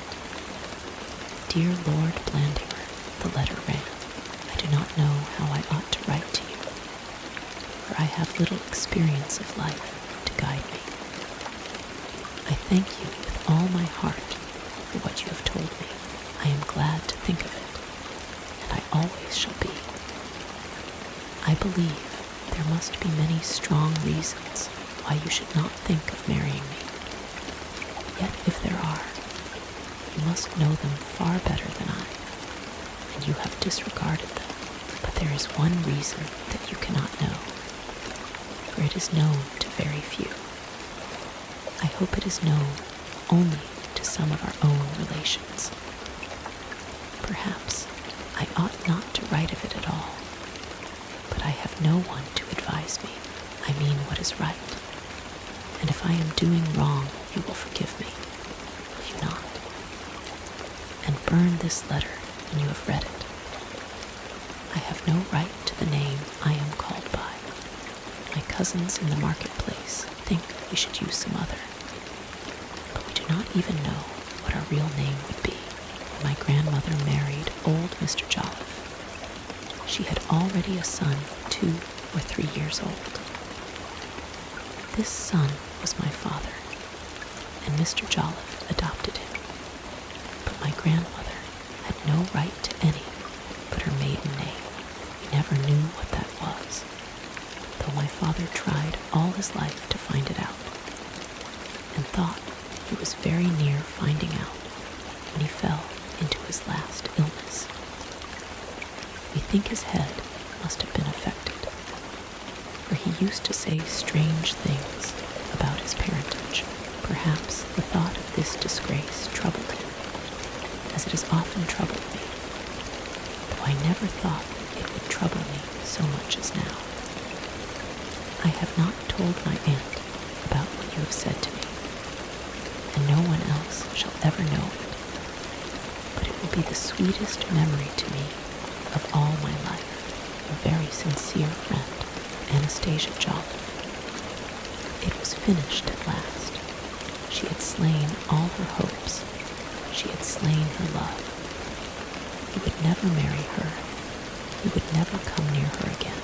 But she had unburdened herself of her secret, and she could not have married him with that secret untold. It was 3 o'clock when she crept back again to bed. The fire had gone out. She was very cold, and she was glad to get back to her bed. Then nature nature came to her aid and sent her kindly sleep. And if her sleep was not dreamless, she dreamt of dresses and horses and carriages, of manservants and maidservants, of Lady Blandimer's great house of fording, and of Lady Blandimer's husband. Lord Blandimer also sat up very late that night. As he read before another bedroom fire, he turned the pages of his book with the utmost regularity. His cigar never once went out. There was nothing to show that his thoughts wandered, nothing to show that his mind was in any way preoccupied. He was reading Eugenid's Aristeia of the pagans martyred under Honorius, and weighed the pros and cons of the argument as dispassionately as if the events of the afternoon had never taken place, as if there had been no such person as Anastasia Jolliffe in the world. Anastasia's letter reached him the next day at lunch, but he finished his meal before opening it. Yet he must have known whence it came, for there was a bold Bellevue Lodge embossed in red on the flap of the envelope. Martin Jolliffe had ordered stamped paper and envelopes years ago, because he said that people of whom he made genealogical inquiries paid more attention to stamped than to plain paper.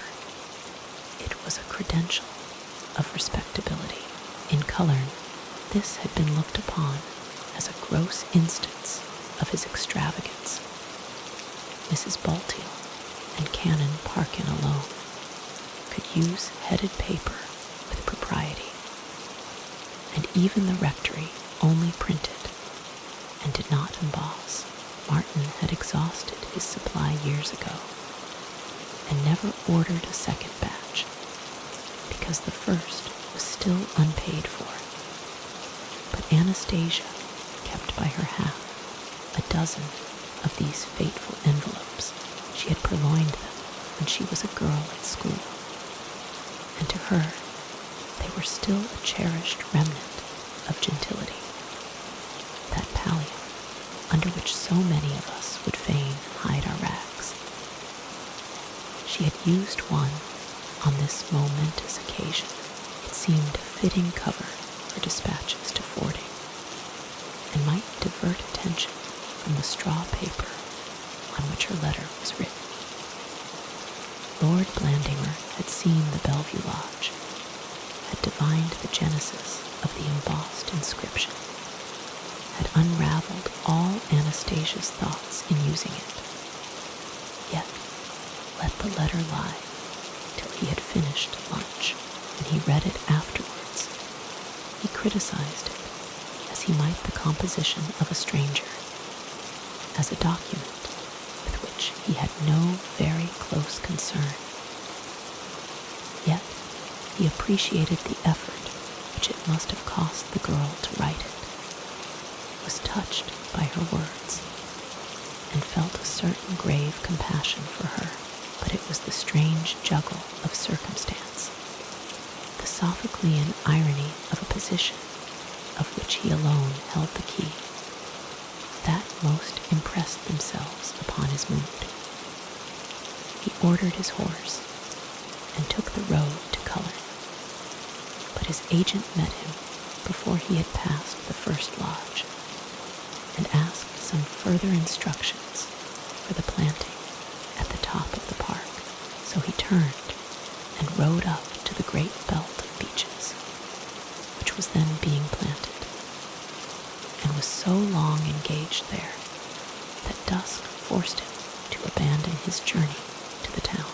He rode back to fording at a foot pace, choosing devious paths and enjoying the sunset in the autumn woods. He would write to Anastasia and put off his visit till the next day.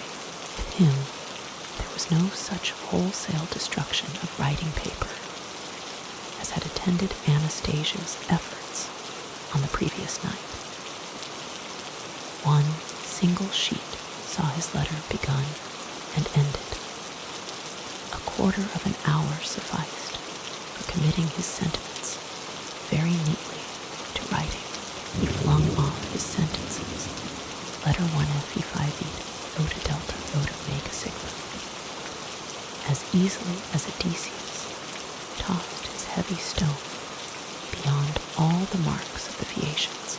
My dearest child, I need not speak now of the weary hours of suspense which I passed in waiting for your letter. They are over, and all is sunshine after the clouds. I need not tell you how my heart beat when I saw an envelope with your address, nor how eagerly my fingers tore it open. For now all is happiness. Thank you, 1,000 times thank you for your letter. It is like you, all candor, all kindness, and all truth. Put aside your scruples. Everything that you say is not a featherweight in the balance. Do not trouble about your name in the past, for you will have a new name in the future. It is not I, but you, who overlook obstacles. For have you not overlooked all the years that lie between your age and mine? I have but a moment to scribble these lines. You must forgive their weakness, and take for said all that should be said. I shall be with you tomorrow morning. Until then, am, in all love and devotion, yours, Blandimer. He did not even read it through before he sealed it up, for he was in a hurry to get back to Eugenid, and to the Aristea of the heathens martyred under Honorius. 2 days later, Miss Jolliffe put on her Sunday mantle and bonnet in the middle of the week, and went down to the marketplace to call on her cousin, the pork butcher. Her attire at once attracted attention. The only justification for such extravagance would be some parish function or festivity, and nothing of that sort could be going on without the knowledge of the churchwarden's family. Nor was it only the things which she wore, but the manner in which she wore them that was so remarkable.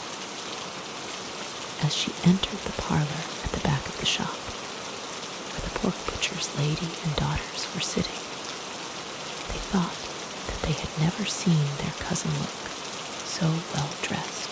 She had lost the pinched, perplexed, downtrodden air which had overcast her later years. There was in her face a serenity and content which communicated itself in some mysterious way even to her apparel.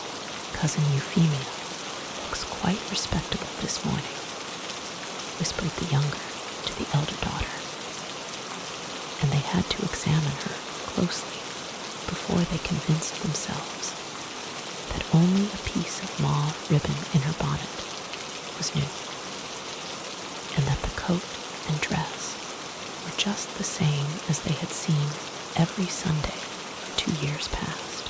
With nods and becks and wreathed smiles, Miss Euphemia seated herself. I have just popped in, she began, and the very phrase had something in it so light and flippant that her listeners started. I have just popped in for a minute to tell you some news. You have always been particular, my dears, that no one except your branch had a right to the name of Jolliffe in this town. You can't deny, Maria, she said deprecatingly to the churchwarden's wife, that you have always held out that you were the real Jolliffes, and been a little sore with me and Anstis for calling ourselves by what we thought we had a right to. Well, now there will be one less outside your family to use the name of Jolliffe, for Anstis is going to give it up.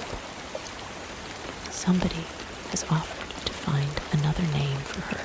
The real Jolliffes exchanged glances and thought of the junior partner in the drapery shop, who had affirmed with an oath that Anastasia Jolliffe did as much justice to his goods as any girl in Cullerne, and thought again of the young farmer who was known for certain to let Miss Euphemia have eggs at a penny cheaper than anyone else. Yes, Anstis is going to change her name, so that will be one grievance the less, and another thing that will make matters straighter between us, Maria. I can promise the little bit of silver shall never go out of the family. You know what I mean, the teapot and the spoons marked with J that you've always claimed for yours by right. I shall leave them all back to you when my time comes. Anstis will never want such odds, and ends in the station, to which she's called now. The real Jolliffes looked at each other again, and thought of young Balti, who had helped Anastasia with the gas standards when the minster was decorated at Christmas. Or was it possible that her affected voice and fine lady airs had after all caught Mr. Westray, that rather good-looking and interesting young man, on whom both the churchwarden's daughters were not without hopes of making an impression? Miss Jolliffe enjoyed their curiosity. She was in a teasing and mischievous mood, to which she had been a stranger for 30 years. Yes, she said, I am one that like to own up to it when I make a mistake. And I will state I have made a mistake. I suppose I must take to spectacles. It seems I cannot see things that are going on under my very eyes, no, not even when they are pointed out to me.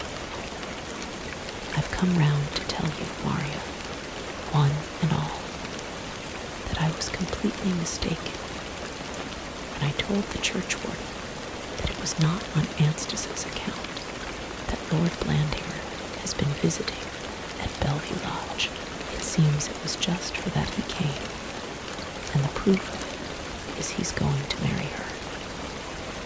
In 3 weeks' time, she will be Lady Blandinger, and if you want to say goodbye to her, you'd better come back and have tea with me now, for she's packed her box and is off to London tomorrow. Mrs. Howard, who keeps the school in Carisbury, where Anstis went in dear Martin's lifetime, will meet her and take charge of her and get her trousseau. Lord Blandinger has arranged it all, and he is going to marry Anstis and take her for a long tour on the continent, and I'm sure I don't know where else. It was all true. Lord Blandinger made no secret of the matter, and his engagement to Anastasia, only child of the late Martin Jolliffe, Esquire of Cullerne, was duly announced in the London papers. It was natural that Westray should have known vacillation and misgiving before he made up his mind to offer marriage. It is with a man whose family or position are not strong enough to bear any extra strain that public opinion plays so large a part in such circumstances. If he marries beneath him, he falls to the wife's level, because he has no margin of resource to raise her to his own. With Lord Blandinger, it was different. His reliance upon himself was so great that he seemed to enjoy, rather than not, the flinging down of a gauntlet to the public in this marriage. Bellevue Lodge became a center of attraction.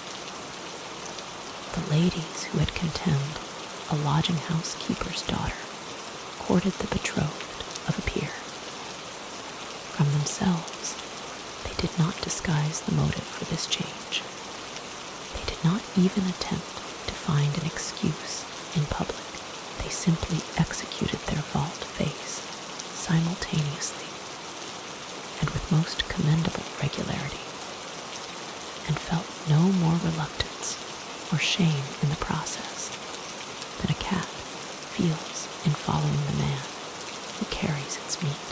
If they were disappointed in not seeing Anastasia herself, for she left for London almost immediately after the engagement was made public, they were in some measure compensated by the extreme readiness of Miss Euphemia to discuss the matter in all its bearings.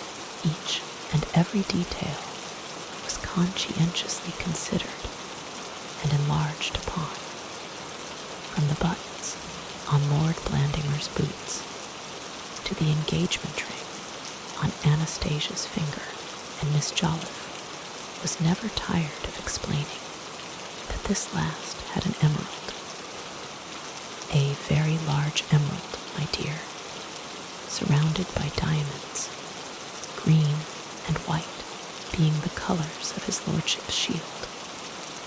What they call the Nebuly Coat, you know, a variety of wedding gifts, found their way to Bellevue Lodge.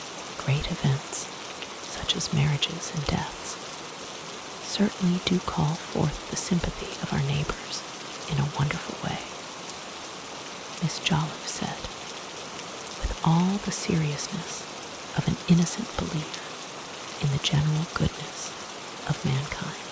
Till Anstis was engaged, I never knew, I am sure, how many friends I had in Cullerne. She showed the presents to successive callers, who examined them with the more interest, because they had already seen most of them in the shop windows of Cullerne, and so were able to appreciate the exact monetary outlay with which their acquaintances thought it prudent to conciliate the fording interest. Every form of useless ugliness was amply represented among them. Vulgarity masqueraded as taste, niggardliness figured as generosity. And if Miss Jolliffe was proud of them as she forwarded them from Cullerne, Anastasia was heartily ashamed of them when they reached her in London. We must let bygones be bygones, said Mrs. Parkin to her husband with truly Christian forbearance. And if this young man's choice has not fallen exactly where we could have wished, we must remember, after all, that he is Lord Blandingmer, and make the best of the lady for his sake. We must give her a present. In your position as rector, you could not afford to be left out. Everyone, I hear, is giving something. Well, don't let it be anything extravagant, he said, laying down his paper, for his interest was aroused by any question of expense. A too costly gift would be quite out of place under the circumstances.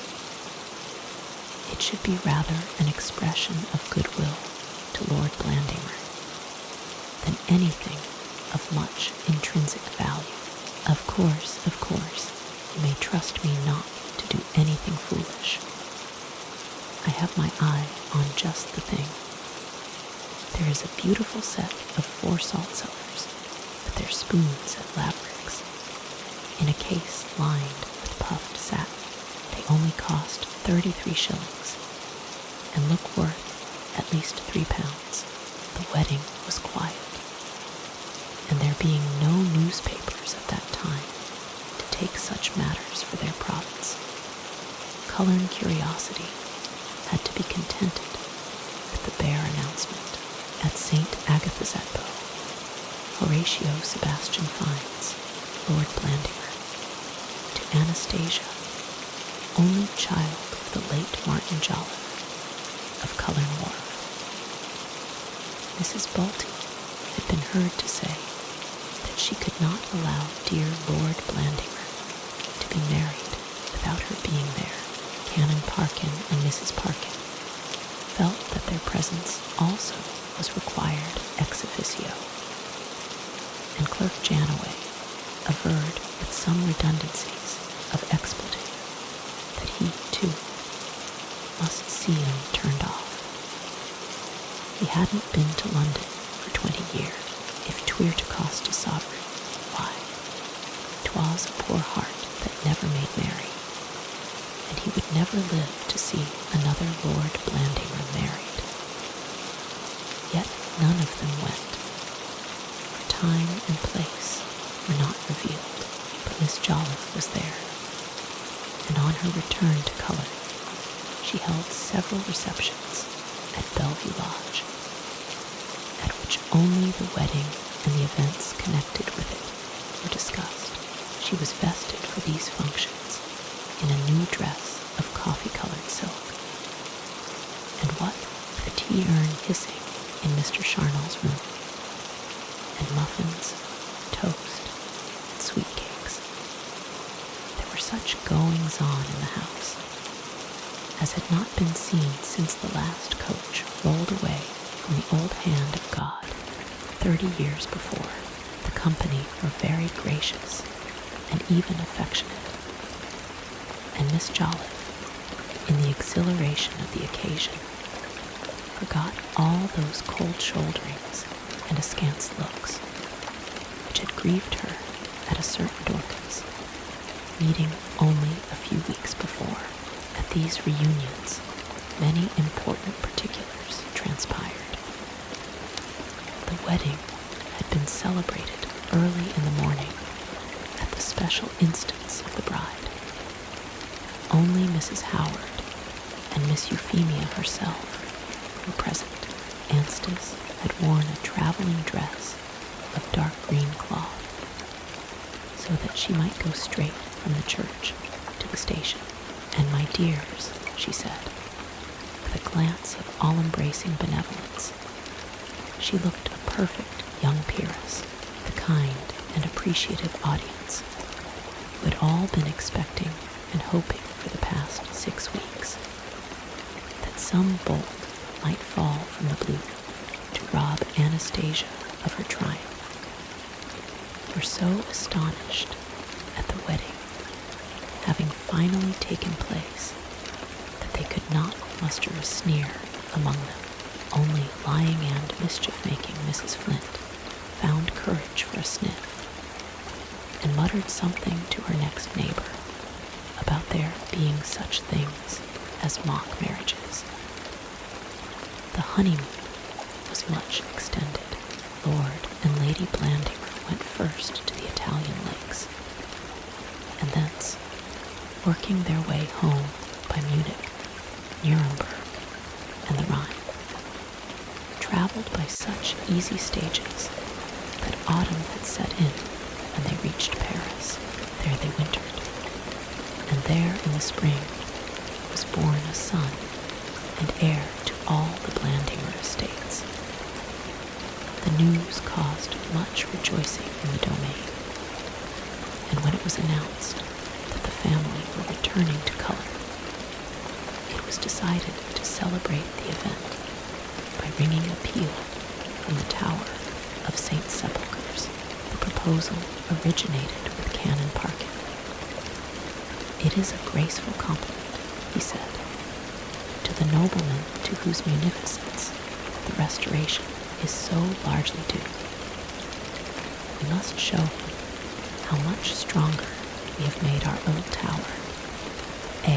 Mr. Westray, we must get the Carisberry ringers over to teach Cullerne people how such things should be done. Sir George will have to stand out of his fees longer than ever if he is to wait till the tower tumbles down now. I do so dote on these old customs," assented his wife. "It is so delightful," a merry peal. "I do think these good old customs should always be kept up." It was the cheapness of the entertainment that particularly appealed to her. "But is it necessary, my dear," she demurred, "to bring the ringers over from Carisbury? They are a sad, drunken lot.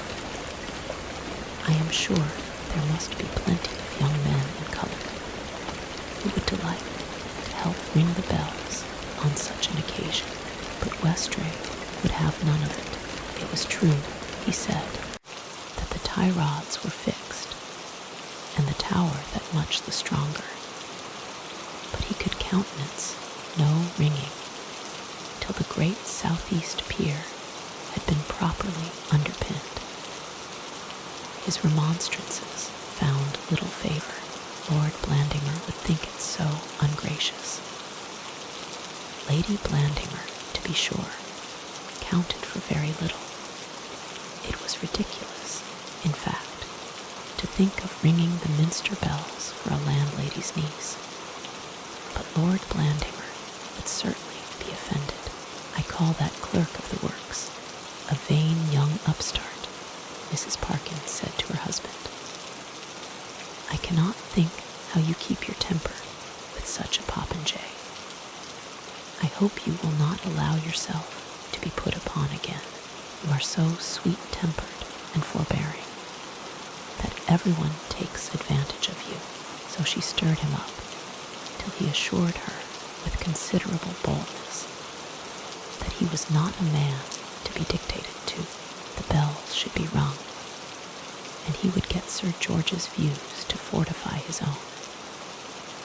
Then Sir George wrote one of those cheery little notes for which he was famous, with a proper admixture of indifferent puns and a classic conceit that when gratitude was climbing the temple steps to lay an offering on Hymen's altar, Prudence must wait silent at the base till she came down. Sir George should have been a doctor, his friends said. His manner was always so genial and reassuring. So, having turned these happy phrases, and being overwhelmed with the grinding pressure of a great practice, he dismissed the tower of Saint Sepulchre from his mind, and left rector and ringers to their own devices. Thus, on an autumn afternoon, there was a sound in Cullerne that few of the inhabitants had ever heard, and the little town stopped its business to listen to the sweetest peal in all the West Country, how they swung and rung and sung together, the little bells and the great bells, from Beta Maria, the sweet, silver-voiced treble, to Tailor John, the deep-voiced tenor, that the Guild of Merchant Tailors had given 300 years ago. There was a charm in the air, like the singing of innumerable birds. People flung up their windows to listen. People stood in the shop doors to listen, and the melody went floating away over the salt marshes, till the fishermen, taking up their lobster pots, paused in sheer wonder at a music that they had never heard before. It seemed as if the very bells were glad to break their long repose. They sang together like the morning stars. They shouted together like the sons of God for joy.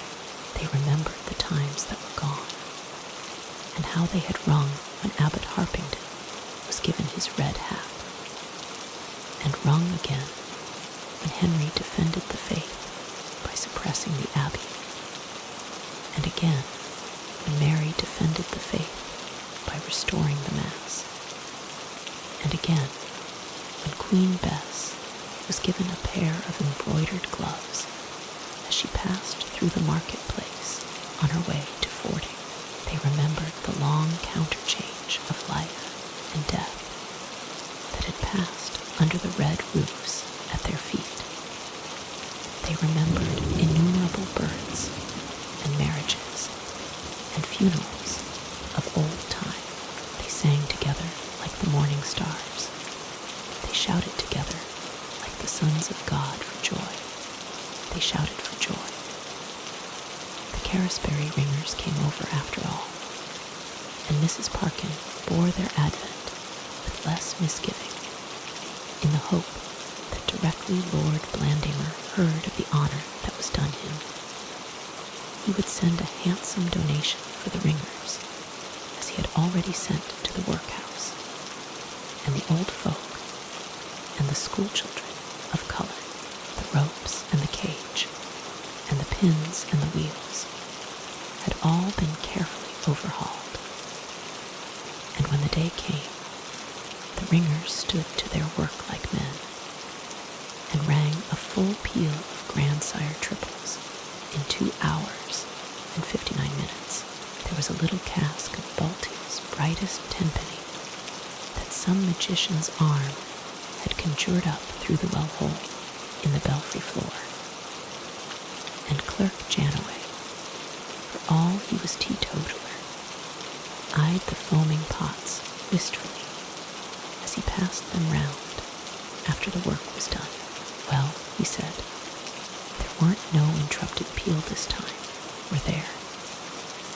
These here old bells never had a finer set of ringing men under them, and I lay you never had a finer set of bells above your heads, my lads. Now did he. I've heard the bells swung many a time in Carisbury Tower, and heard him when the Queen was set upon her throne. But Lord, they aren't so deep-like, nor yet so sweet as this here old ring. Perhaps they've growed the sweeter for lying by a bit, like port in the cellars of the Blandimer Arms. Though I've heard Dr. Eneffer say some of it was turned so like sherry that no man living couldn't tell the difference. Westray had bowed like loyal subaltern to the verdict of his chief, Sir George's decision that the bells might safely be rung, lifted the responsibility from the young man's shoulders, but not the anxiety from his mind. He never left the church while the peal was ringing. First, he was in the bell chamber, steadying himself by the beams of the cage, while he marked the wide-mouthed bells, now open heavenwards, now turn back with a rush into the darkness below. Then he crept deafened with the clangor down the stairs into the belfry, and sat on the sill of a window, watching the ringers rise and fall at their work. He felt the tower sway restlessly under the stress of the swinging metal, but there was nothing unusual in the motion. There was no falling of mortar, nothing to attract any special attention. Then he went down into the church and up again into the organ loft, whence he could see the wide bow of that late Norman arch which spanned the south transept. Above the arch ran up into the lantern the old fissure, zigzag like a baleful lightning flash that had given him so much anxiety.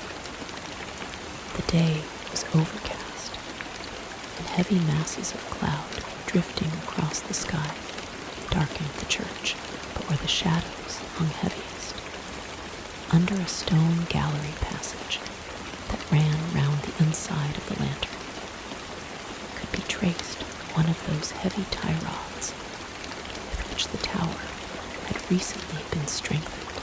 Westray was glad to think that the ties were there. He hoped that they might indeed support the strain which this bell ringing was bringing on the tower. He hoped that Sir George was right, and that he, Westray, was wrong. Yet he had pasted a strip of paper across the crack, so that by tearing it might give warning if any serious movement were taking place. As he leant over the screen of the organ loft, he thought of that afternoon when he had first seen signs of the arch moving, of that afternoon when the organist was playing Charnel in D-flat. How much had happened since then. He thought of that scene which had happened in this very loft, of Charnel's end, of the strange accident that had terminated a sad life on that wild night. What a strange accident it was. What a strange thing that Charnel should have been haunted by that wandering fancy of a man following him with a hammer, and then have been found in this very loft, with the desperate wound on him that the pedal-note dealt. How much had happened. His own proposal to Anastasia, his refusal, and now that event for which the bells were ringing. How quickly the scenes changed. What a creature of an hour was he. Was every man in face of these grim walls that had stood enduring, immutable, for generation after generation, for age after age, and then he smiled as he thought that these eternal realities of stone were all created by ephemeral man, that he, ephemeral man, was even now busied with schemes for their support, with anxieties lest they should fall and grind to powder all below. The bells sounded fainter and far off inside the church. As they reached his ears through the heavy stone roof, they were more harmonious. All harshness was softened. The sordino of the vaulting produced the effect of a muffled peal. He could hear deep-voiced Tailor John go striding through his singing comrades in the intricacies of the treble bob triples. And yet, there was another voice in Westray's ears that made itself heard even above the booming of the tenor bell. It was the cry of the tower arches, the small, still voice that had haunted him ever since he had been at Cullerne. The arch never sleeps, they said. The arch never sleeps. And again, they have bound on us a burden too heavy to be borne, but we are shifting it. The arch never sleeps. The ringers were approaching the end. They had been at their work for near 3 hours. The 50-40 changes were almost finished. Westray went down from the organ loft, and as he walked through the church, the very last change was rung. Before the hum and mutter had died out of the air, and while the red-faced ringers in the belfry were quaffing their tankards, the architect had made his way to the scaffolding and stood face to face with the zigzag crack. He looked at it carefully, as a doctor might examine a wound. He thrust his hand like Thomas into the dark fissure. No, there was no change. The paper strip was unbroken. The tie rods had done their work nobly. Sir George had been quite right after all. And as he looked there was the very faintest noise heard, a whisper, a mutter, a noise so slight that it might have passed 100 times unnoticed, but to the architect's ear it spoke as loudly as a thunderclap. He knew exactly what it was and whence it came, and looking at the crack, saw that the broad paper strip was torn halfway across. It was a small affair. The paper strip was not quite parted. It was only torn halfway through. The Westray watched for an hour. No further change took place. The ringers had left the tower. The little town had resumed its business. Clerk Janaway was walking across the church when he saw the architect leaning against a cross-bowl of the scaffolding. On the platform, high up under the arch, of the south transept. "I'm just a-locking up," he called out. "You've got your own key, sir, no doubt." Westray gave an almost imperceptible nod. "Well, we haven't brought the tower down this time," the clerk went on. But Westray made no answer. His eyes were fixed on the little half-torn strip of paper, and he had no thought for anything else. A minute later, the old man stood beside him on the platform, puffing after the ladders that he had climbed. "No interrupted peal this time," he said. "We fair beat the Nebuly Coat at last. Lord Blandimer back, and an heir to keep the family going. Looks as if the Nebuly Coat was losing a bit of his sting, don't it?" But Westray was moody and said nothing. "Why, what's the matter? You bain't took bad, be you? Don't bother me now," the architect said sharply. "I wish to heaven the peal had been interrupted. I wish your bells had never been rung. Look there," and he pointed at the strip of paper. The clerk went closer to the crack and looked hard at the silent witness. "Lor, bless you, that ain't nothing," he said. "'Tis only just the jarring of the bells done that. You don't expect a mushet of paper to stand as firm as an anvil stone when Tailor John's is swinging up aloft." "Look you," Westray said, "you were in church this morning. Do you remember the lesson about the prophet sending his servant up to the top of a hill to look at the sea? The man went up ever so many times and saw nothing. Last, he saw a little cloud like a man's hand rising out of the sea. And after that, the heaven grew black, and the storm broke.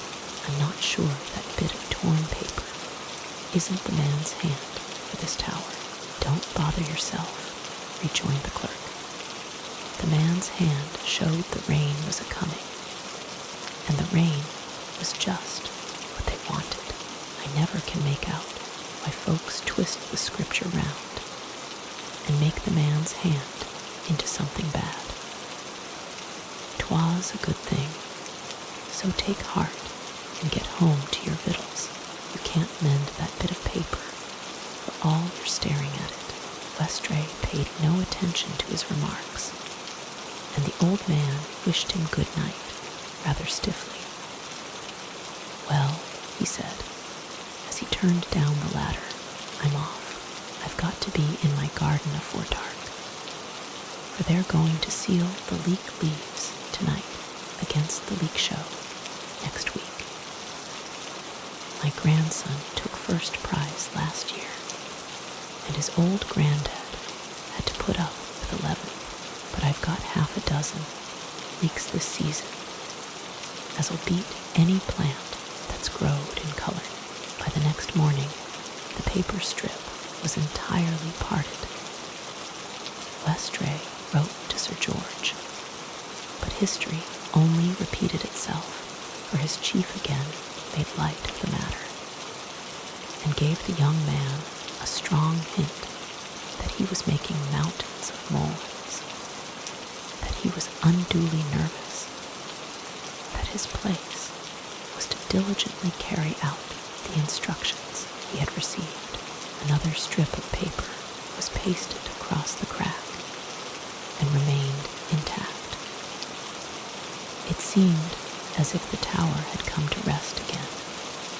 But Westray's scruples were not so easily allayed this time, and he took measures for pushing forward the underpinning of the southeast pier with all possible dispatch. That inclination or predilection of Westray's for Anastasia, which he had been able to persuade himself was love, had passed away. His peace of mind was now completely restored, and he discounted the humiliation of refusal by reflecting that the girl's affections must have been already engaged at the time of his proposal. He was ready to admit that Lord Blandimer would in any case have been a formidable competitor. But if they had started for the race at the same time, he would have been quite prepared to back his own chances against his rival's position and wealth. Might surely have been set his own youth, regularity of life, and professional skill. But it was a mere tilting against windmills to try to win a heart that was already another's. Thus disturbing influences were gradually composed, and he was able to devote an undivided attention to his professional work. As the winter evenings set in, he found congenial occupation in an attempt to elucidate the heraldry of the great window at the end of the south transept. He made sketches of the various shields blazoned in it, and with the aid of a county history and a manual which Dr. Never had lent him, succeeded in tracing most of the alliances represented by the various quarterings. These all related to marriages of the Blandimer family, for Van Lynch had filled the window with glass to the order of the third Lord Blandimer, and the sea green and silver of the Nebuly Coat was many times repeated, beside figuring in chief at the head of the window. In these studies, Westray was glad to have Martin Jolliffe's papers by him. There was in them a mass of information which bore on the subject of the architect's inquiries.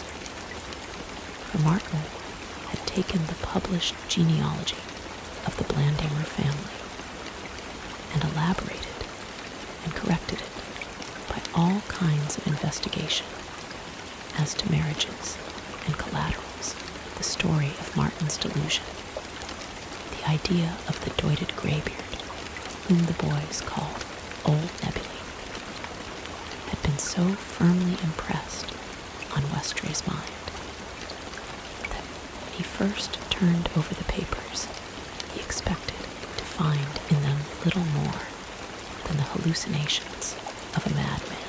But by degrees, he became aware that however disconnected many of Martin's notes might appear, they possessed a good deal of interest, and the coherence which results from a particular object being kept more or less continuously in view, besides endless genealogies and bits of family history extracted from books. There were recorded all kinds of personal impressions and experiences which Martin had met with in his journeyings, but in all his researches and expeditions he professed to have but one object, the discovery of his father's name, though what record he hoped to find, or where or how he hoped to find it, whether in document or register or inscription, was nowhere set out. It was evident that the old fancy that he was the rightful owner of Fording, which had been suggested to him in his Oxford days, had taken such hold of his mind that no subsequent experience had been able to dislodge it. Of half his parentage there was no doubt. His mother was that Sophia Flannery who had married Yeoman Jolliffe, had painted the famous picture of the flowers and caterpillar, and done many other things less reputable, but over his father hung a veil of obscurity which Martin had tried all his life to lift. Westray had heard those early stories from Clerk Janaway a dozen times, how that when Yeoman Jolliffe took Sophia to church, she brought him a 4-year-old son by a former marriage, by a former marriage Martin had always stoutly maintained, as in duty bound, for any other theory would have dishonored himself. With his mother's honor, he had little concern, for where was the use of defending the memory of a mother who had made shipwreck of her own reputation with soldiers and horse-copers? It was this previous marriage that Martin had tried so hard to establish, tried all the harder because other folk had wagged their heads and said there was no marriage to discover, that Sophia was neither wife nor widow. Towards the end of his notes, it seemed as if he had found some clue, or thought that he had found it. In this game of hunt, the slipper he had imagined that he was growing hotter and hotter, till death balked him at the finish. Westray recollected Mr. Charnel saying more than once that Martin had been on the brink of solving the riddle when the end overtook him. And Charnel, too, had he not almost grasped the will-o'-the-wisp when fate tripped him on that windy night?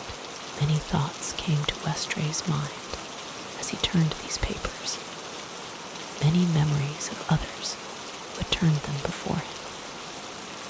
He thought of clever, worthless Martin, who had wasted his days on their writing, who had neglected home and family for their sake. He thought of the little organist who had held them in his feverish hands, who had hoped by some dramatic discovery to illumine the dark setting of his own life. And as Westray read, the interest grew with him too, till it absorbed the heraldry of the Blandimer window from which the whole matter had started. He began to comprehend the vision that had possessed Martin, that had so stirred the organist's feelings. He began to think that it was reserved for himself to make the long-sought discovery, and that he had in his own hand the clue to the strangest of romances. One evening, as he sat by the fire, with a plan in his hands, and a litter of Martin's papers lying on a table at his side, there was a tap at the door, and Miss Jolliffe entered. They were still close friends, in spite of his leaving Bellevue Lodge. However sorry she had been at the time to lose her lodger, she recognized that the course he had taken was correct, and indeed obligatory. She was glad that he had seen his duty in this matter. It would have been quite impossible for any man of ordinary human feelings to continue to live on in the same house under such circumstances. To have made a bid for Anstis's hand, and to have been refused, was a blow that moved her deepest pity, and she endeavored in many ways to show her consideration for the victim. Providence had no doubt overruled everything for the best in ordering that Anstis should refuse Mr. Westray.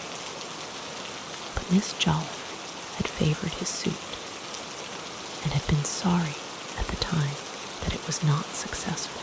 So there existed between them that curious sympathy which generally exists between a rejected lover and a woman who has done her best to further his proposal. They had since met not unfrequently, and the year which had elapsed had sufficiently blunted the edge of Westray's disappointment to enable him to talk of the matter with equanimity. He took a sad pleasure in discussing with Miss Jolliffe the motives which might have conduced to so inexplicable a refusal, and in considering whether his offer would have been accepted if it had been made a little sooner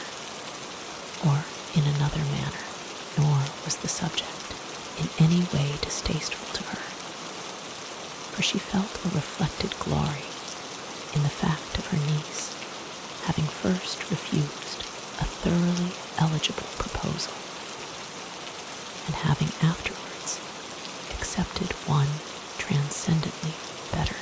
"Forgive me, sir, forgive me, Mr. Westray," she corrected herself, remembering that their relation was no longer one of landlady and lodger. "I am sorry to intrude on you so late, but it is difficult to find you in during the day. There is a matter that has been weighing lately on my mind.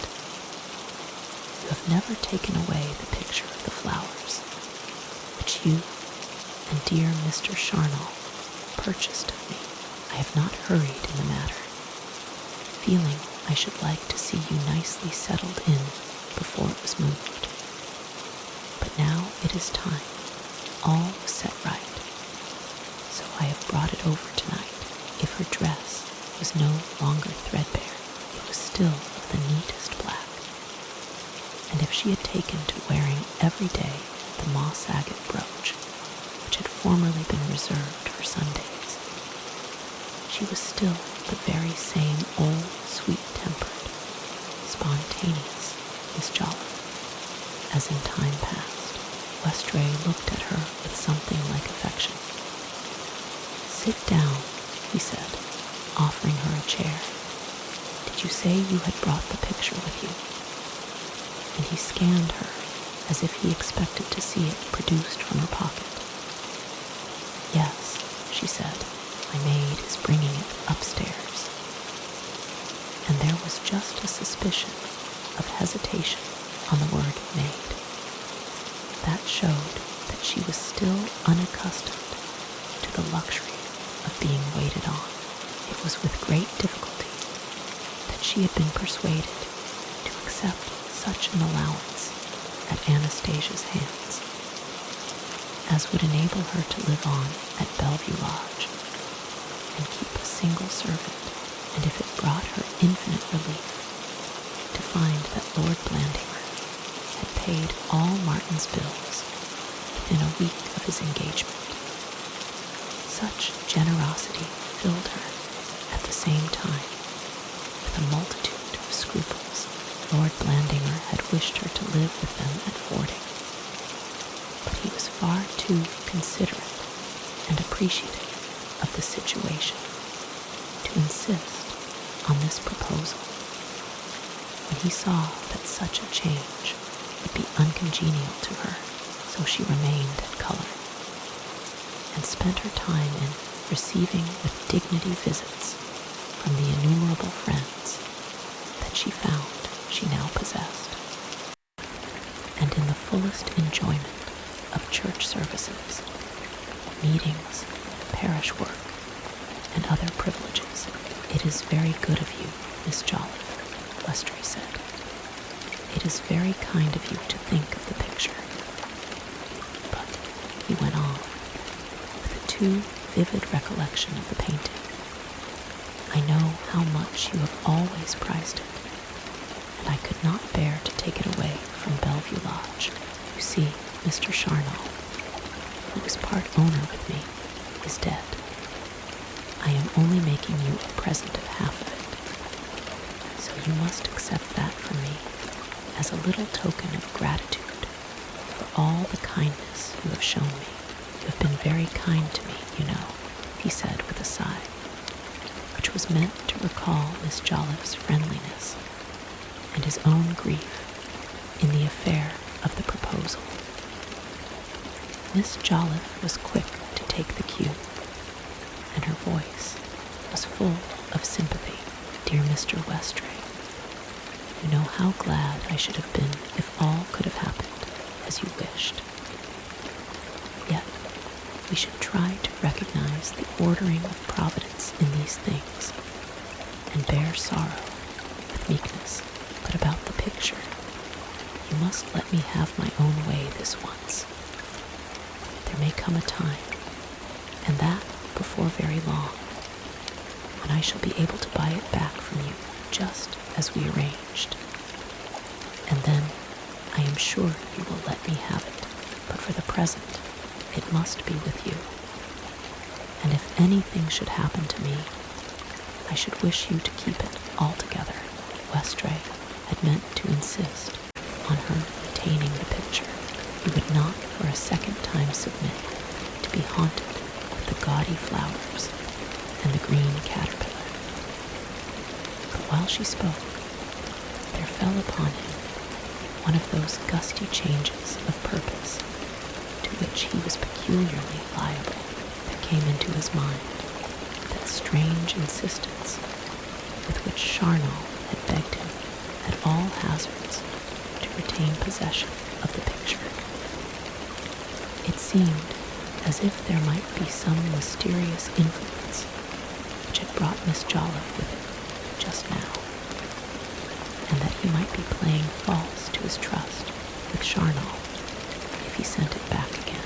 So he did not remain obdurate, but said, "Well, if you really wish it, I will keep the picture for a time, and whenever you want it, you can take it back again."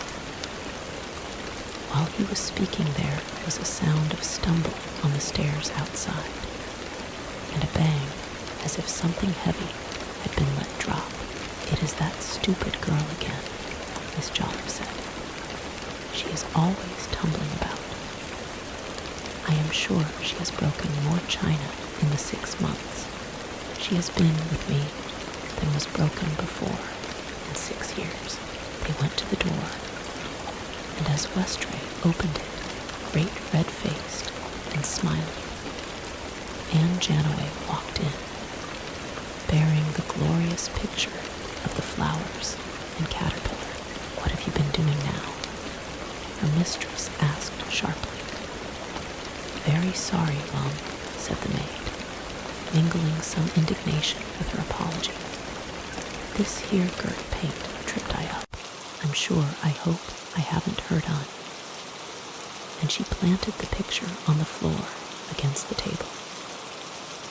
Miss Jolliffe scanned the picture with an eye which was trained to detect the very flakiest chip on a saucer, the very faintest scratch upon a teapot. Dear me," she said. "The beautiful frame is ruined. The bottom piece is broken, almost clean off. Oh, come," Westray said in a pacifying tone, while he lifted the picture and laid it flat on the table. "Things are not so bad as all that." He saw that the piece which formed the bottom of the frame was indeed detached at both corners and ready to fall away. But he pushed it back into position with his hand till it stuck in its place and left little damage apparent to a casual observer. "See," he said, "it looks nearly all right. A little glue will quite repair the mischief tomorrow. I am sure I wonder how your servant managed to get it up here at all. It is such a weight and size. As a matter of fact, Miss Jolliffe herself had helped Anne to carry the picture as far as the Grand's mulets of the last landing. The final ascent, she thought, could be accomplished in safety by the girl alone. While it would have been derogatory to her new position of an independent lady to appear before Westray carrying the picture herself. "Do not vex yourself," Westray begged. "Look, there is a nail in the wall here under the ceiling which will do capitally for hanging it till I can find a better place. The old cord is just the right length." He climbed on a chair and adjusted the picture, standing back as if to admire it, till Miss Jolliffe's complacency was fairly restored. Westray was busied that night long after Miss Jolliffe had left him, and the hands of the loud ticking clock on the mantelpiece showed that midnight was near before he had finished his work. Then he sat a little while before the dying fire, thinking much of Mr. Charnel, whom the picture had recalled to his mind, until the blackening embers warned him that it was time to go to bed.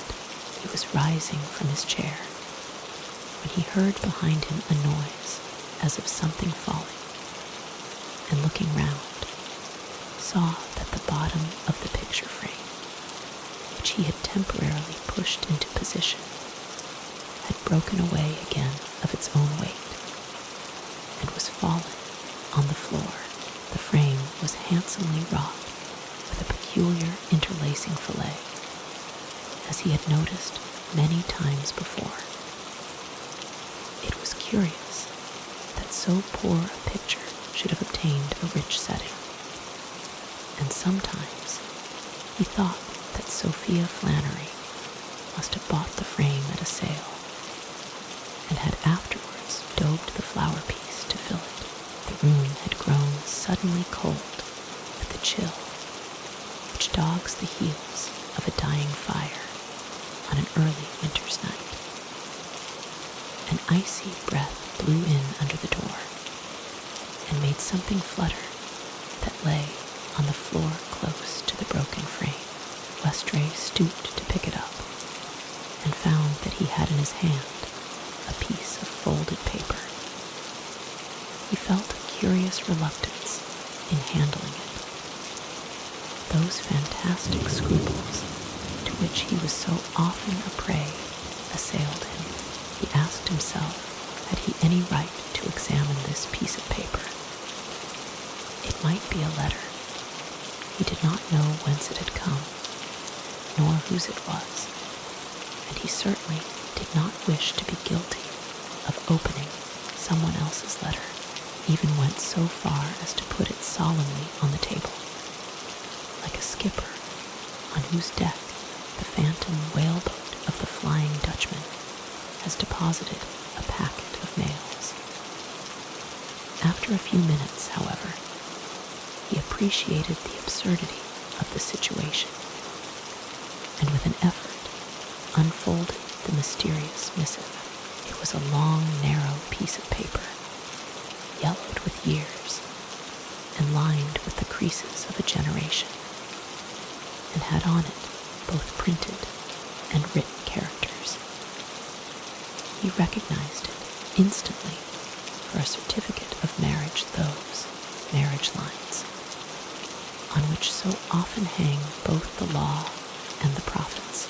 There it was, with all the little pigeonholes duly filled in, and set forth how that on March 15, 1800, at the church of St. Medard within, one Horatio Sebastian Fiennes, bachelor, aged 21, son of Horatio Sebastian Fiennes, gentleman, was married to one Sophia Flannery, spinster, aged 21, daughter of James Flannery, merchant, with witnesses duly attesting, and underneath, an ill-formed, straggling hand had added a superscription in ink that was now brown and wasted. Martin born January 2, 1801, at 10 minutes past 12 at night. He laid it on the table and folded it out flat, and knew that he had under his eyes that certificate of the first marriage, of the only true marriage of Martin's mother, which Martin had longed all his life to see, and had not seen. That patent of legitimacy which Martin thought he had within his grasp when death overtook him. That clue which Charnel thought that he had within his grasp, and death overtook him also on March 15, 1800. Sophia Flannery was married by special license to Horatio Sebastian Fiennes, gentleman, and on January 2, 1801, at 10 minutes past 12 at night, Martin was born, Horatio Sebastian. The names were familiar enough to Westray. Who was this Horatio Sebastian Fiennes, son of Horatio Sebastian Fiennes, gentleman. It was only a formal question that he asked himself, for he knew the answer very well. This document that he had before him might be no legal proof, but not all the lawyers in Christendom could change his conviction, his intuition, that the gentleman Sophia Flannery had married was none other than the octogenarian Lord Blandamer, deceased 3 years ago. There was to his eyes an air of authenticity about that yellowed strip of paper that nothing could upset, and the date of Martin's birth, given in the straggling hand at the bottom, coincided exactly with his own information. He sat down again in the cold, with his elbows on the table and his head between his hands, while he took in some of the corollaries of the position. If the old Lord Blandamer had married Sophia Flannery on March 15, 1800, then his second marriage was no marriage at all, for Sophia was living long after that, and there had been no divorce. But if his second marriage was no marriage, then his son, Lord Blandamer, who was drowned in Cullerne Bay, had been illegitimate, and his grandson, Lord Blandamer, who now sat on the throne of Fording, was illegitimate too, and Martin's dream had been true. Selfish, thriftless, idle Martin, whom the boys called Old Nebuly, had not been mad after all, but had been Lord Blandamer. It all hung on this strip of paper, this bolt fallen from the blue, this message that had come from no one knew where. Whence had it come? Could Miss Jolliffe have dropped it? No, that was impossible. She would certainly have told him if she had any information of this kind, for she knew that he had been trying for months to unravel the tangle of Martin's papers. It must have been hidden behind the picture and have fallen out when the bottom piece of the frame fell. He went to the picture. There was the vase of flaunting, ill-drawn flowers. There was the green caterpillar wriggling on the tabletop. But at the bottom was something that he had never seen before, a long, narrow margin of another painting. It was now visible where the frame was broken away. It seemed as if the flower piece had been painted over some other subject, as if Sophia Flannery had not even been at the pains to take the canvas out, and had only carried her doll up to the edge of the frame. There was no question that the flowers masked some better painting, some portrait, no doubt, for enough was shown at the bottom to enable him to make out a strip of a brown velvet coat, and even one mother-of-pearl button of a brown velvet waistcoat. He stared at the flowers. He held a candle close to them in the hope of being able to trace some outline, to discover something of what lay behind. But the color had been laid on with no sparing hand. The veil was impenetrable.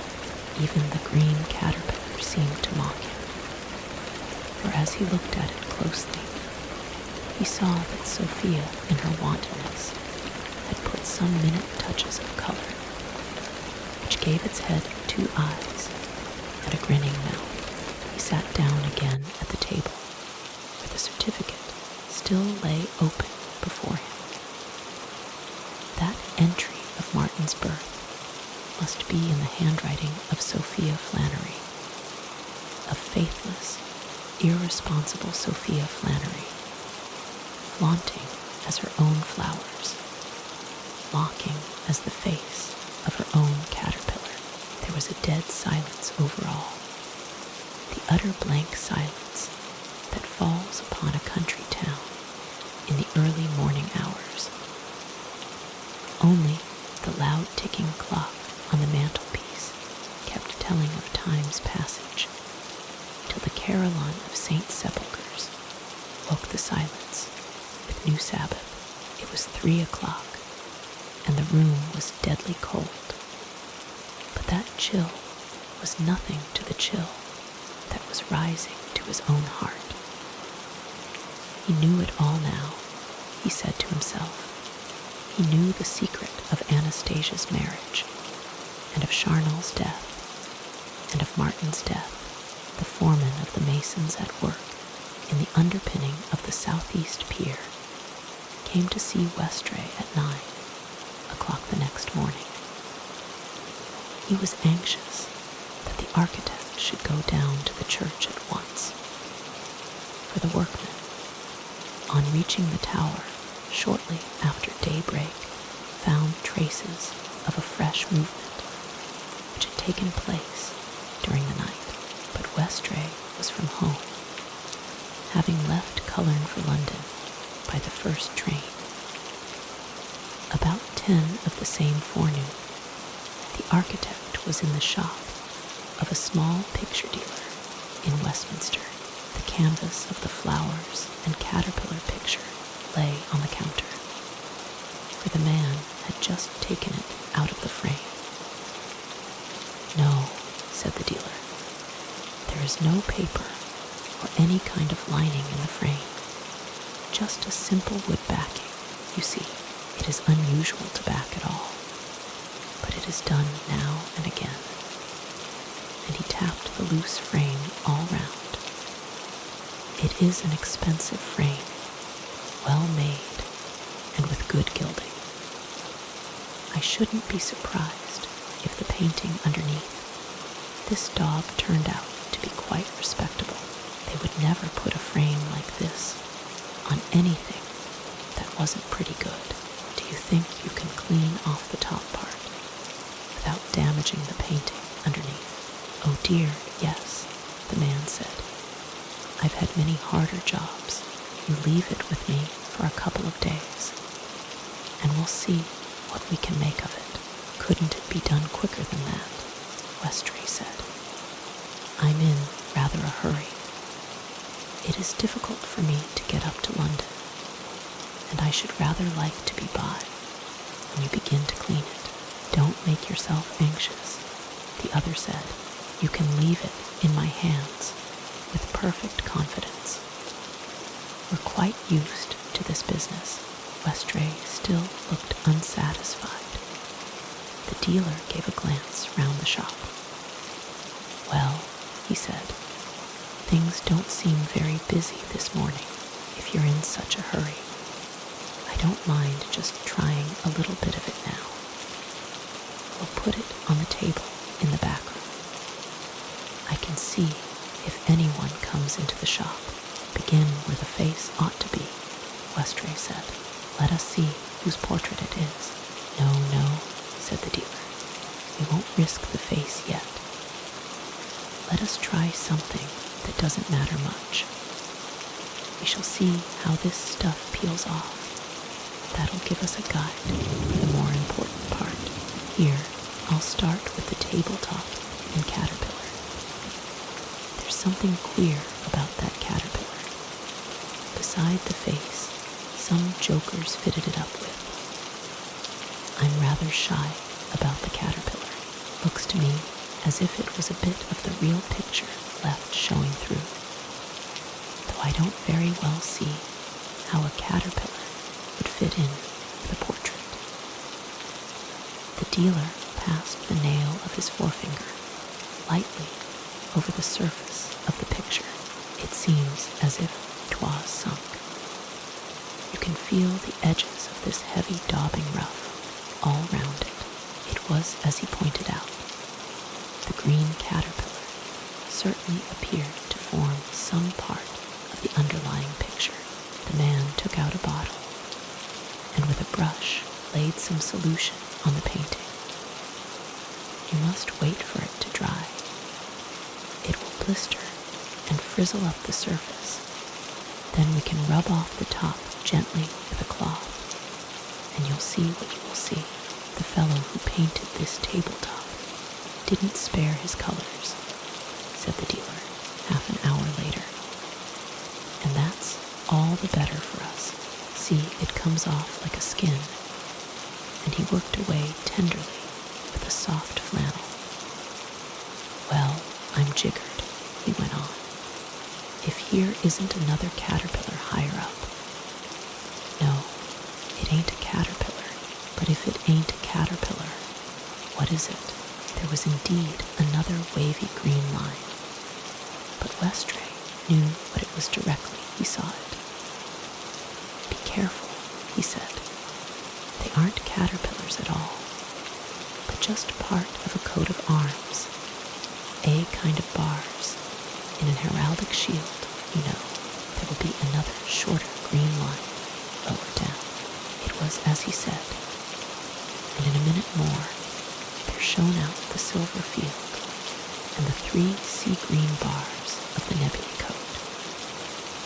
And below it, the motto Out finds out finis, just as it shone in the top light of the Blandinger window.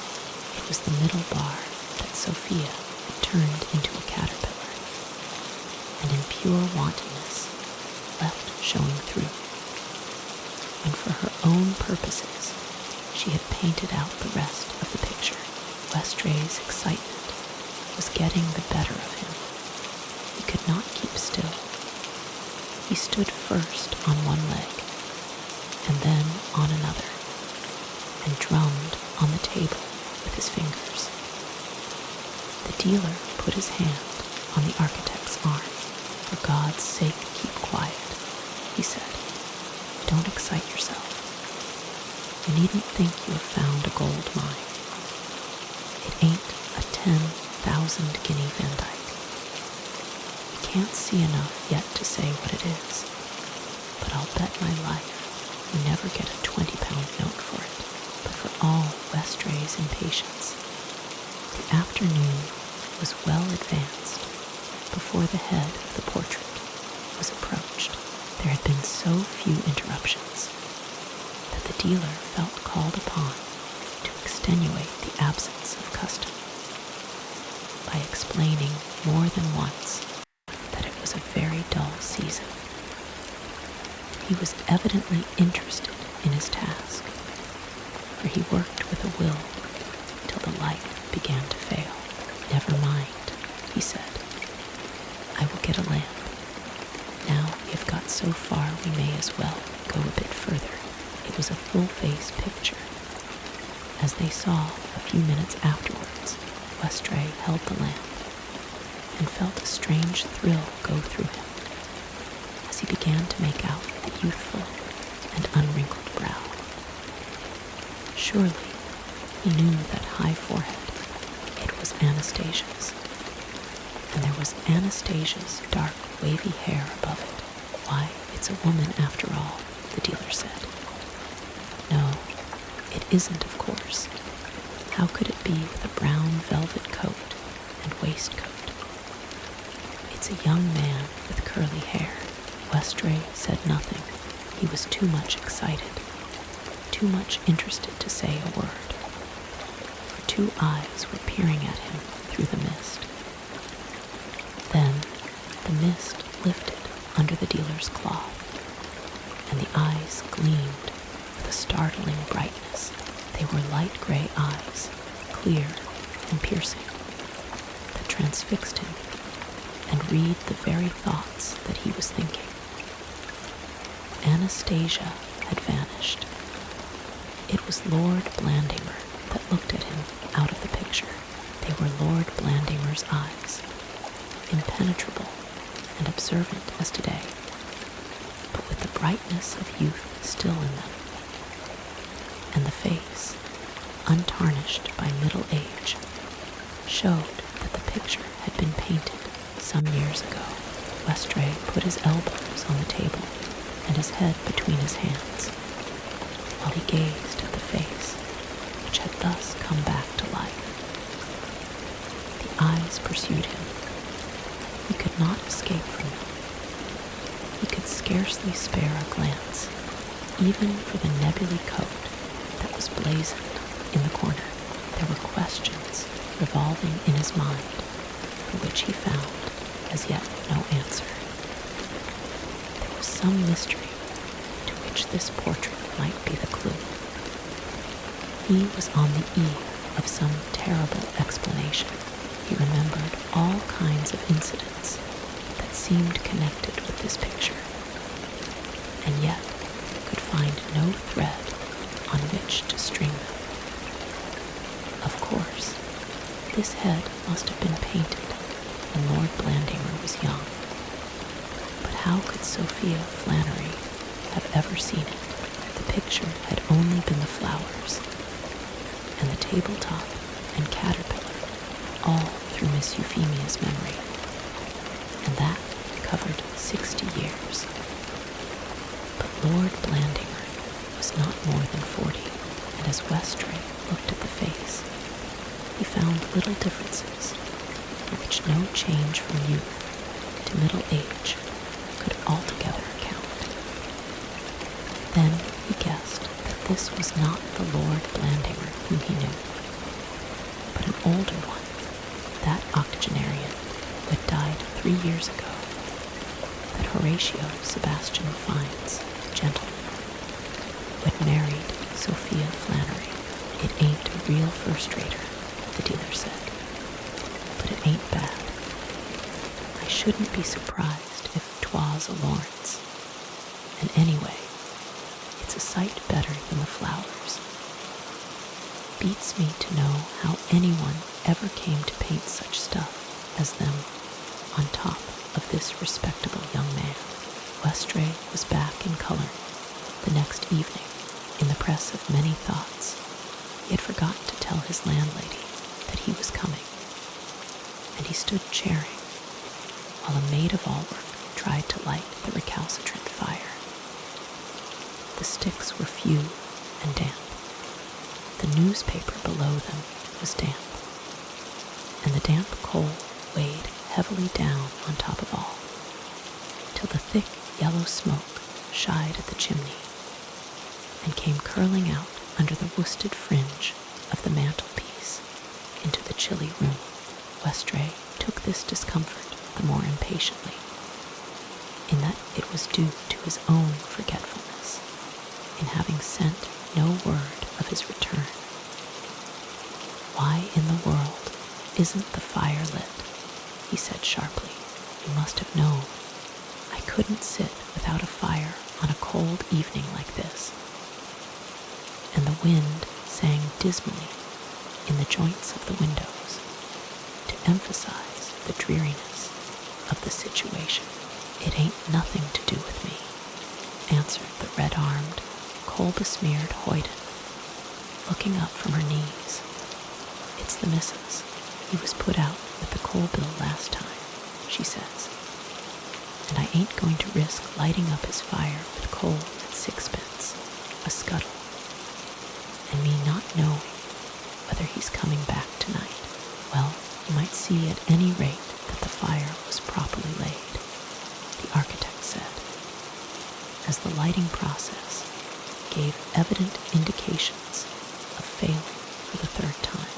I do my best, she said in a alarming tone, but I can't do everything, what with having to cook and clean and run up and down stairs with notes and answer the bell every other minute to Lord's. Has Lord Blandimer been here? Asked Westray. Yes, he came yesterday and twice today to see you, she said, and then he left a note. There, she pointed to the end of the mantelpiece. Westray looked round and saw an envelope edged in black. He knew the strong, bold hand of the superscription well enough, and in his present mood, it sent something like a thrill of horror through him. You needn't wait, he said quickly to the servant. It isn't your fault at all about the fire. I'm I'm sure it's going to burn now. The girl rose quickly to her feet, gave an astonished glance at the grate, which was once more enveloped in impotent blackness, and left the room. An hour later, when the light outside was failing, Westray sat in the cold and darkening room. On the table lay open before him Lord Blandimer's letter.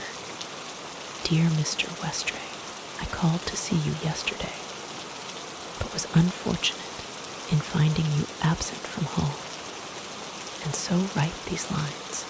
There used to hang in your sitting room at Bellevue lodge an old picture of flowers, which has some interest for my wife.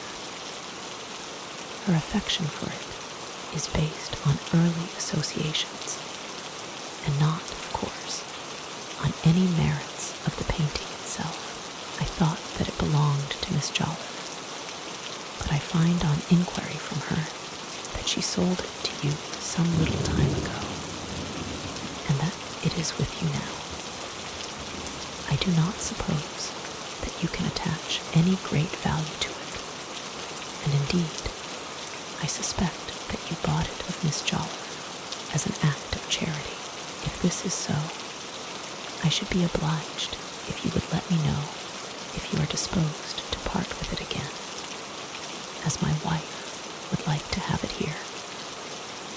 I am sorry to hear of fresh movement in the tower. It would be a bitter thought to me if the peal that welcomed us back were found to have caused damage to the structure. But I am sure you will know that no expense should be spared to make all really secure as soon as possible. Very faithfully yours, Blandimer. Westray was eager, impressionable, still subject to all the exaltations and depressions of youth.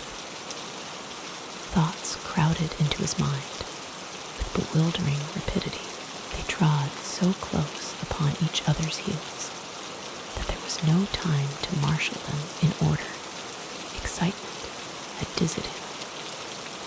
Was he called to be the minister of justice? Was he chosen for the scourge of God? Was his the hand that must launch the bolt against the guilty? Discovery had come directly to him.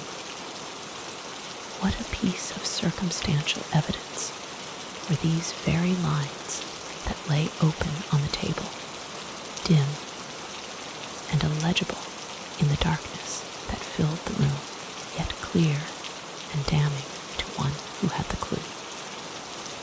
This man that ruled at Fording was a pretender, enjoying goods that belonged to others, a shameless evildoer who had not stuck at marrying innocent Anastasia Jolliffe, if by so stooping he might cover up the traces of his imposture. There was no Lord Blandimer, there was no title. With a breath he could sweep it all away like a house of cards. And was that all? Was there nothing else? Night had fallen. Westray sat alone in the dark, his elbows on the table, his head still between his hands. There was no fire, there was no light, only the faint shimmer of a far-off street lamp brought a perception of the darkness. It was that pale, uncertain luminosity that recalled to his mind another night, when the misty moon shone through the clerestory windows of St. Sepulchre's.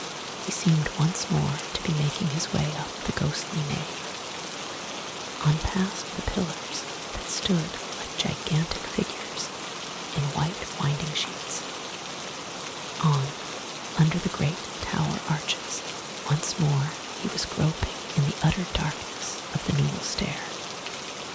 Once more he came out into the organ loft, and saw the baleful silver and sea green of the Nebuly Coat gleaming in the transept window, and in the corners of the room lurked presences of evil, and a thin pale shadow of charnel wrung its hands and cried to be saved from the man with the hammer. Then the horrible suspicion that had haunted him these last days stared out of the darkness as a fact, and he sprung to his feet in a shiver of cold and lit a candle. An hour, 2 hours, 3 hours passed before he had written an answer to the letter that lay before him, and in the interval a fresh vicissitude of mind had befallen him. He, Westray, had been singled out as the instrument of vengeance. The clue was in his hands. His was the mouth that must condemn. Yet he would do nothing underhand. He would take no man unawares. He would tell Lord Blandimer of his discovery and give him warning before he took any further steps. So he wrote, "My Lord," and of the many sheets that were begun and flung away before the letter was finished, 2 were spoiled because the familiar address, "Dear Lord Blandimer," came as it were automatically from Westray's pen. He could no longer bring himself to use those words now, even as a formality, and so he began. "My Lord, I have just received your note about the picture bought by me of Miss Jolliffe. I cannot say whether I should have been willing to part with it under ordinary circumstances. It had no apparent intrinsic value, but for me it was associated with my friend, the late Mr. Charnal, organist of St. Sepulchre's. We shared in its purchase, and it was only on his death that I came into sole possession of it. You will not have forgotten the strange circumstances of his end, and I have not forgotten either. My friend Mr. Charnal was well known among his acquaintances to be much interested in this picture. He believed it to be of more importance than appeared, and he expressed himself strongly to that effect in my presence. And once also, I remember, in yours, but for his untimely death, I think he would have long ago made the discovery to which chance has now led me. The flowers proved to be a mere surface painting, which concealed what is undoubtedly a portrait of the late Lord Blandimer, and at the back of the canvas were found copies of certain entries in parish registers relating to him.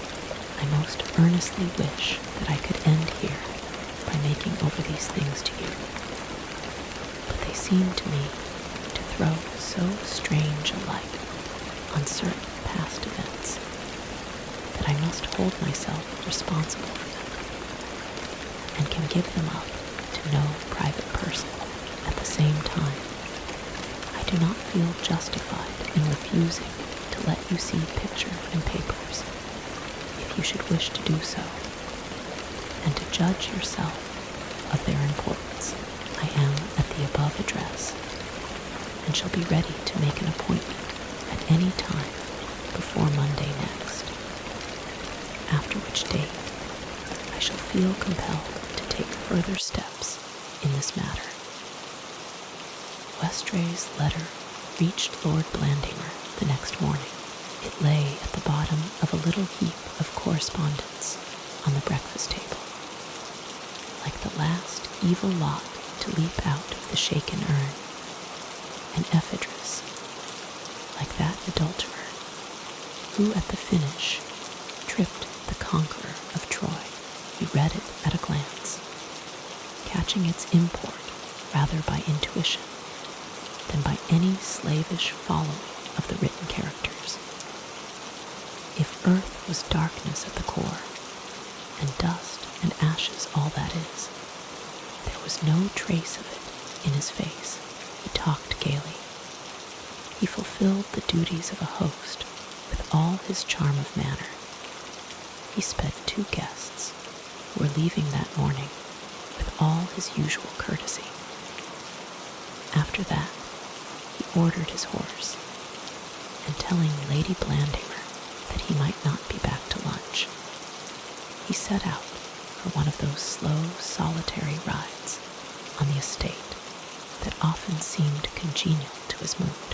He rode along by narrow lanes and bridle paths, not forgetting a kindly greeting to men who touched their hats, or women who dropped a curtsy. But all the while he thought the letter had sent his memory back to another black day, more than 20 years before, when he had quarreled with his grandfather.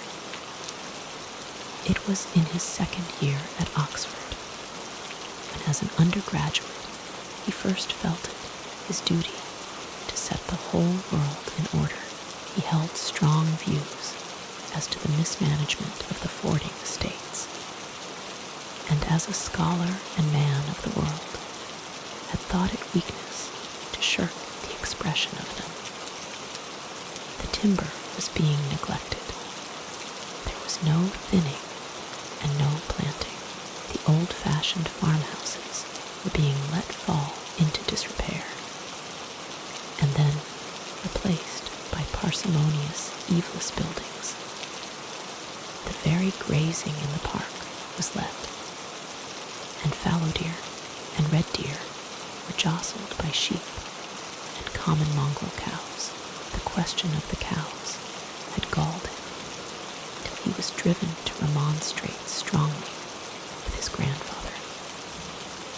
There had never been much love lost between the pair, and on this occasion the young man found the old man strangely out of sympathy with suggestions of reform. "Thank you," old Lord Blandimer had said. "I have heard all you have to say. You have eased your mind, and now you can go back to Oxford in peace. I have managed fording for 40 years, and feel myself perfectly competent to manage it for 40 years more. I don't quite see what concern you have in the matter. What business is it of yours?" "You don't see what concern I have in it," said the reformer impetuously. "You don't know what business it is of mine. Why, damage is being done here that will take a lifetime to repair. A man must be on good terms with his heir, not to dislike the idea of making way for him." And the old lord flew into one of those paroxysms of rage which fell upon him more frequently in his later years. "Now, look you," he said, "you need not trouble yourself any more about fording, nor think you will be so great a sufferer by my mismanagement. It is by no means certain that I shall ever burden you with the place at all." Then the young man was angry in his turn. "Don't threaten me, sir," he said sharply. "I am not a boy any longer to be cowed by rough words, so keep your threats for others. You would disgrace the family and disgrace yourself if you left the property away from the title." "Make your mind easy," said the other. "The property shall follow the title. Get away, and let me hear no more, or you may find both left away from you." The words were lightly spoken, perhaps in mere petulance at being taken to task by a boy, perhaps in the exasperating pangs of gout, but they had a bitter sound and sank deep into the heart of youth. The threat of the other possible heirs was new, and yet was not new to him. It seemed as if he had heard something of this before, though he could not remember where. It seemed as if there had always been some ill-defined, intangible suspicion in the air of fording to make him doubt, since he came to thinking years, whether the title ever really would be his. Lord Blandimer remembered these things well, as he walked his horse through the beech leaves, with Westray's letter in his breast pocket. He remembered how his grandfather's words had sent him about with a sad face, and how his grandmother had guessed the reason. He wondered how she had guessed it, but she too, perhaps, had heard these threats before, and so came at the cause more easily. Yet, when she had forced his confidence, she had little comfort to give. He could see her now, a stately woman with cold blue eyes, still handsome, though she was near 60.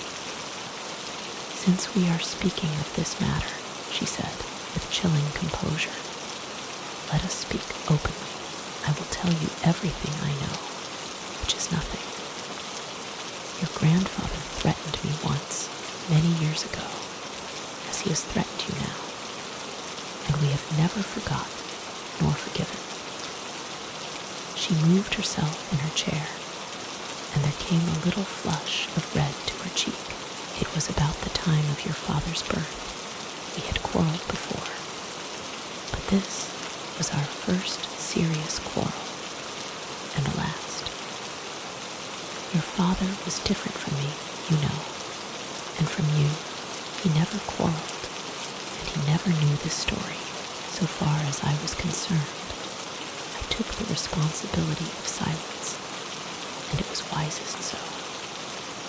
She looked sterner than ever as she went on. "I have never heard or discovered anything more. I am not afraid of your grandfather's intentions. He has a regard for the name, and he means to leave all to you, who have every right, unless, indeed, it may be a legal right.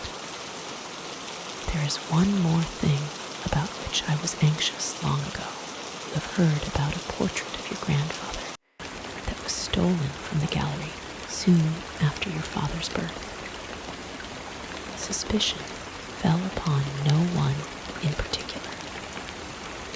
Of course, the stable door was locked after the horse was gone, and we had a night watchman at fording for some time, but little stir was made, and I do not believe your grandfather ever put the matter in the hands of the police. It was a spiteful trick, he said.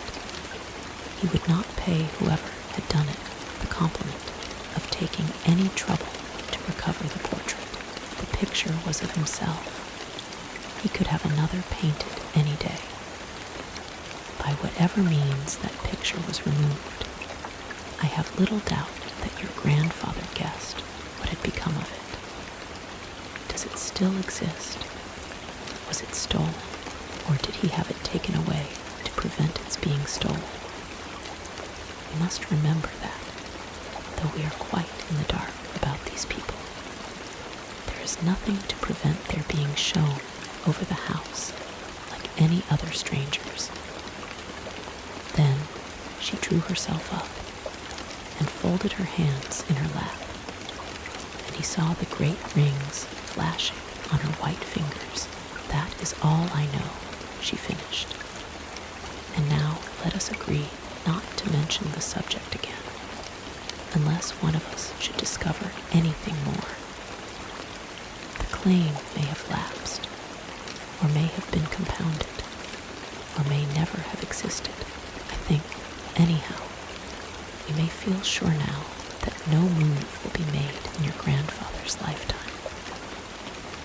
My advice to you is not to quarrel with him. You had better spend your long vacations away from fording, and when you leave Oxford, you can travel." So the young man went out from fording for a wandering that was to prove half as long as that of Israel in the wilderness. He came home for a flying visit at wide intervals, but he kept up the steady correspondence with his grandmother as long as she lived. Only once, and that in the last letter which ever received from her did she allude to the old distasteful discussion.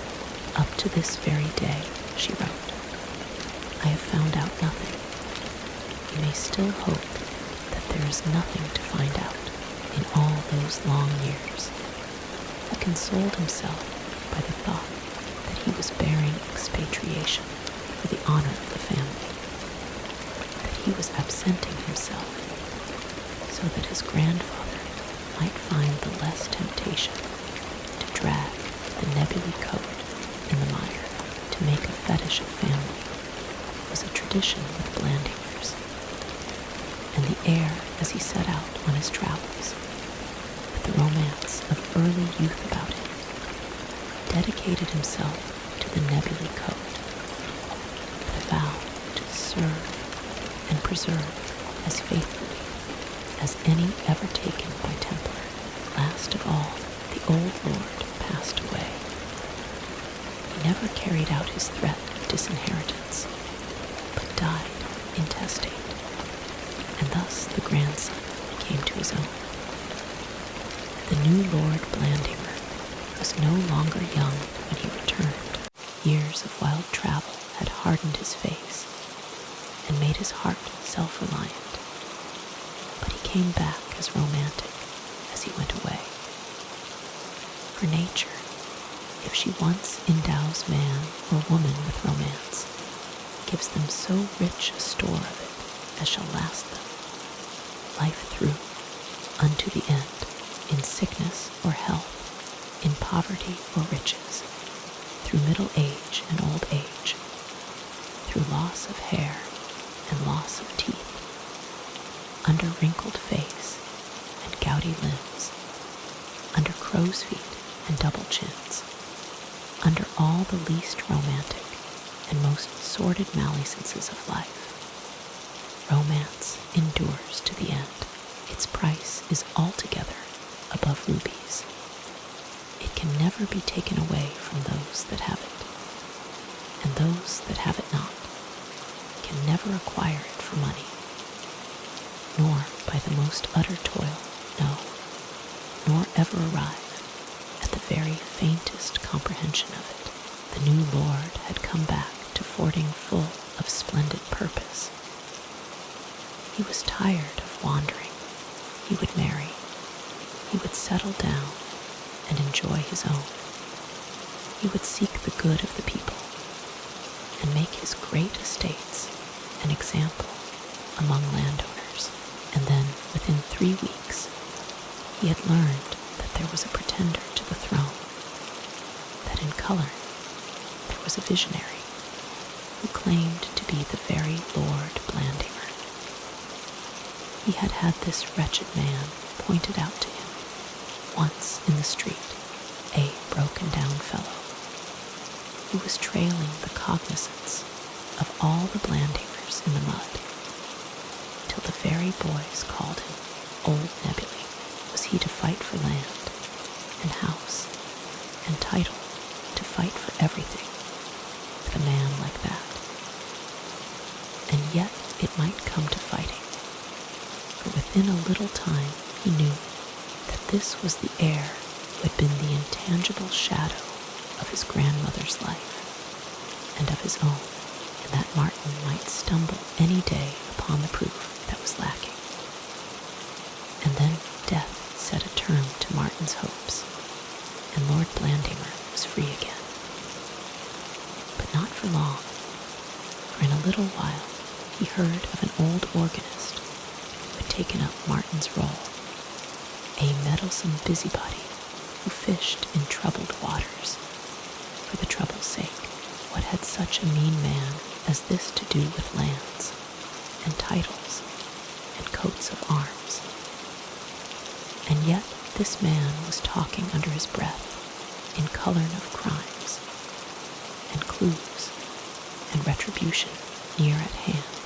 And then death put a term to Charnel's talk, and Lord Blandimer was free again.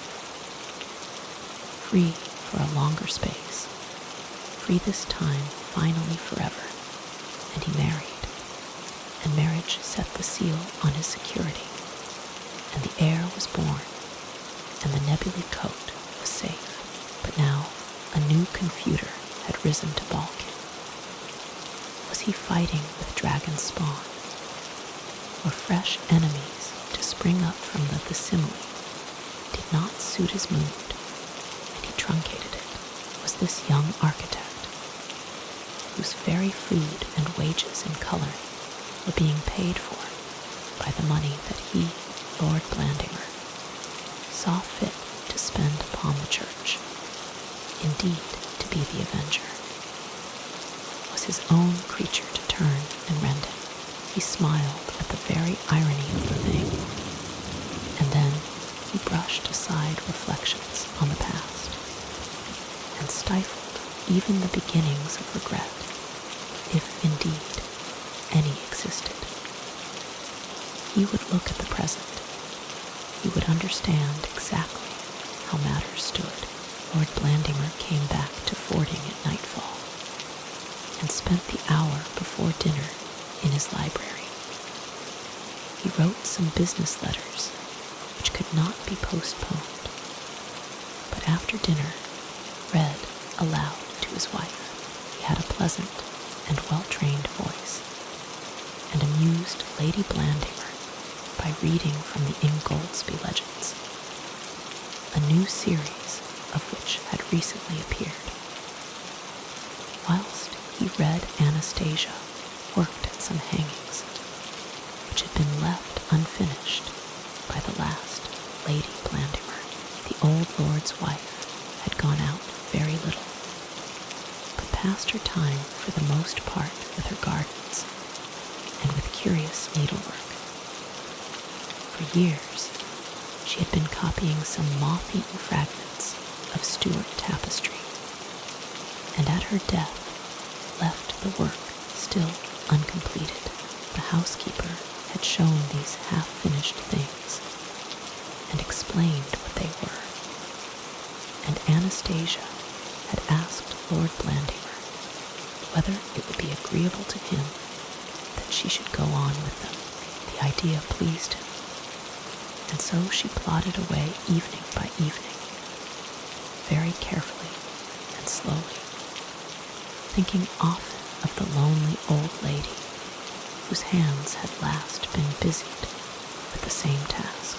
This grandmother of her husband seemed to have been the only relation with whom he had ever been on intimate terms, and Anastasia's interest was quickened by an excellent portrait of her as a young girl by Lawrence, which hung in the long gallery.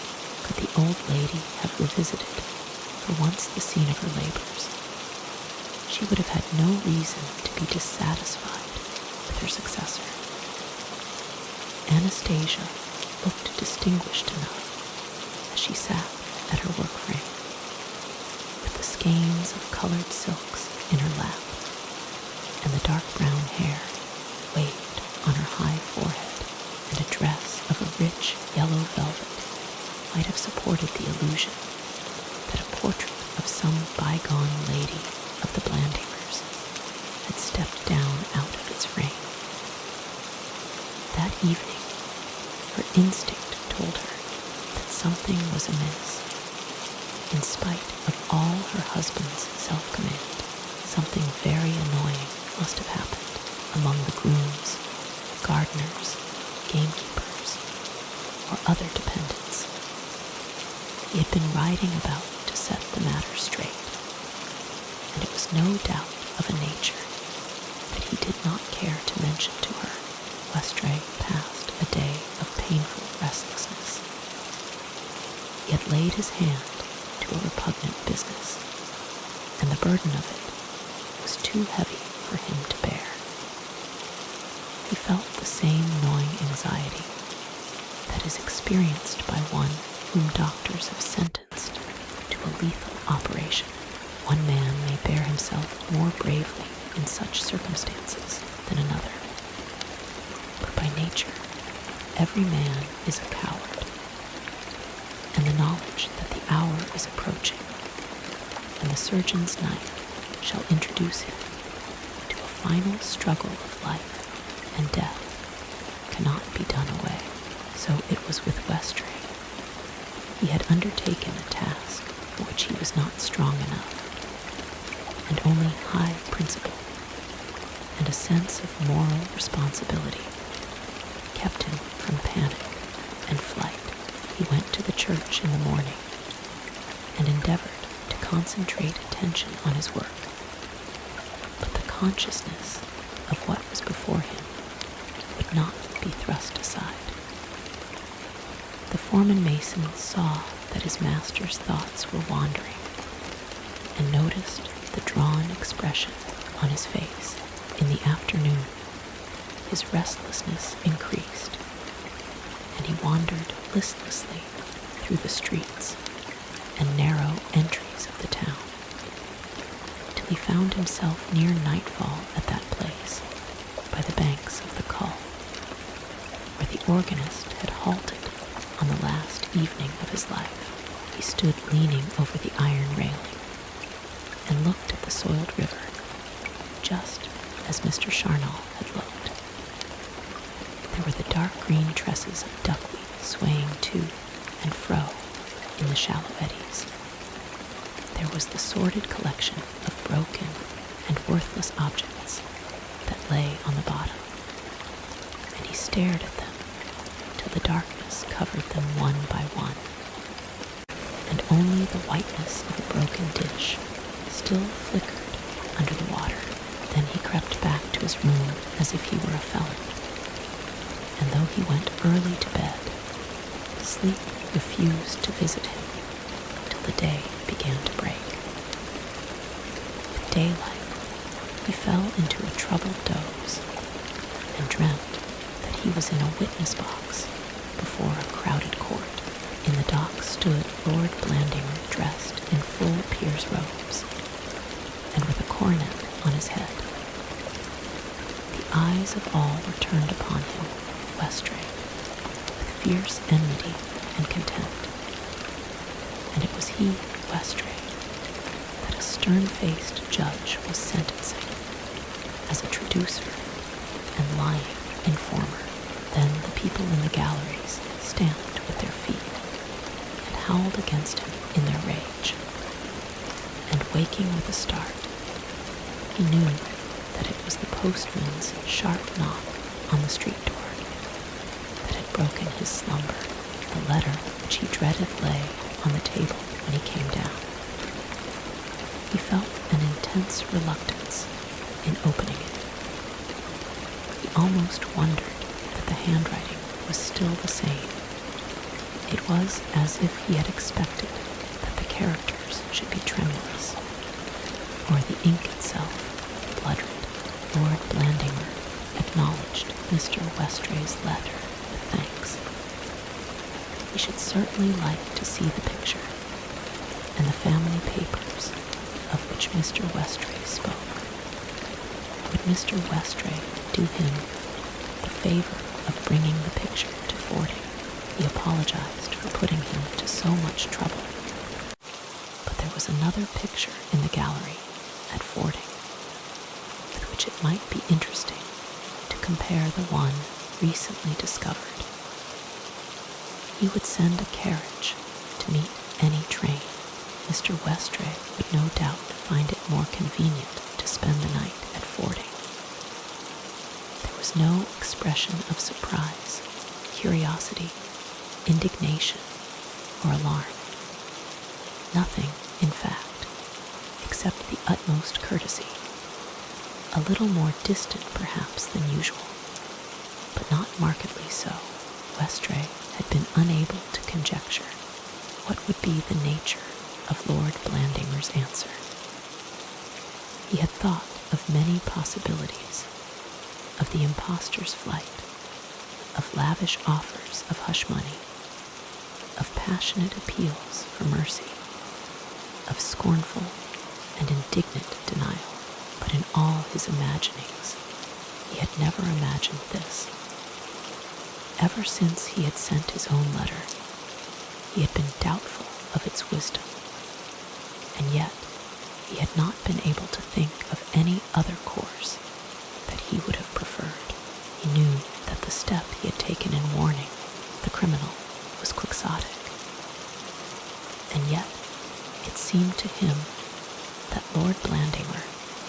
certain right to see his own family portrait and papers before they were used against him. He could not feel sorry that he had given the opportunity, though he had certainly hoped that Lord Blandimer would not avail himself of it. But go to Fording he would not. That, at any rate, no fantastic refinement of fair play could demand of him.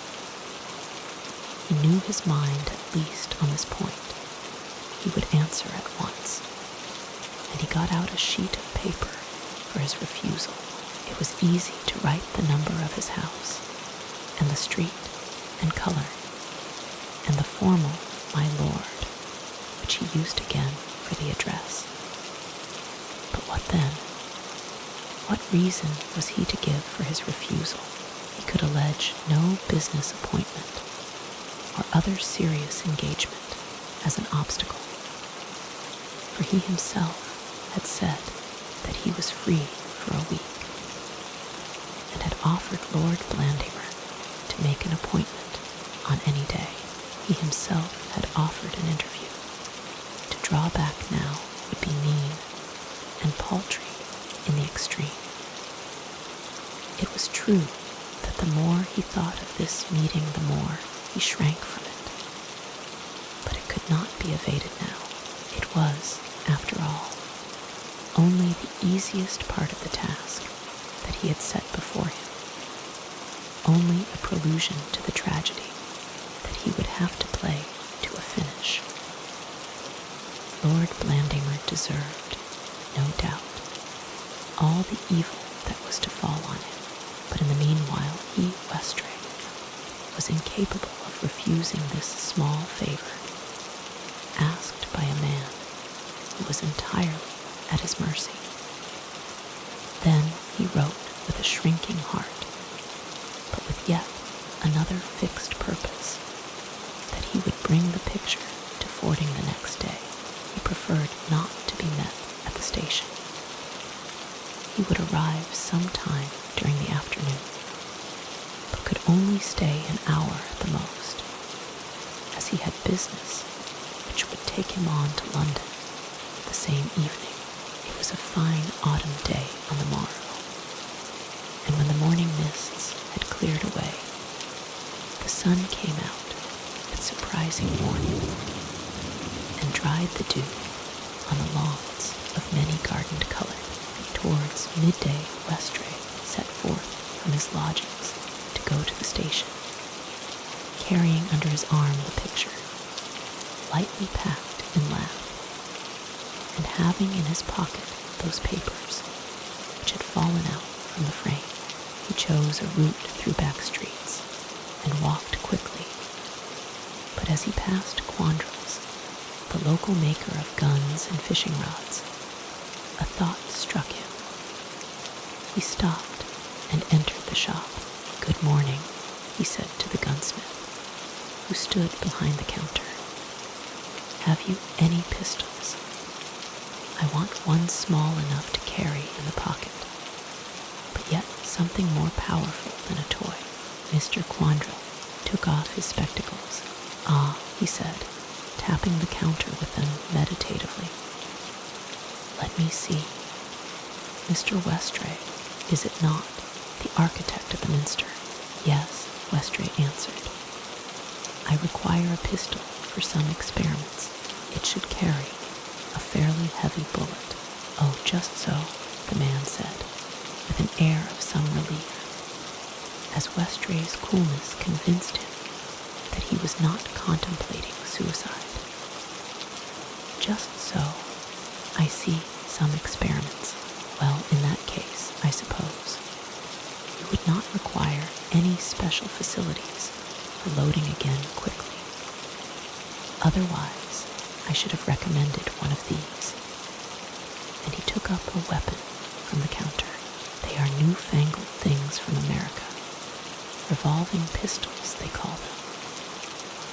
You can fire them 4 times running, you see, as quick as you like."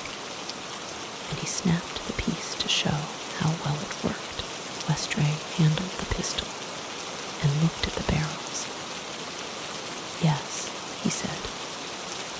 suit my purpose very well, though it is rather large to carry in the pocket." "Oh, you want it for the pocket," the gunmaker said, with renewed surprise in his tone. "Yes, I told you that already. I may have to carry it about with me.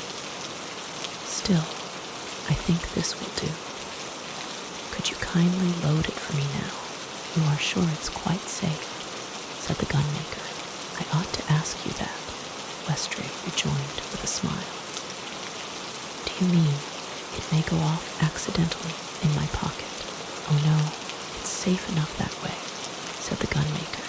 "It won't go off unless you pull the trigger."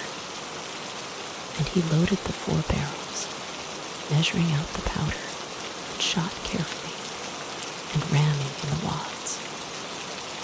"You'll be wanting more powder and shot than this, I suppose," he said. "Very likely," rejoined the architect. "But I can call for that later." He found a heavy country fly waiting for him at Litchett, the little wayside station, which was sometimes used by people going to fording. It is a 7-mile drive from the station to the house.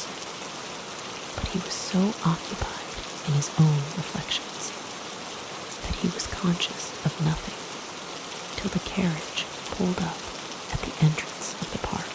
Here he stopped for a moment while the lodge-keeper was unfastening the bolt, and remembered afterwards that he had noticed the elaborate ironwork and the Nebuly Coat which was set over the great gates. He was in the long avenue now, and he wished it had been longer. He wished that it might never end. And then the fly stopped again, and Lord Blandimer on horseback was speaking to him through the carriage window. There was a second's pause, while the 2 men looked each other directly in the eyes, and in that look all doubt on either side was ended. Westray felt as if he had received a staggering blow as he came face to face with naked truth, and Lord Blandimer read Westray's thoughts and knew the extent of his discovery. Lord Blandimer was the first to speak. "I am glad to see you again," he said with perfect courtesy, "and am very much obliged to you for taking this trouble in bringing the picture." And he glanced at the crate that Westray was steadying with his hand on the opposite seat. "I only regret that you would not let me send a carriage to Litchett." "Thank you," said the architect. "On the present occasion, I preferred to be entirely independent." His words were cold, and were meant to be cold, and yet, as he looked at the other's gentle bearing, and the grave face in which sadness was a charm, he felt constrained to abate in part the effect of his own remark, and added somewhat awkwardly, "You see, I was uncertain about the trains. I am riding back across the grass," Lord Blandimer said, "but shall be at the house before you." And as he galloped off, Westray knew that he rode exceedingly well. This meeting, he guessed, had been contrived to avoid the embarrassment of a more formal beginning. It was obvious that their terms of former friendship could no longer be maintained. Nothing would have induced him to have shaken hands, and this Lord Blandimer must have known. As Westray stepped into the hall through Inigo Jones' ionic portico, Lord Blandimer entered from a side door. "You must be cold after your long drive. Will you not take a biscuit and a glass of wine?" Westray motioned away the refreshment which a footman offered him. "No, thank you," he said. "I will not take anything." It was impossible for him to eat or drink in this house, and yet again he softened his words by adding, I had something to eat on the way. The architect's refusal was not lost upon Lord Blandimer. He had known before he spoke that his offer would not be accepted. I am afraid it is useless to ask you to stop the night with us, he said, and Westray had his rejoinder ready. No, I must leave Litchett by the 7:5 train. I have ordered the fly to wait. It named the last train available for London. And Lord Blandimer saw that his visitor had so arranged matters that the interview could not be prolonged for more than an hour.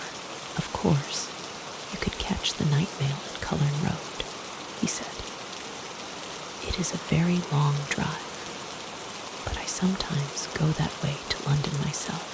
His words called suddenly to Westray's recollection that night walk when the station lights of Cullerne Road were seen dimly through the fog, and the station master's story that Lord Blandimer had travelled by the mail on the night of poor Charnel's death. He said nothing, but felt his resolution strengthened. The gallery will be the most convenient place, perhaps, to unpack the picture, Lord Blandimer said, and Westray at once assented, gathering from the other's manner that this would be a spot where no interruption need be feared. They went up some wide and shallow stairs, preceded by a footman who carried the picture. You need not wait, Lord Blandimer said to the man. We can unpack it ourselves when the wrappings were taken off. They stood the painting on the narrow shelf formed by the top of the wainscot which lined the gallery. And from the canvas, the old lord surveyed them with penetrating light grey eyes, exactly like the eyes of the grandson who stood before him. Lord Blandimer stepped back a little and took a long look at the face of this man, who had been the terror of his childhood, who had darkened his middle life, who seemed now to have returned from the grave to ruin him. He knew himself to be in a desperate pass. Here he must make the last stand, for the issue lay between him and Westray. No one else had learned the secret. He understood and relied implicitly on Westray's fantastic sense of honor.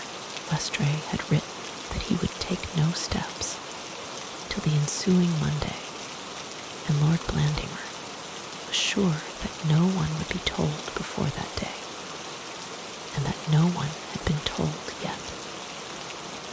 If Westray could be silenced, all was saved. If Westray spoke, all was lost. If it had been a question of weapons or of bodily strength, there was no doubt which way the struggle would have ended. Westray knew this well now, and felt heartily ashamed of the pistol that was bulging the breast pocket on the inside of his coat. If it had been a question of physical attack, he knew now that he would have never been given time or opportunity for making use of his weapon. Lord Blandimer had traveled north and south, east and west. He had seen and done strange things. He had stood for his life in struggles whence only one could come out alive.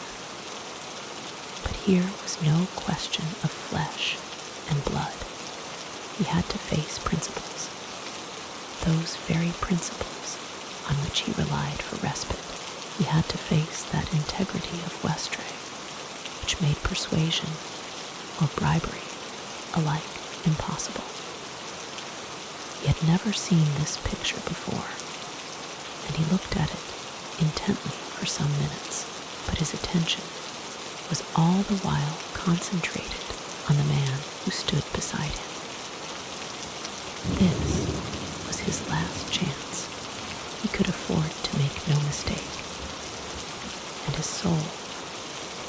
whatever that thing may be called, which is certainly not the body, was closing with Westray's soul in a desperate struggle for mastery. Westray was not seeing the picture for the first time, and after one glance, he stood aloof. The interview was becoming even more painful than he had expected. He avoided looking Lord Blandimer in the face, yet presently, at a slight movement, turned and met his eye. "Yes, it is my grandfather," said the other. There was nothing in the words, and yet it seemed to Westray as if some terrible confidence was being thrust upon him against his will, as if Lord Blandimer had abandoned any attempt to mislead, and was tacitly avowing all that might be charged against him. The architect began to feel that he was now regarded as a personal enemy, though he had never so considered himself.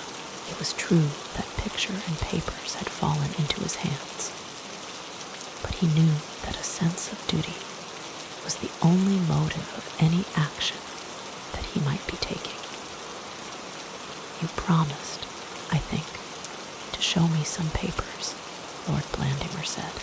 Most painfully, Westray handed them over. His knowledge of their contents made it seem that he was offering a deliberate insult. He wished fervently that he never had made any proposal for this meeting. He ought to have given everything to the proper authorities, and have let the blow fall as it would. Such an interview could only end in bitterness. Its present result was that here in Lord Blandimer's own house, he, Westray, was presenting him with proofs of his father's illegitimacy, with proofs that he had no right to this house, no, nor to anything else. It was a bitter moment for Lord Blandimer to find such information in the possession of a younger man. But if there was more color in his face than usual, his self-command stood the test, and he thrust resentment aside. There was no time to say or do useless things. There was no time for feeling. All his attention must be concentrated on the man before him. He stood still, seeming to examine the papers closely, and as a matter of fact, he did take note of the name, the place, and the date that so many careful searchings had failed ever to find. But all the while he was resolutely considering the next move, and giving Westray time to think and feel. When he looked up, their eyes met again, and this time it was Westray that colored. "I suppose you have verified these certificates?" Lord Blandimer asked very quietly. "Yes," Westray said, and Lord Blandimer gave them back to him without a word, and walked slowly away down the gallery. Westray crushed the papers into his pocket, where most of the room was taken up by the pistol. He was glad to get them out of his sight. He could not bear to hold them. It was as if a beaten fighter had given up his sword. With these papers, Lord Blandimer seemed to resign into his adversary's hands everything of which he stood possessed: his lands, his life, the honor of his house. He made no defense, no denial, no resistance, least of all any appeal. Westray was left master of the situation, and must do whatever he thought fit. This fact was clearer to him now than it had ever been before. The secret was his alone. With him rested the responsibility of making it public. He stood dumb before the picture, from which the old lord looked at him with penetrating eyes. he had nothing to say. He could not go after Lord Blandimer. He wondered whether this was indeed to be the end of the interview, and turned sick at the thought of the next step that must be taken. At the distance of a few yards, Lord Blandimer paused and looked round, and Westray understood that he was being invited or commanded to follow. They stopped opposite the portrait of a lady, but it was the frame to which Lord Blandimer called attention by laying his hand on it. "This was my grandmother," he said. "They were companion pictures. They are the same size. The molding on the frame is the same, an interlacing fillet, and the coat of arms is in the same place. You see," he added, finding Westray still silent. Westray was obliged to meet his look once more. "I see," he said, most reluctantly. He knew now that the unusual molding and the size of the picture that hung in Miss Jolliffe's house must have revealed its identity long ago to the man who stood before him, that during all those visits in which plans for the church had been examined and discussed, Lord Blandimer must have known what lay hid under the flowers, must have known that the green wriggling caterpillar was but a bar of the Nebuly Coat. Confidences were being forced upon Westray that he could not forget, and could not reveal. He longed to cry out, "For God's sake, do not tell me these things. Do not give me this evidence against yourself."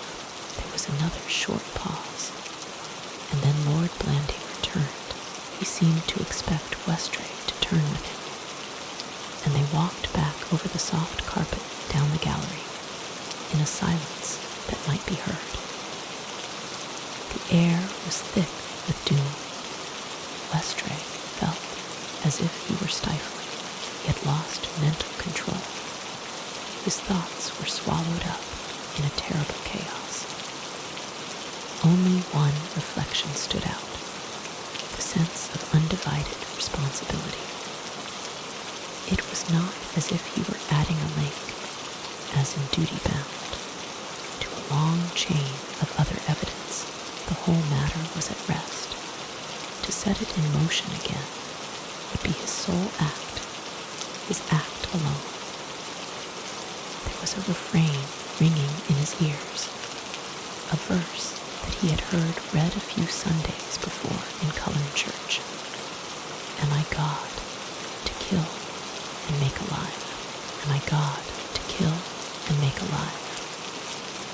Yet duty commanded him to go forward, and go forward he must, though the result was certain. He would be playing the part of executioner. The man whose fate he must seal was keeping pace with him quietly, step by step. If he could only have a few moments to himself, he might clear his distracted thoughts. He paused before some other picture, feigning to examine it. But Lord Blandimer paused also and looked at him. He knew Lord Blandimer's eye was upon him, though he refused to return the look. It seemed a mere act of courtesy on Lord Blandimer's part to stop. Mr. Westray might be specially interested in some of the pictures, and if any information was required, it was the part of the host to see that it was forthcoming. Westray stopped again once or twice, but always with the same result. He did not know whether he was looking at portraits or landscapes, though he was vaguely aware that halfway down the gallery there stood on the floor what seemed to be an unfinished picture, with its face turned to the wall. Except when Westray stopped, Lord Blandimer looked neither to the right nor to the left. He walked with his hands folded lightly behind him, and with his eyes upon the ground, yet did not feign to have his thoughts disengaged. His companion shrank from any attempt to understand or fathom what those thoughts could be, but admired, against his will, the contained and resolute bearing. Westray felt as a child beside a giant, yet had no doubt as to his own duty, or that he was going to do it, but how hard it was. Why had he been so foolish as to meddle with the picture? Why had he read papers that did not belong to him? Why, above all, had he come down to Fording to have his suspicions confirmed? What business was it of his to ferret out these things?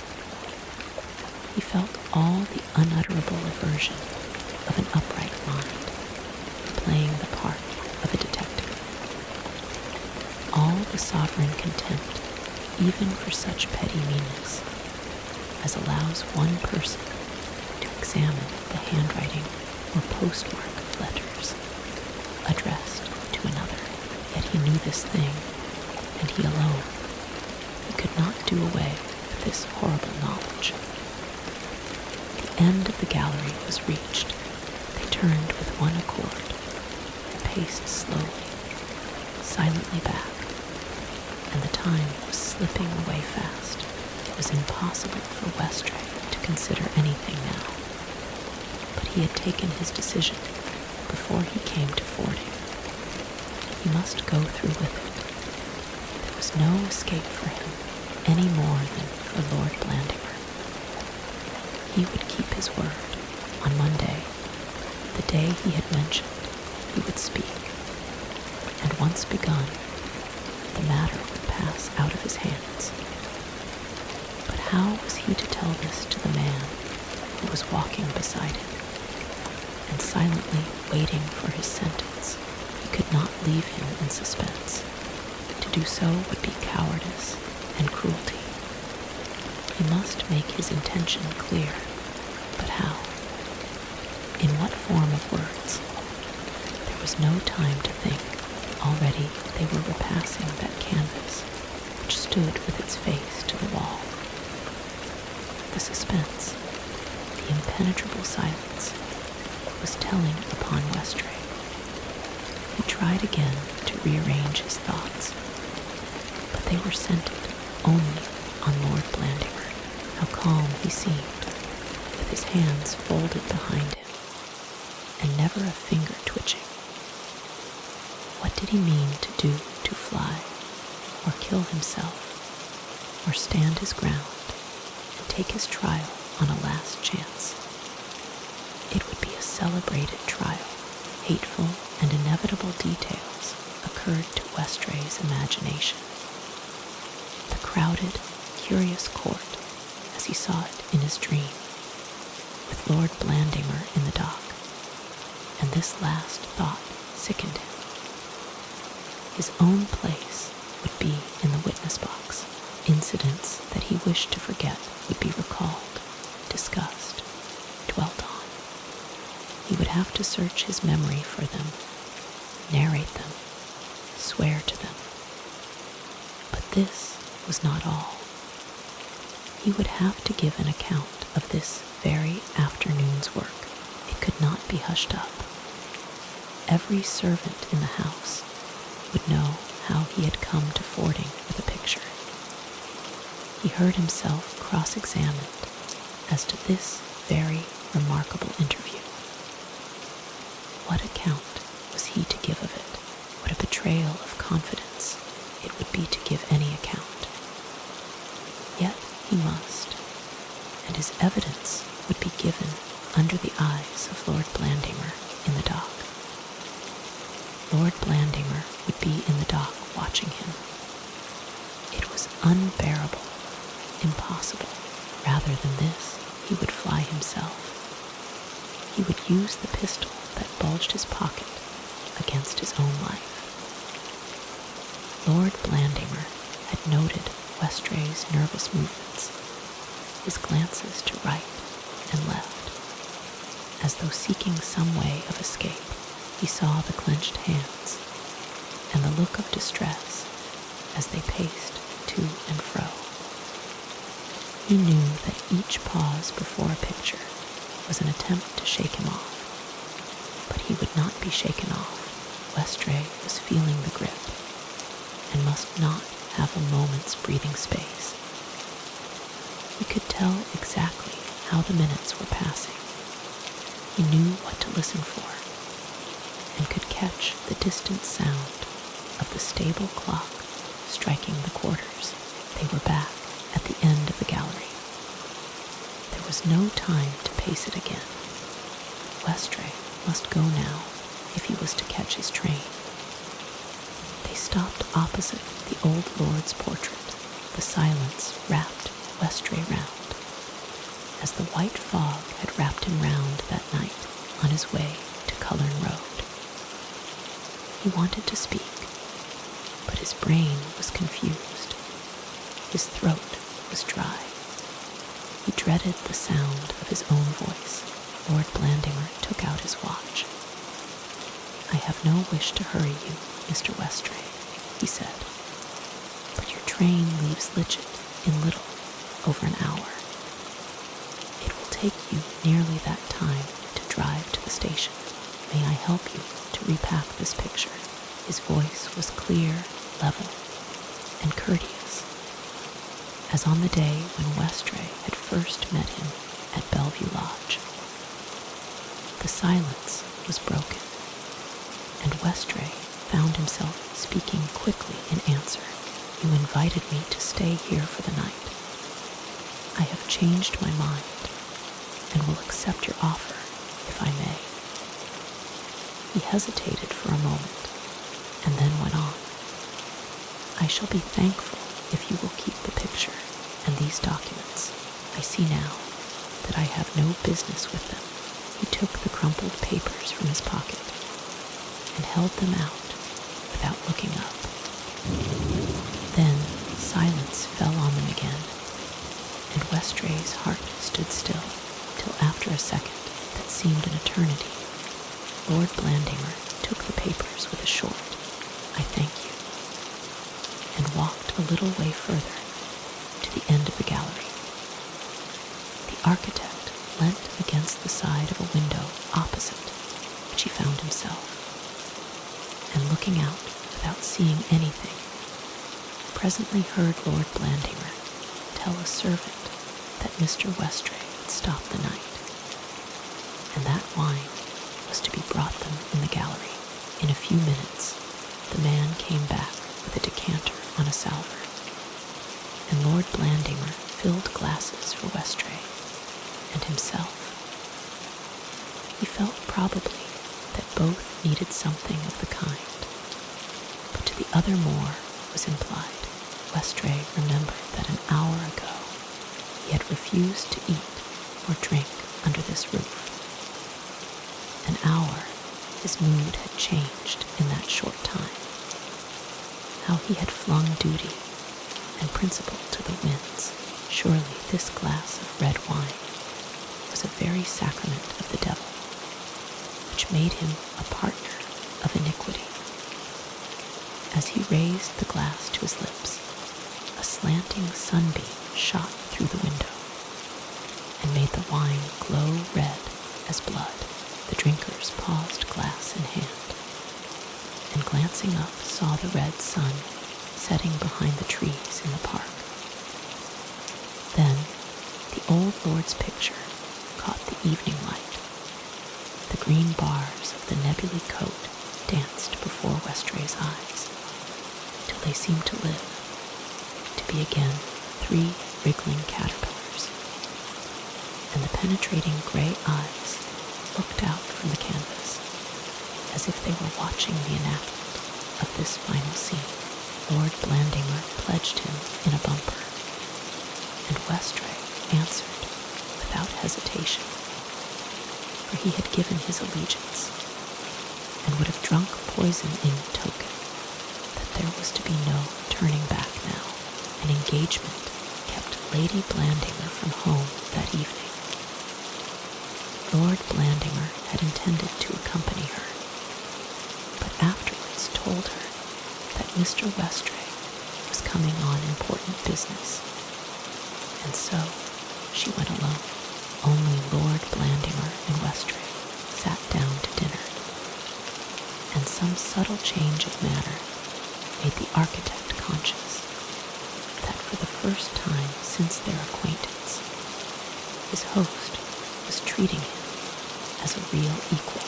Lord Blandimer maintained a flow of easy and interesting conversation, yet never approached the subject of architecture even near enough to seem to be avoiding it. After dinner, he took Westray to the library, where he showed him some old books and used all his art to entertain him and set him at his ease. Westray was soothed for a moment by the other's manner, and did his best to respond to the courtesy shown him. But everything had lost its savor, and he knew that black care was only waiting for him to be alone, to make herself once more mistress of his being. A wind which had risen after sunset began to blow near bedtime with unusual violence. The sudden gusts struck the library windows till they rattled again, and puffs of smoke came out from the fireplace into the room. "I shall sit up for Lady Blandimer," said the host, "but I dare say you will not be sorry to turn in."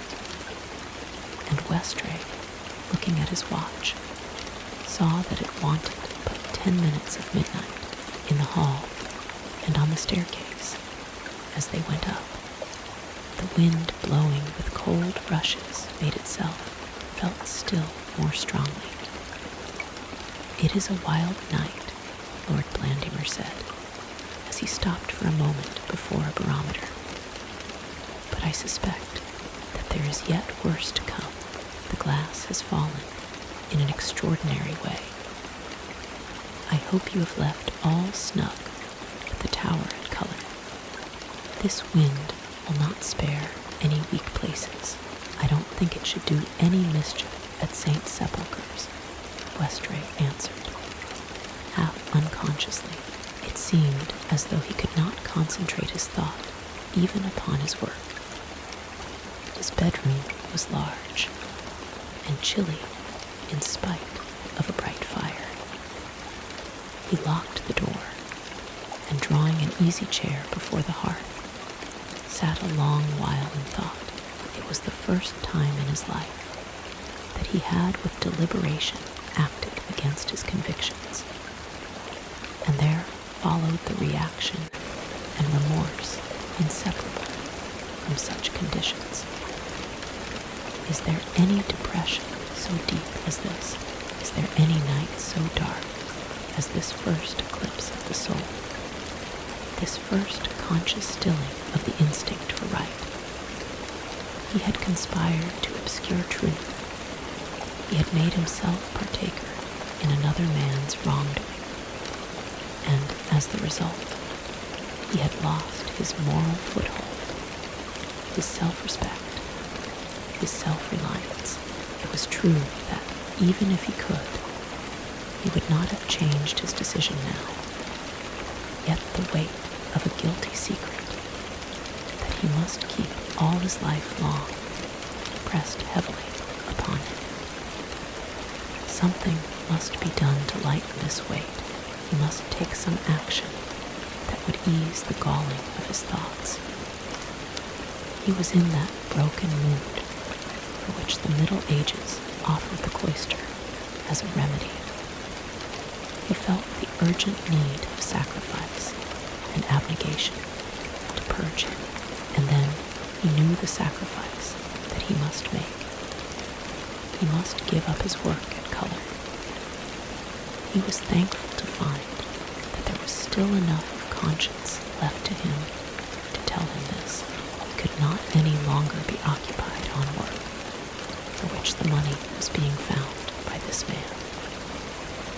he would give up his post at Cullerne, even if it meant giving up his connection with his employers, even if it meant the giving up of his livelihood.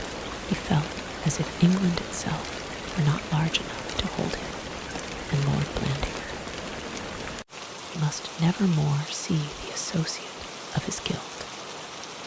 He dreaded meeting his eyes again, lest the other's will should constrain his will to further wrong. He would write to resign his work the very next day. That would be an active sacrifice, a definite mark from which he might begin a painful retracing of the way, a turning point from which he might hope in time to recover some measure of self-respect and peace of mind. He would resign his work at Cullerne the very next day, and then a wilder gust of wind buffeted the windows of his room, and he thought of the scaffolding on St. Sepulchre's tower. What a terrible night it was, with the thin boughs of the tower arches live through such a night, with the weight of the great tower rocking over them. No, he could not resign tomorrow. It would be deserting his post. He must stand by till the tower was safe. That was his first duty. After that, he would give up his post at once. Later on, he went to bed, and in those dark watches of the night that are not kept by reason, there swept over him thoughts wilder than the wind outside. He had made himself sponsor for Lord Blandimer. He had assumed the burden of the other's crime. It was he that was branded with the mark of Cain, and he must hide it in silence from the eyes of all men. He must fly from Cullerne and walk alone with his burden for the rest of his life, a scapegoat in the isolation of the wilderness. In sleep, the terror that walketh in darkness brooded heavily on him. He was in the church of St. Sepulchre, and blood dripped on him from the organ loft. Then, as he looked up to find out whence it came, he saw the 4 tower arches falling to grind him to powder, and leapt up in his bed, and struck a light to make sure that there were no red patches on him. With daylight, he grew calmer. The wild visions vanished, but the cold facts remained. He was sunk in his own esteem. He had forced himself into an evil secret which was no concern of his, and now he must keep it forever. Westray found Lady Blandimer in the breakfast room. Lord Blandimer had met her in the hall on her return the night before, and though he was pale, she knew before he had spoken half a dozen words that the cloud of anxiety which had hung heavily on him for the last few days was past. He told her that Mr. Westray had come over on business, and, in view of the storm that was raging, had been persuaded to remain for the night. The architect had brought with him a picture which he had accidentally come across, a portrait of the old Lord Blandimer, which had been missing for many years from Fording. It was very satisfactory that it had been recovered. They were under a great obligation to Mr. Westray for the trouble which he had taken in the matter. In the events of the preceding days, Westray had almost forgotten Lady Blandimer's existence, and since the discovery of the picture, if her image presented itself to his mind, it had been as that of a deeply wronged and suffering woman. But this morning, she appeared with a look of radiant content that amazed him and made him shudder as he thought how near he had been only a day before to plunging her into the abyss. The more careful nurture of the year that had passed since her marriage had added softness to her face and figure, without detracting from the refinement of expression that had always marked her. He knew that she was in her own place, and wondered now that the distinction of her manner had not led him sooner to the truth of her birth. She looked pleased to meet him, and shook hands with a frank smile that acknowledged their former relations without any trace of embarrassment. It seemed incredible that she should ever have brought him up his meals and letters. She made a polite reference to his having restored to them an interesting family picture, and finding him unexpectedly embarrassed, changed the subject by asking him what he thought of her own portrait. "I think you must have seen it yesterday," she went on, as he appeared not to understand. "It has only just come home, and is standing on the floor in the long gallery." Lord Blandymer glanced at the architect, and answered for him that Mr. Westray had not seen it. Then he explained with a composure that shed a calm through the room. It was turned to the wall. It is a pity to show it unhung and without a frame. We must get it framed at once and decide on a position for it. I think we shall have to shift several paintings in the gallery. He talked of Snyder's and Wouverman, and Westray made some show of attention, but could only think of the unframed picture standing on the ground, which had helped to measure the passing of time in the terrible interview of yesterday. He guessed now that Lord Blandymer had himself turned the picture with its face to the wall, and in doing so had deliberately abandoned a weapon that might have served him well in the struggle. Lord Blandymer must have deliberately foregone the aid of recollections, such as Anastasia's portrait would have called up in his antagonist's mind. Non taeli, auxilio nec defensoribus istis. Westray's haggard air had not escaped his host's notice.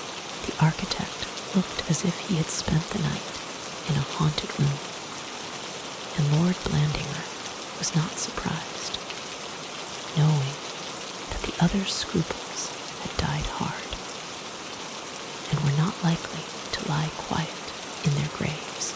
He thought it better that the short time which remained before Westray's departure should be spent out of the house, and proposed a stroll in the grounds. The gardener reported, he said, that last night's gale had done considerable damage to the trees. The top of the cedar on the south lawn had been broken short off. Lady Blandymer begged that she might accompany them, and as they walked down the terrace steps into the garden, a nurse brought to her the baby heir. The gale must have been a cyclone, Lord Blandymer said. It has passed away as suddenly as it arose. The morning was indeed still and sunshiny, and seemed more beautiful by contrast with the turmoil of the previous night. The air was clear and cold after the rain, but paths and lawns were strewn with broken sticks and boughs, and carpeted with prematurely fallen leaves. Lord Blandymer described the improvements that he was making or projecting, and pointed out the old fish ponds which were to be restocked, the bowling green and the ladies' garden, arranged on an old-world plan by his grandmother, and maintained unchanged since her death.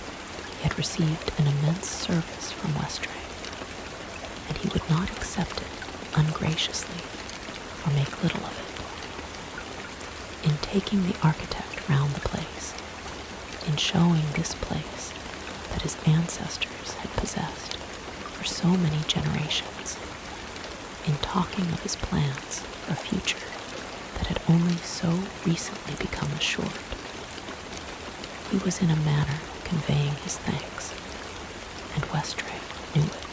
Lady Blandimer was concerned for Westray. She saw that he was downcast and ill at ease, and in her happiness that the cloud had passed from her husband, she wanted everyone to be happy with her. So as they were returning to the house, she began, in the kindness of her heart, to talk of Cullerne Minster. She had a great longing, she said, to see the old church again. She should so much enjoy it if Mr. Westray would some day show her over it. Would he take much longer in the restorations? They were in an alley too narrow for three to walk abreast. Lord Blandimer had fallen behind, but was within earshot. Westray answered quickly, without knowing what he was going to say. He was not sure about the restorations, that was. They certainly were not finished. In fact, they would take some time longer. But he would not be there, he believed, to superintend them. That was to say, he was giving up his present appointment. He broke off, and Lady Blandimer knew that she had again selected an unfortunate subject. She dropped it, and hoped he would let them know when he was next at leisure, and come for a longer visit. I am afraid it will not be in my power to do so, Westray said, and then, feeling that he had given a curt and ungracious answer to a kindly meant invitation, turned to her and explained with unmistakable sincerity that he was giving up his connection with Farquhar and Farquhar. This subject also was not to be pursued, so she only said that she was sorry, and her eyes confirmed her words. Lord Blandimer was pained at what he had heard. He knew Farquhar and Farquhar, and knew something of Westray's position and prospects, that he had a reasonable income and a promising future with the firm. This resolve must be quite sudden, a result of yesterday's interview. Westray was being driven out into the wilderness like a scapegoat with another man's guilt on his head. The architect was young and inexperienced. Lord Blandimer wished he could talk with him quietly. He understood that Westray might find it impossible to go on with the restoration at Cullerne, where all was being done at Lord Blandimer's expense. But why sever his connection with a leading firm? Why not plead ill health, nervous breakdown, those doctor's orders, which have opened a way of escape from impasses of the mind, as well as of the body, an archaeological tour in Spain, a yachting cruise in the Mediterranean, a winter in Egypt. All these things would be to Westray's taste. The blameless herb nepenthe might anywhere be found growing by the wayside. He must amuse himself and forget. He wished he could assure Westray that he would forget, or grow used to remembering. That time heals wounds of conscience as surely as it heals heart wounds and flesh wounds. That remorse is the least permanent of sentiments. But then Westray might not yet wish to forget. He had run full counter to his principles. It might be that he was resolved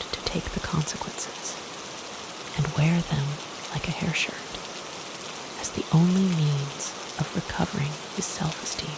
No, whatever penance, voluntary or involuntary, Westray might undergo, Lord Blandimer could only look on in silence. His object had been gained. If Westray felt it necessary to pay the price, he must be let pay it. Lord Blandimer could neither inquire nor remonstrate. He could offer no compensation, because no compensation would be accepted. The little party were nearing the house when a servant met them. "There is a man come over from Cullerne, my lord," he said. "He is anxious to see Mr. Westray at once, on important business. Show him into my sitting room, and say that Mr. Westray will be with him immediately." Westray met Lord Blandimer in the hall. A few minutes later, "I am sorry to say there is bad news from Cullerne," the architect said hurriedly. "Last night's gale has strained and shaken the tower severely. A very serious movement is taking place. I must get back at once. Do, by all means. A carriage is at the door. You can catch the train at Litchett and be in Cullerne by midday." The episode was a relief to Lord Blandimer. The architect's attention was evidently absorbed in the tower. It might be that he had already found the blameless herb growing by the wayside. The Nebuly Coat shone on the panel of the carriage door. Lady Blandimer had noticed that her husband had been paying Westray special attention. He was invariably courteous, but he had treated this guest as he treated few others. Yet now, at the last moment, he had fallen silent. He was standing, she fancied, aloof. He held his hands behind him, and the attitude seemed to her to have some significance. But on Lord Blandimer's part, it was a mark of consideration. There had been no shaking of hands up to the present. He was anxious not to force Westray to take his hand by offering it before his wife and the servants. Lady Blandimer felt that there was something going on which she did not understand, but she took leave of Westray with special kindness. She did not directly mention the picture, but said how much they were obliged to him, and glanced for confirmation at Lord Blandimer. He looked at Westray and said with deliberation, "I trust Mr. Westray knows how fully I appreciate his generosity and courtesy." There was a moment's pause, and then Westray offered his hand. Lord Blandimer shook it cordially, and their eyes met for the last time. On the afternoon of the same day, Lord Blandimer was himself in Cullerne. He went to the office of Mr. Martellett, solicitor by prescriptive right to the family at Fording, and spent an hour closeted with the principal. The house which the solicitor used for offices was a derelict residence at the bottom of the town.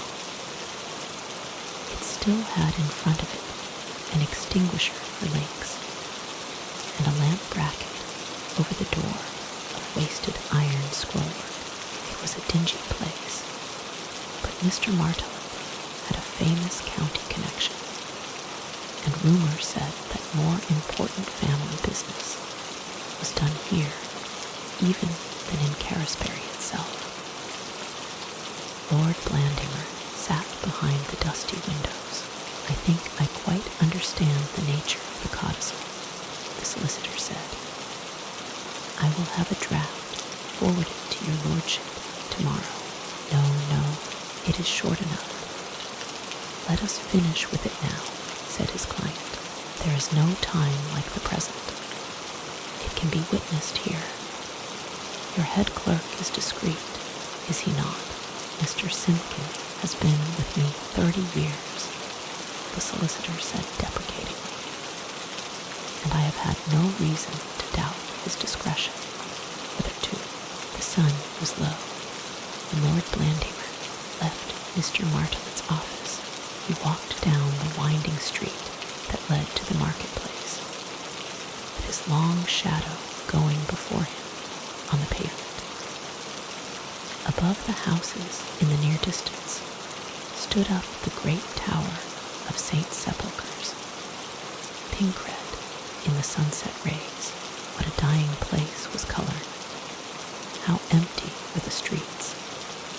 The streets were certainly strangely empty. He had never seen them so deserted. There was a silence of the grave over all. He took out his watch. The little place is gone to tea, he thought, and walked on with a light heart, and more at his ease than he had ever felt before in his life. He came round a bend in the street, and suddenly saw a great crowd before him, between him and the marketplace over which the Minster church watched, and knew that something must be happening that had drawn the people from the other parts of the town. As he came nearer, it seemed as if the whole population was there collected. Conspicuous was pompous Canon Parkin, and by him stood Mrs. Parkin, and tall and sloping-shouldered Mr. Newt, the sleek dissenting minister, was there, and the jovial, round-faced Catholic priest.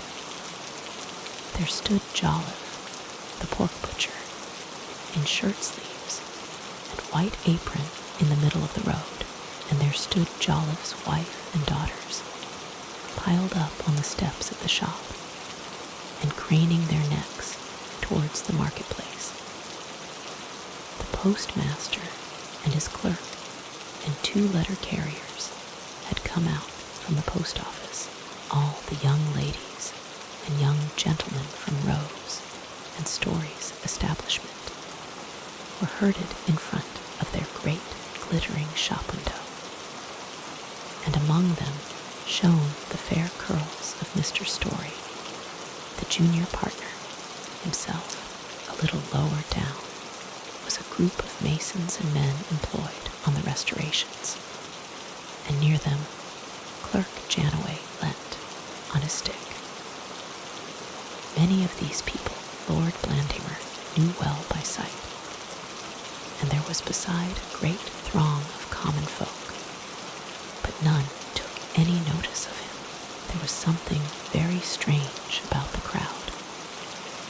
Everyone was looking towards the marketplace, and everyone's face was upturned, as if they were watching a flight of birds. The square was empty, and no one attempted to advance further into it. Nay, most stood in an alert attitude, as if prepared to run the other way. Yet all remained spellbound, looking up, with their heads turned towards the marketplace, over which watched the Minster church. There was no shouting, nor laughter, nor chatter, only the agitated murmur of a multitude of people speaking under their breath. The single person that moved was a wagoner. He was trying to get his team and cart up the street away from the marketplace, but made slow progress, for the crowd was too absorbed to give him room. Lord Blandymer spoke to the man and asked him what was happening. The wagoner stared for a moment as if dazed, then recognized his questioner and said quickly, "Don't go on, my lord. For God's sake, don't go on. The tower's coming down." Then the spell that bound all the others fell on Lord Blandymer too. His eyes were drawn by an awful attraction to the great tower that watched over the marketplace. The buttresses with their broad set-offs, the double belfry windows with their pierced screens and stately perpendicular tracery, the open battlemented parapet, and clustered groups of soaring pinnacles, shone pink and mellow in the evening sun. They were as fair and wonderful as on that day when Abbot Vinicombe first looked upon his finished work and praised God that it was good. But on this still autumn evening, there was something terribly amiss with the tower. In spite of all brave appearances, the jackdaws knew it, and whirled in a mad chattering cloud round their old home, with wings flashing and changing in the low sunlight. And on the west side, the side nearest the marketplace, there oozed out from 100 joints a thin white dust that fell down into the churchyard like the spray of some lofty Swiss cascade. It was the very death sweat of a giant in his agony, the mortar that was being ground out in powder from the courses of collapsing masonry. To Lord Blandimer, it seemed like the sand running through an hourglass. Then the crowd gave a groan like a single man. One of the gargoyles at the corner, under the parapet, a demon figure that had jutted grinning over the churchyard for 3 centuries, broke loose and fell crashing on to the gravestones below. There was silence for a minute, and then the murmurings of the onlookers began again. Everyone spoke in short, breathless sentences, as though they feared the final crash might come before they could finish. Churchwarden Jolliffe, with pauses of expectation, muttered about a judgment in our midst. The rector, in Jolliffe's pauses, seemed trying to confute him by some reference to those 13 upon whom the Tower of Siloam fell and slew them. An old charwoman, whom Miss Jolliffe sometimes employed, wrung her hands with an ah, poor dear, poor dear. The Catholic priest was reciting something in a low tone and crossing himself at intervals.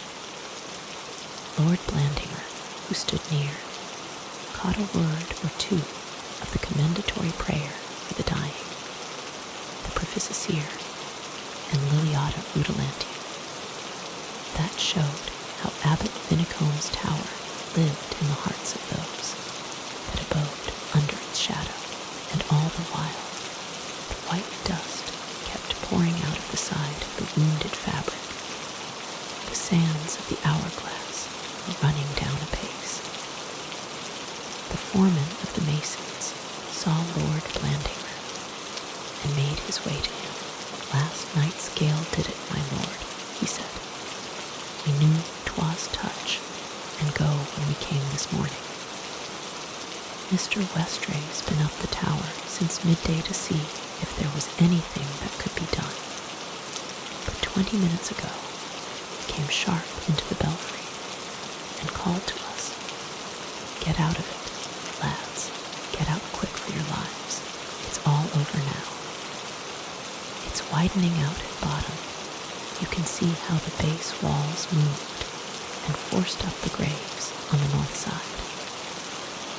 And he pointed to a shapeless heap of turf and gravestones and churchyard mould against the base of the tower. 'Where is Mr. Westray?' Lord Blandimer said.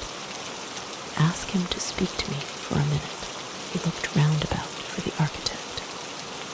He wondered now that he had not seen him among the crowd. The people standing near had listened to Lord Blandimer's words. They of Cullerne looked on the master of fording as being almost omnipotent. If he could not command the tower, like Joshua's son in Agile, to stand still forthwith and not fall down, yet he had no doubt some sage scheme to suggest to the architect, whereby the great disaster might be averted. Where was the architect? They questioned impatiently. Why was he not at hand when Lord Blandimer wanted him? Where was he? And in a moment, Westray's name was on all lips, and just then was heard a voice from the tower, calling out through the louvres of the belfry windows, very clear and distinct for all it was so high up, and for all the chatter of the jackdaws. It was Westray's voice. I am shut up in the belfry, it called. The door is jammed. For God's sake, someone bring a crowbar and break in the door. There was despair in the words that sent a thrill of horror through those that heard them. The crowd stared at one another. The foreman mason wiped the sweat off his brow. He was thinking of his wife and children. Then the Catholic priest stepped out. I will go, he said. I have no one depending on me. Lord Blandimer's thoughts had been elsewhere. He woke from his reverie at the priest's words. Nonsense, said he. I am younger than you and know the staircase. Give me a lever. One of the builder's men handed him a lever with a sheepish air. Lord Blandimer took it and ran quickly towards the minster. The foreman mason called after him. There is only one door open, my lord, a little door by the organ. Yes, I know the door, Lord Blandimer shouted, as he disappeared round the church. A few minutes later, he had forced open the belfry door. He pulled it back towards him and stood behind it on the steps higher up, leaving the staircase below clear for Westray's escape. The eyes of the two men did not meet, for Lord Blandimer was hidden by the door. But Westray was much overcome as he thanked the other for rescuing him. Run for your life, was all Lord Blandimer said. You are not saved yet. The younger man dashed headlong down the steps. And then Lord Blandimer pushed the door to, and followed with as little haste or excitement as if he had been coming down from one of his many inspections of the restoration work. As Westray ran through the great church, he had to make his way through a heap of mortar and debris that lay upon the pavement. The face of the wall over the south transept arch had come away, and in its fall had broken through the floor into the vaults below. Above his head, that baleful old crack, like a black lightning flash, had widened into a cavernous fissure. The church was full of dread voices, of strange moanings and groanings, as if the spirits of all the monks departed were wailing for the destruction of Abbot Vinicum's tower. There was a dull rumbling of rending stone and crashing timbers. But over all the architect heard the cry of the crossing arches. The arch never sleeps, never sleeps. They have bound upon us a burden too heavy to be borne. We are shifting it. The arch never sleeps. Outside, the people in the marketplace held their breath, and the stream of white dust still poured out of the side of the wounded tower. It was 6 o'clock. The 4 quarters sounded, and the hour struck. Before the last stroke had died away, Westray ran out across the square.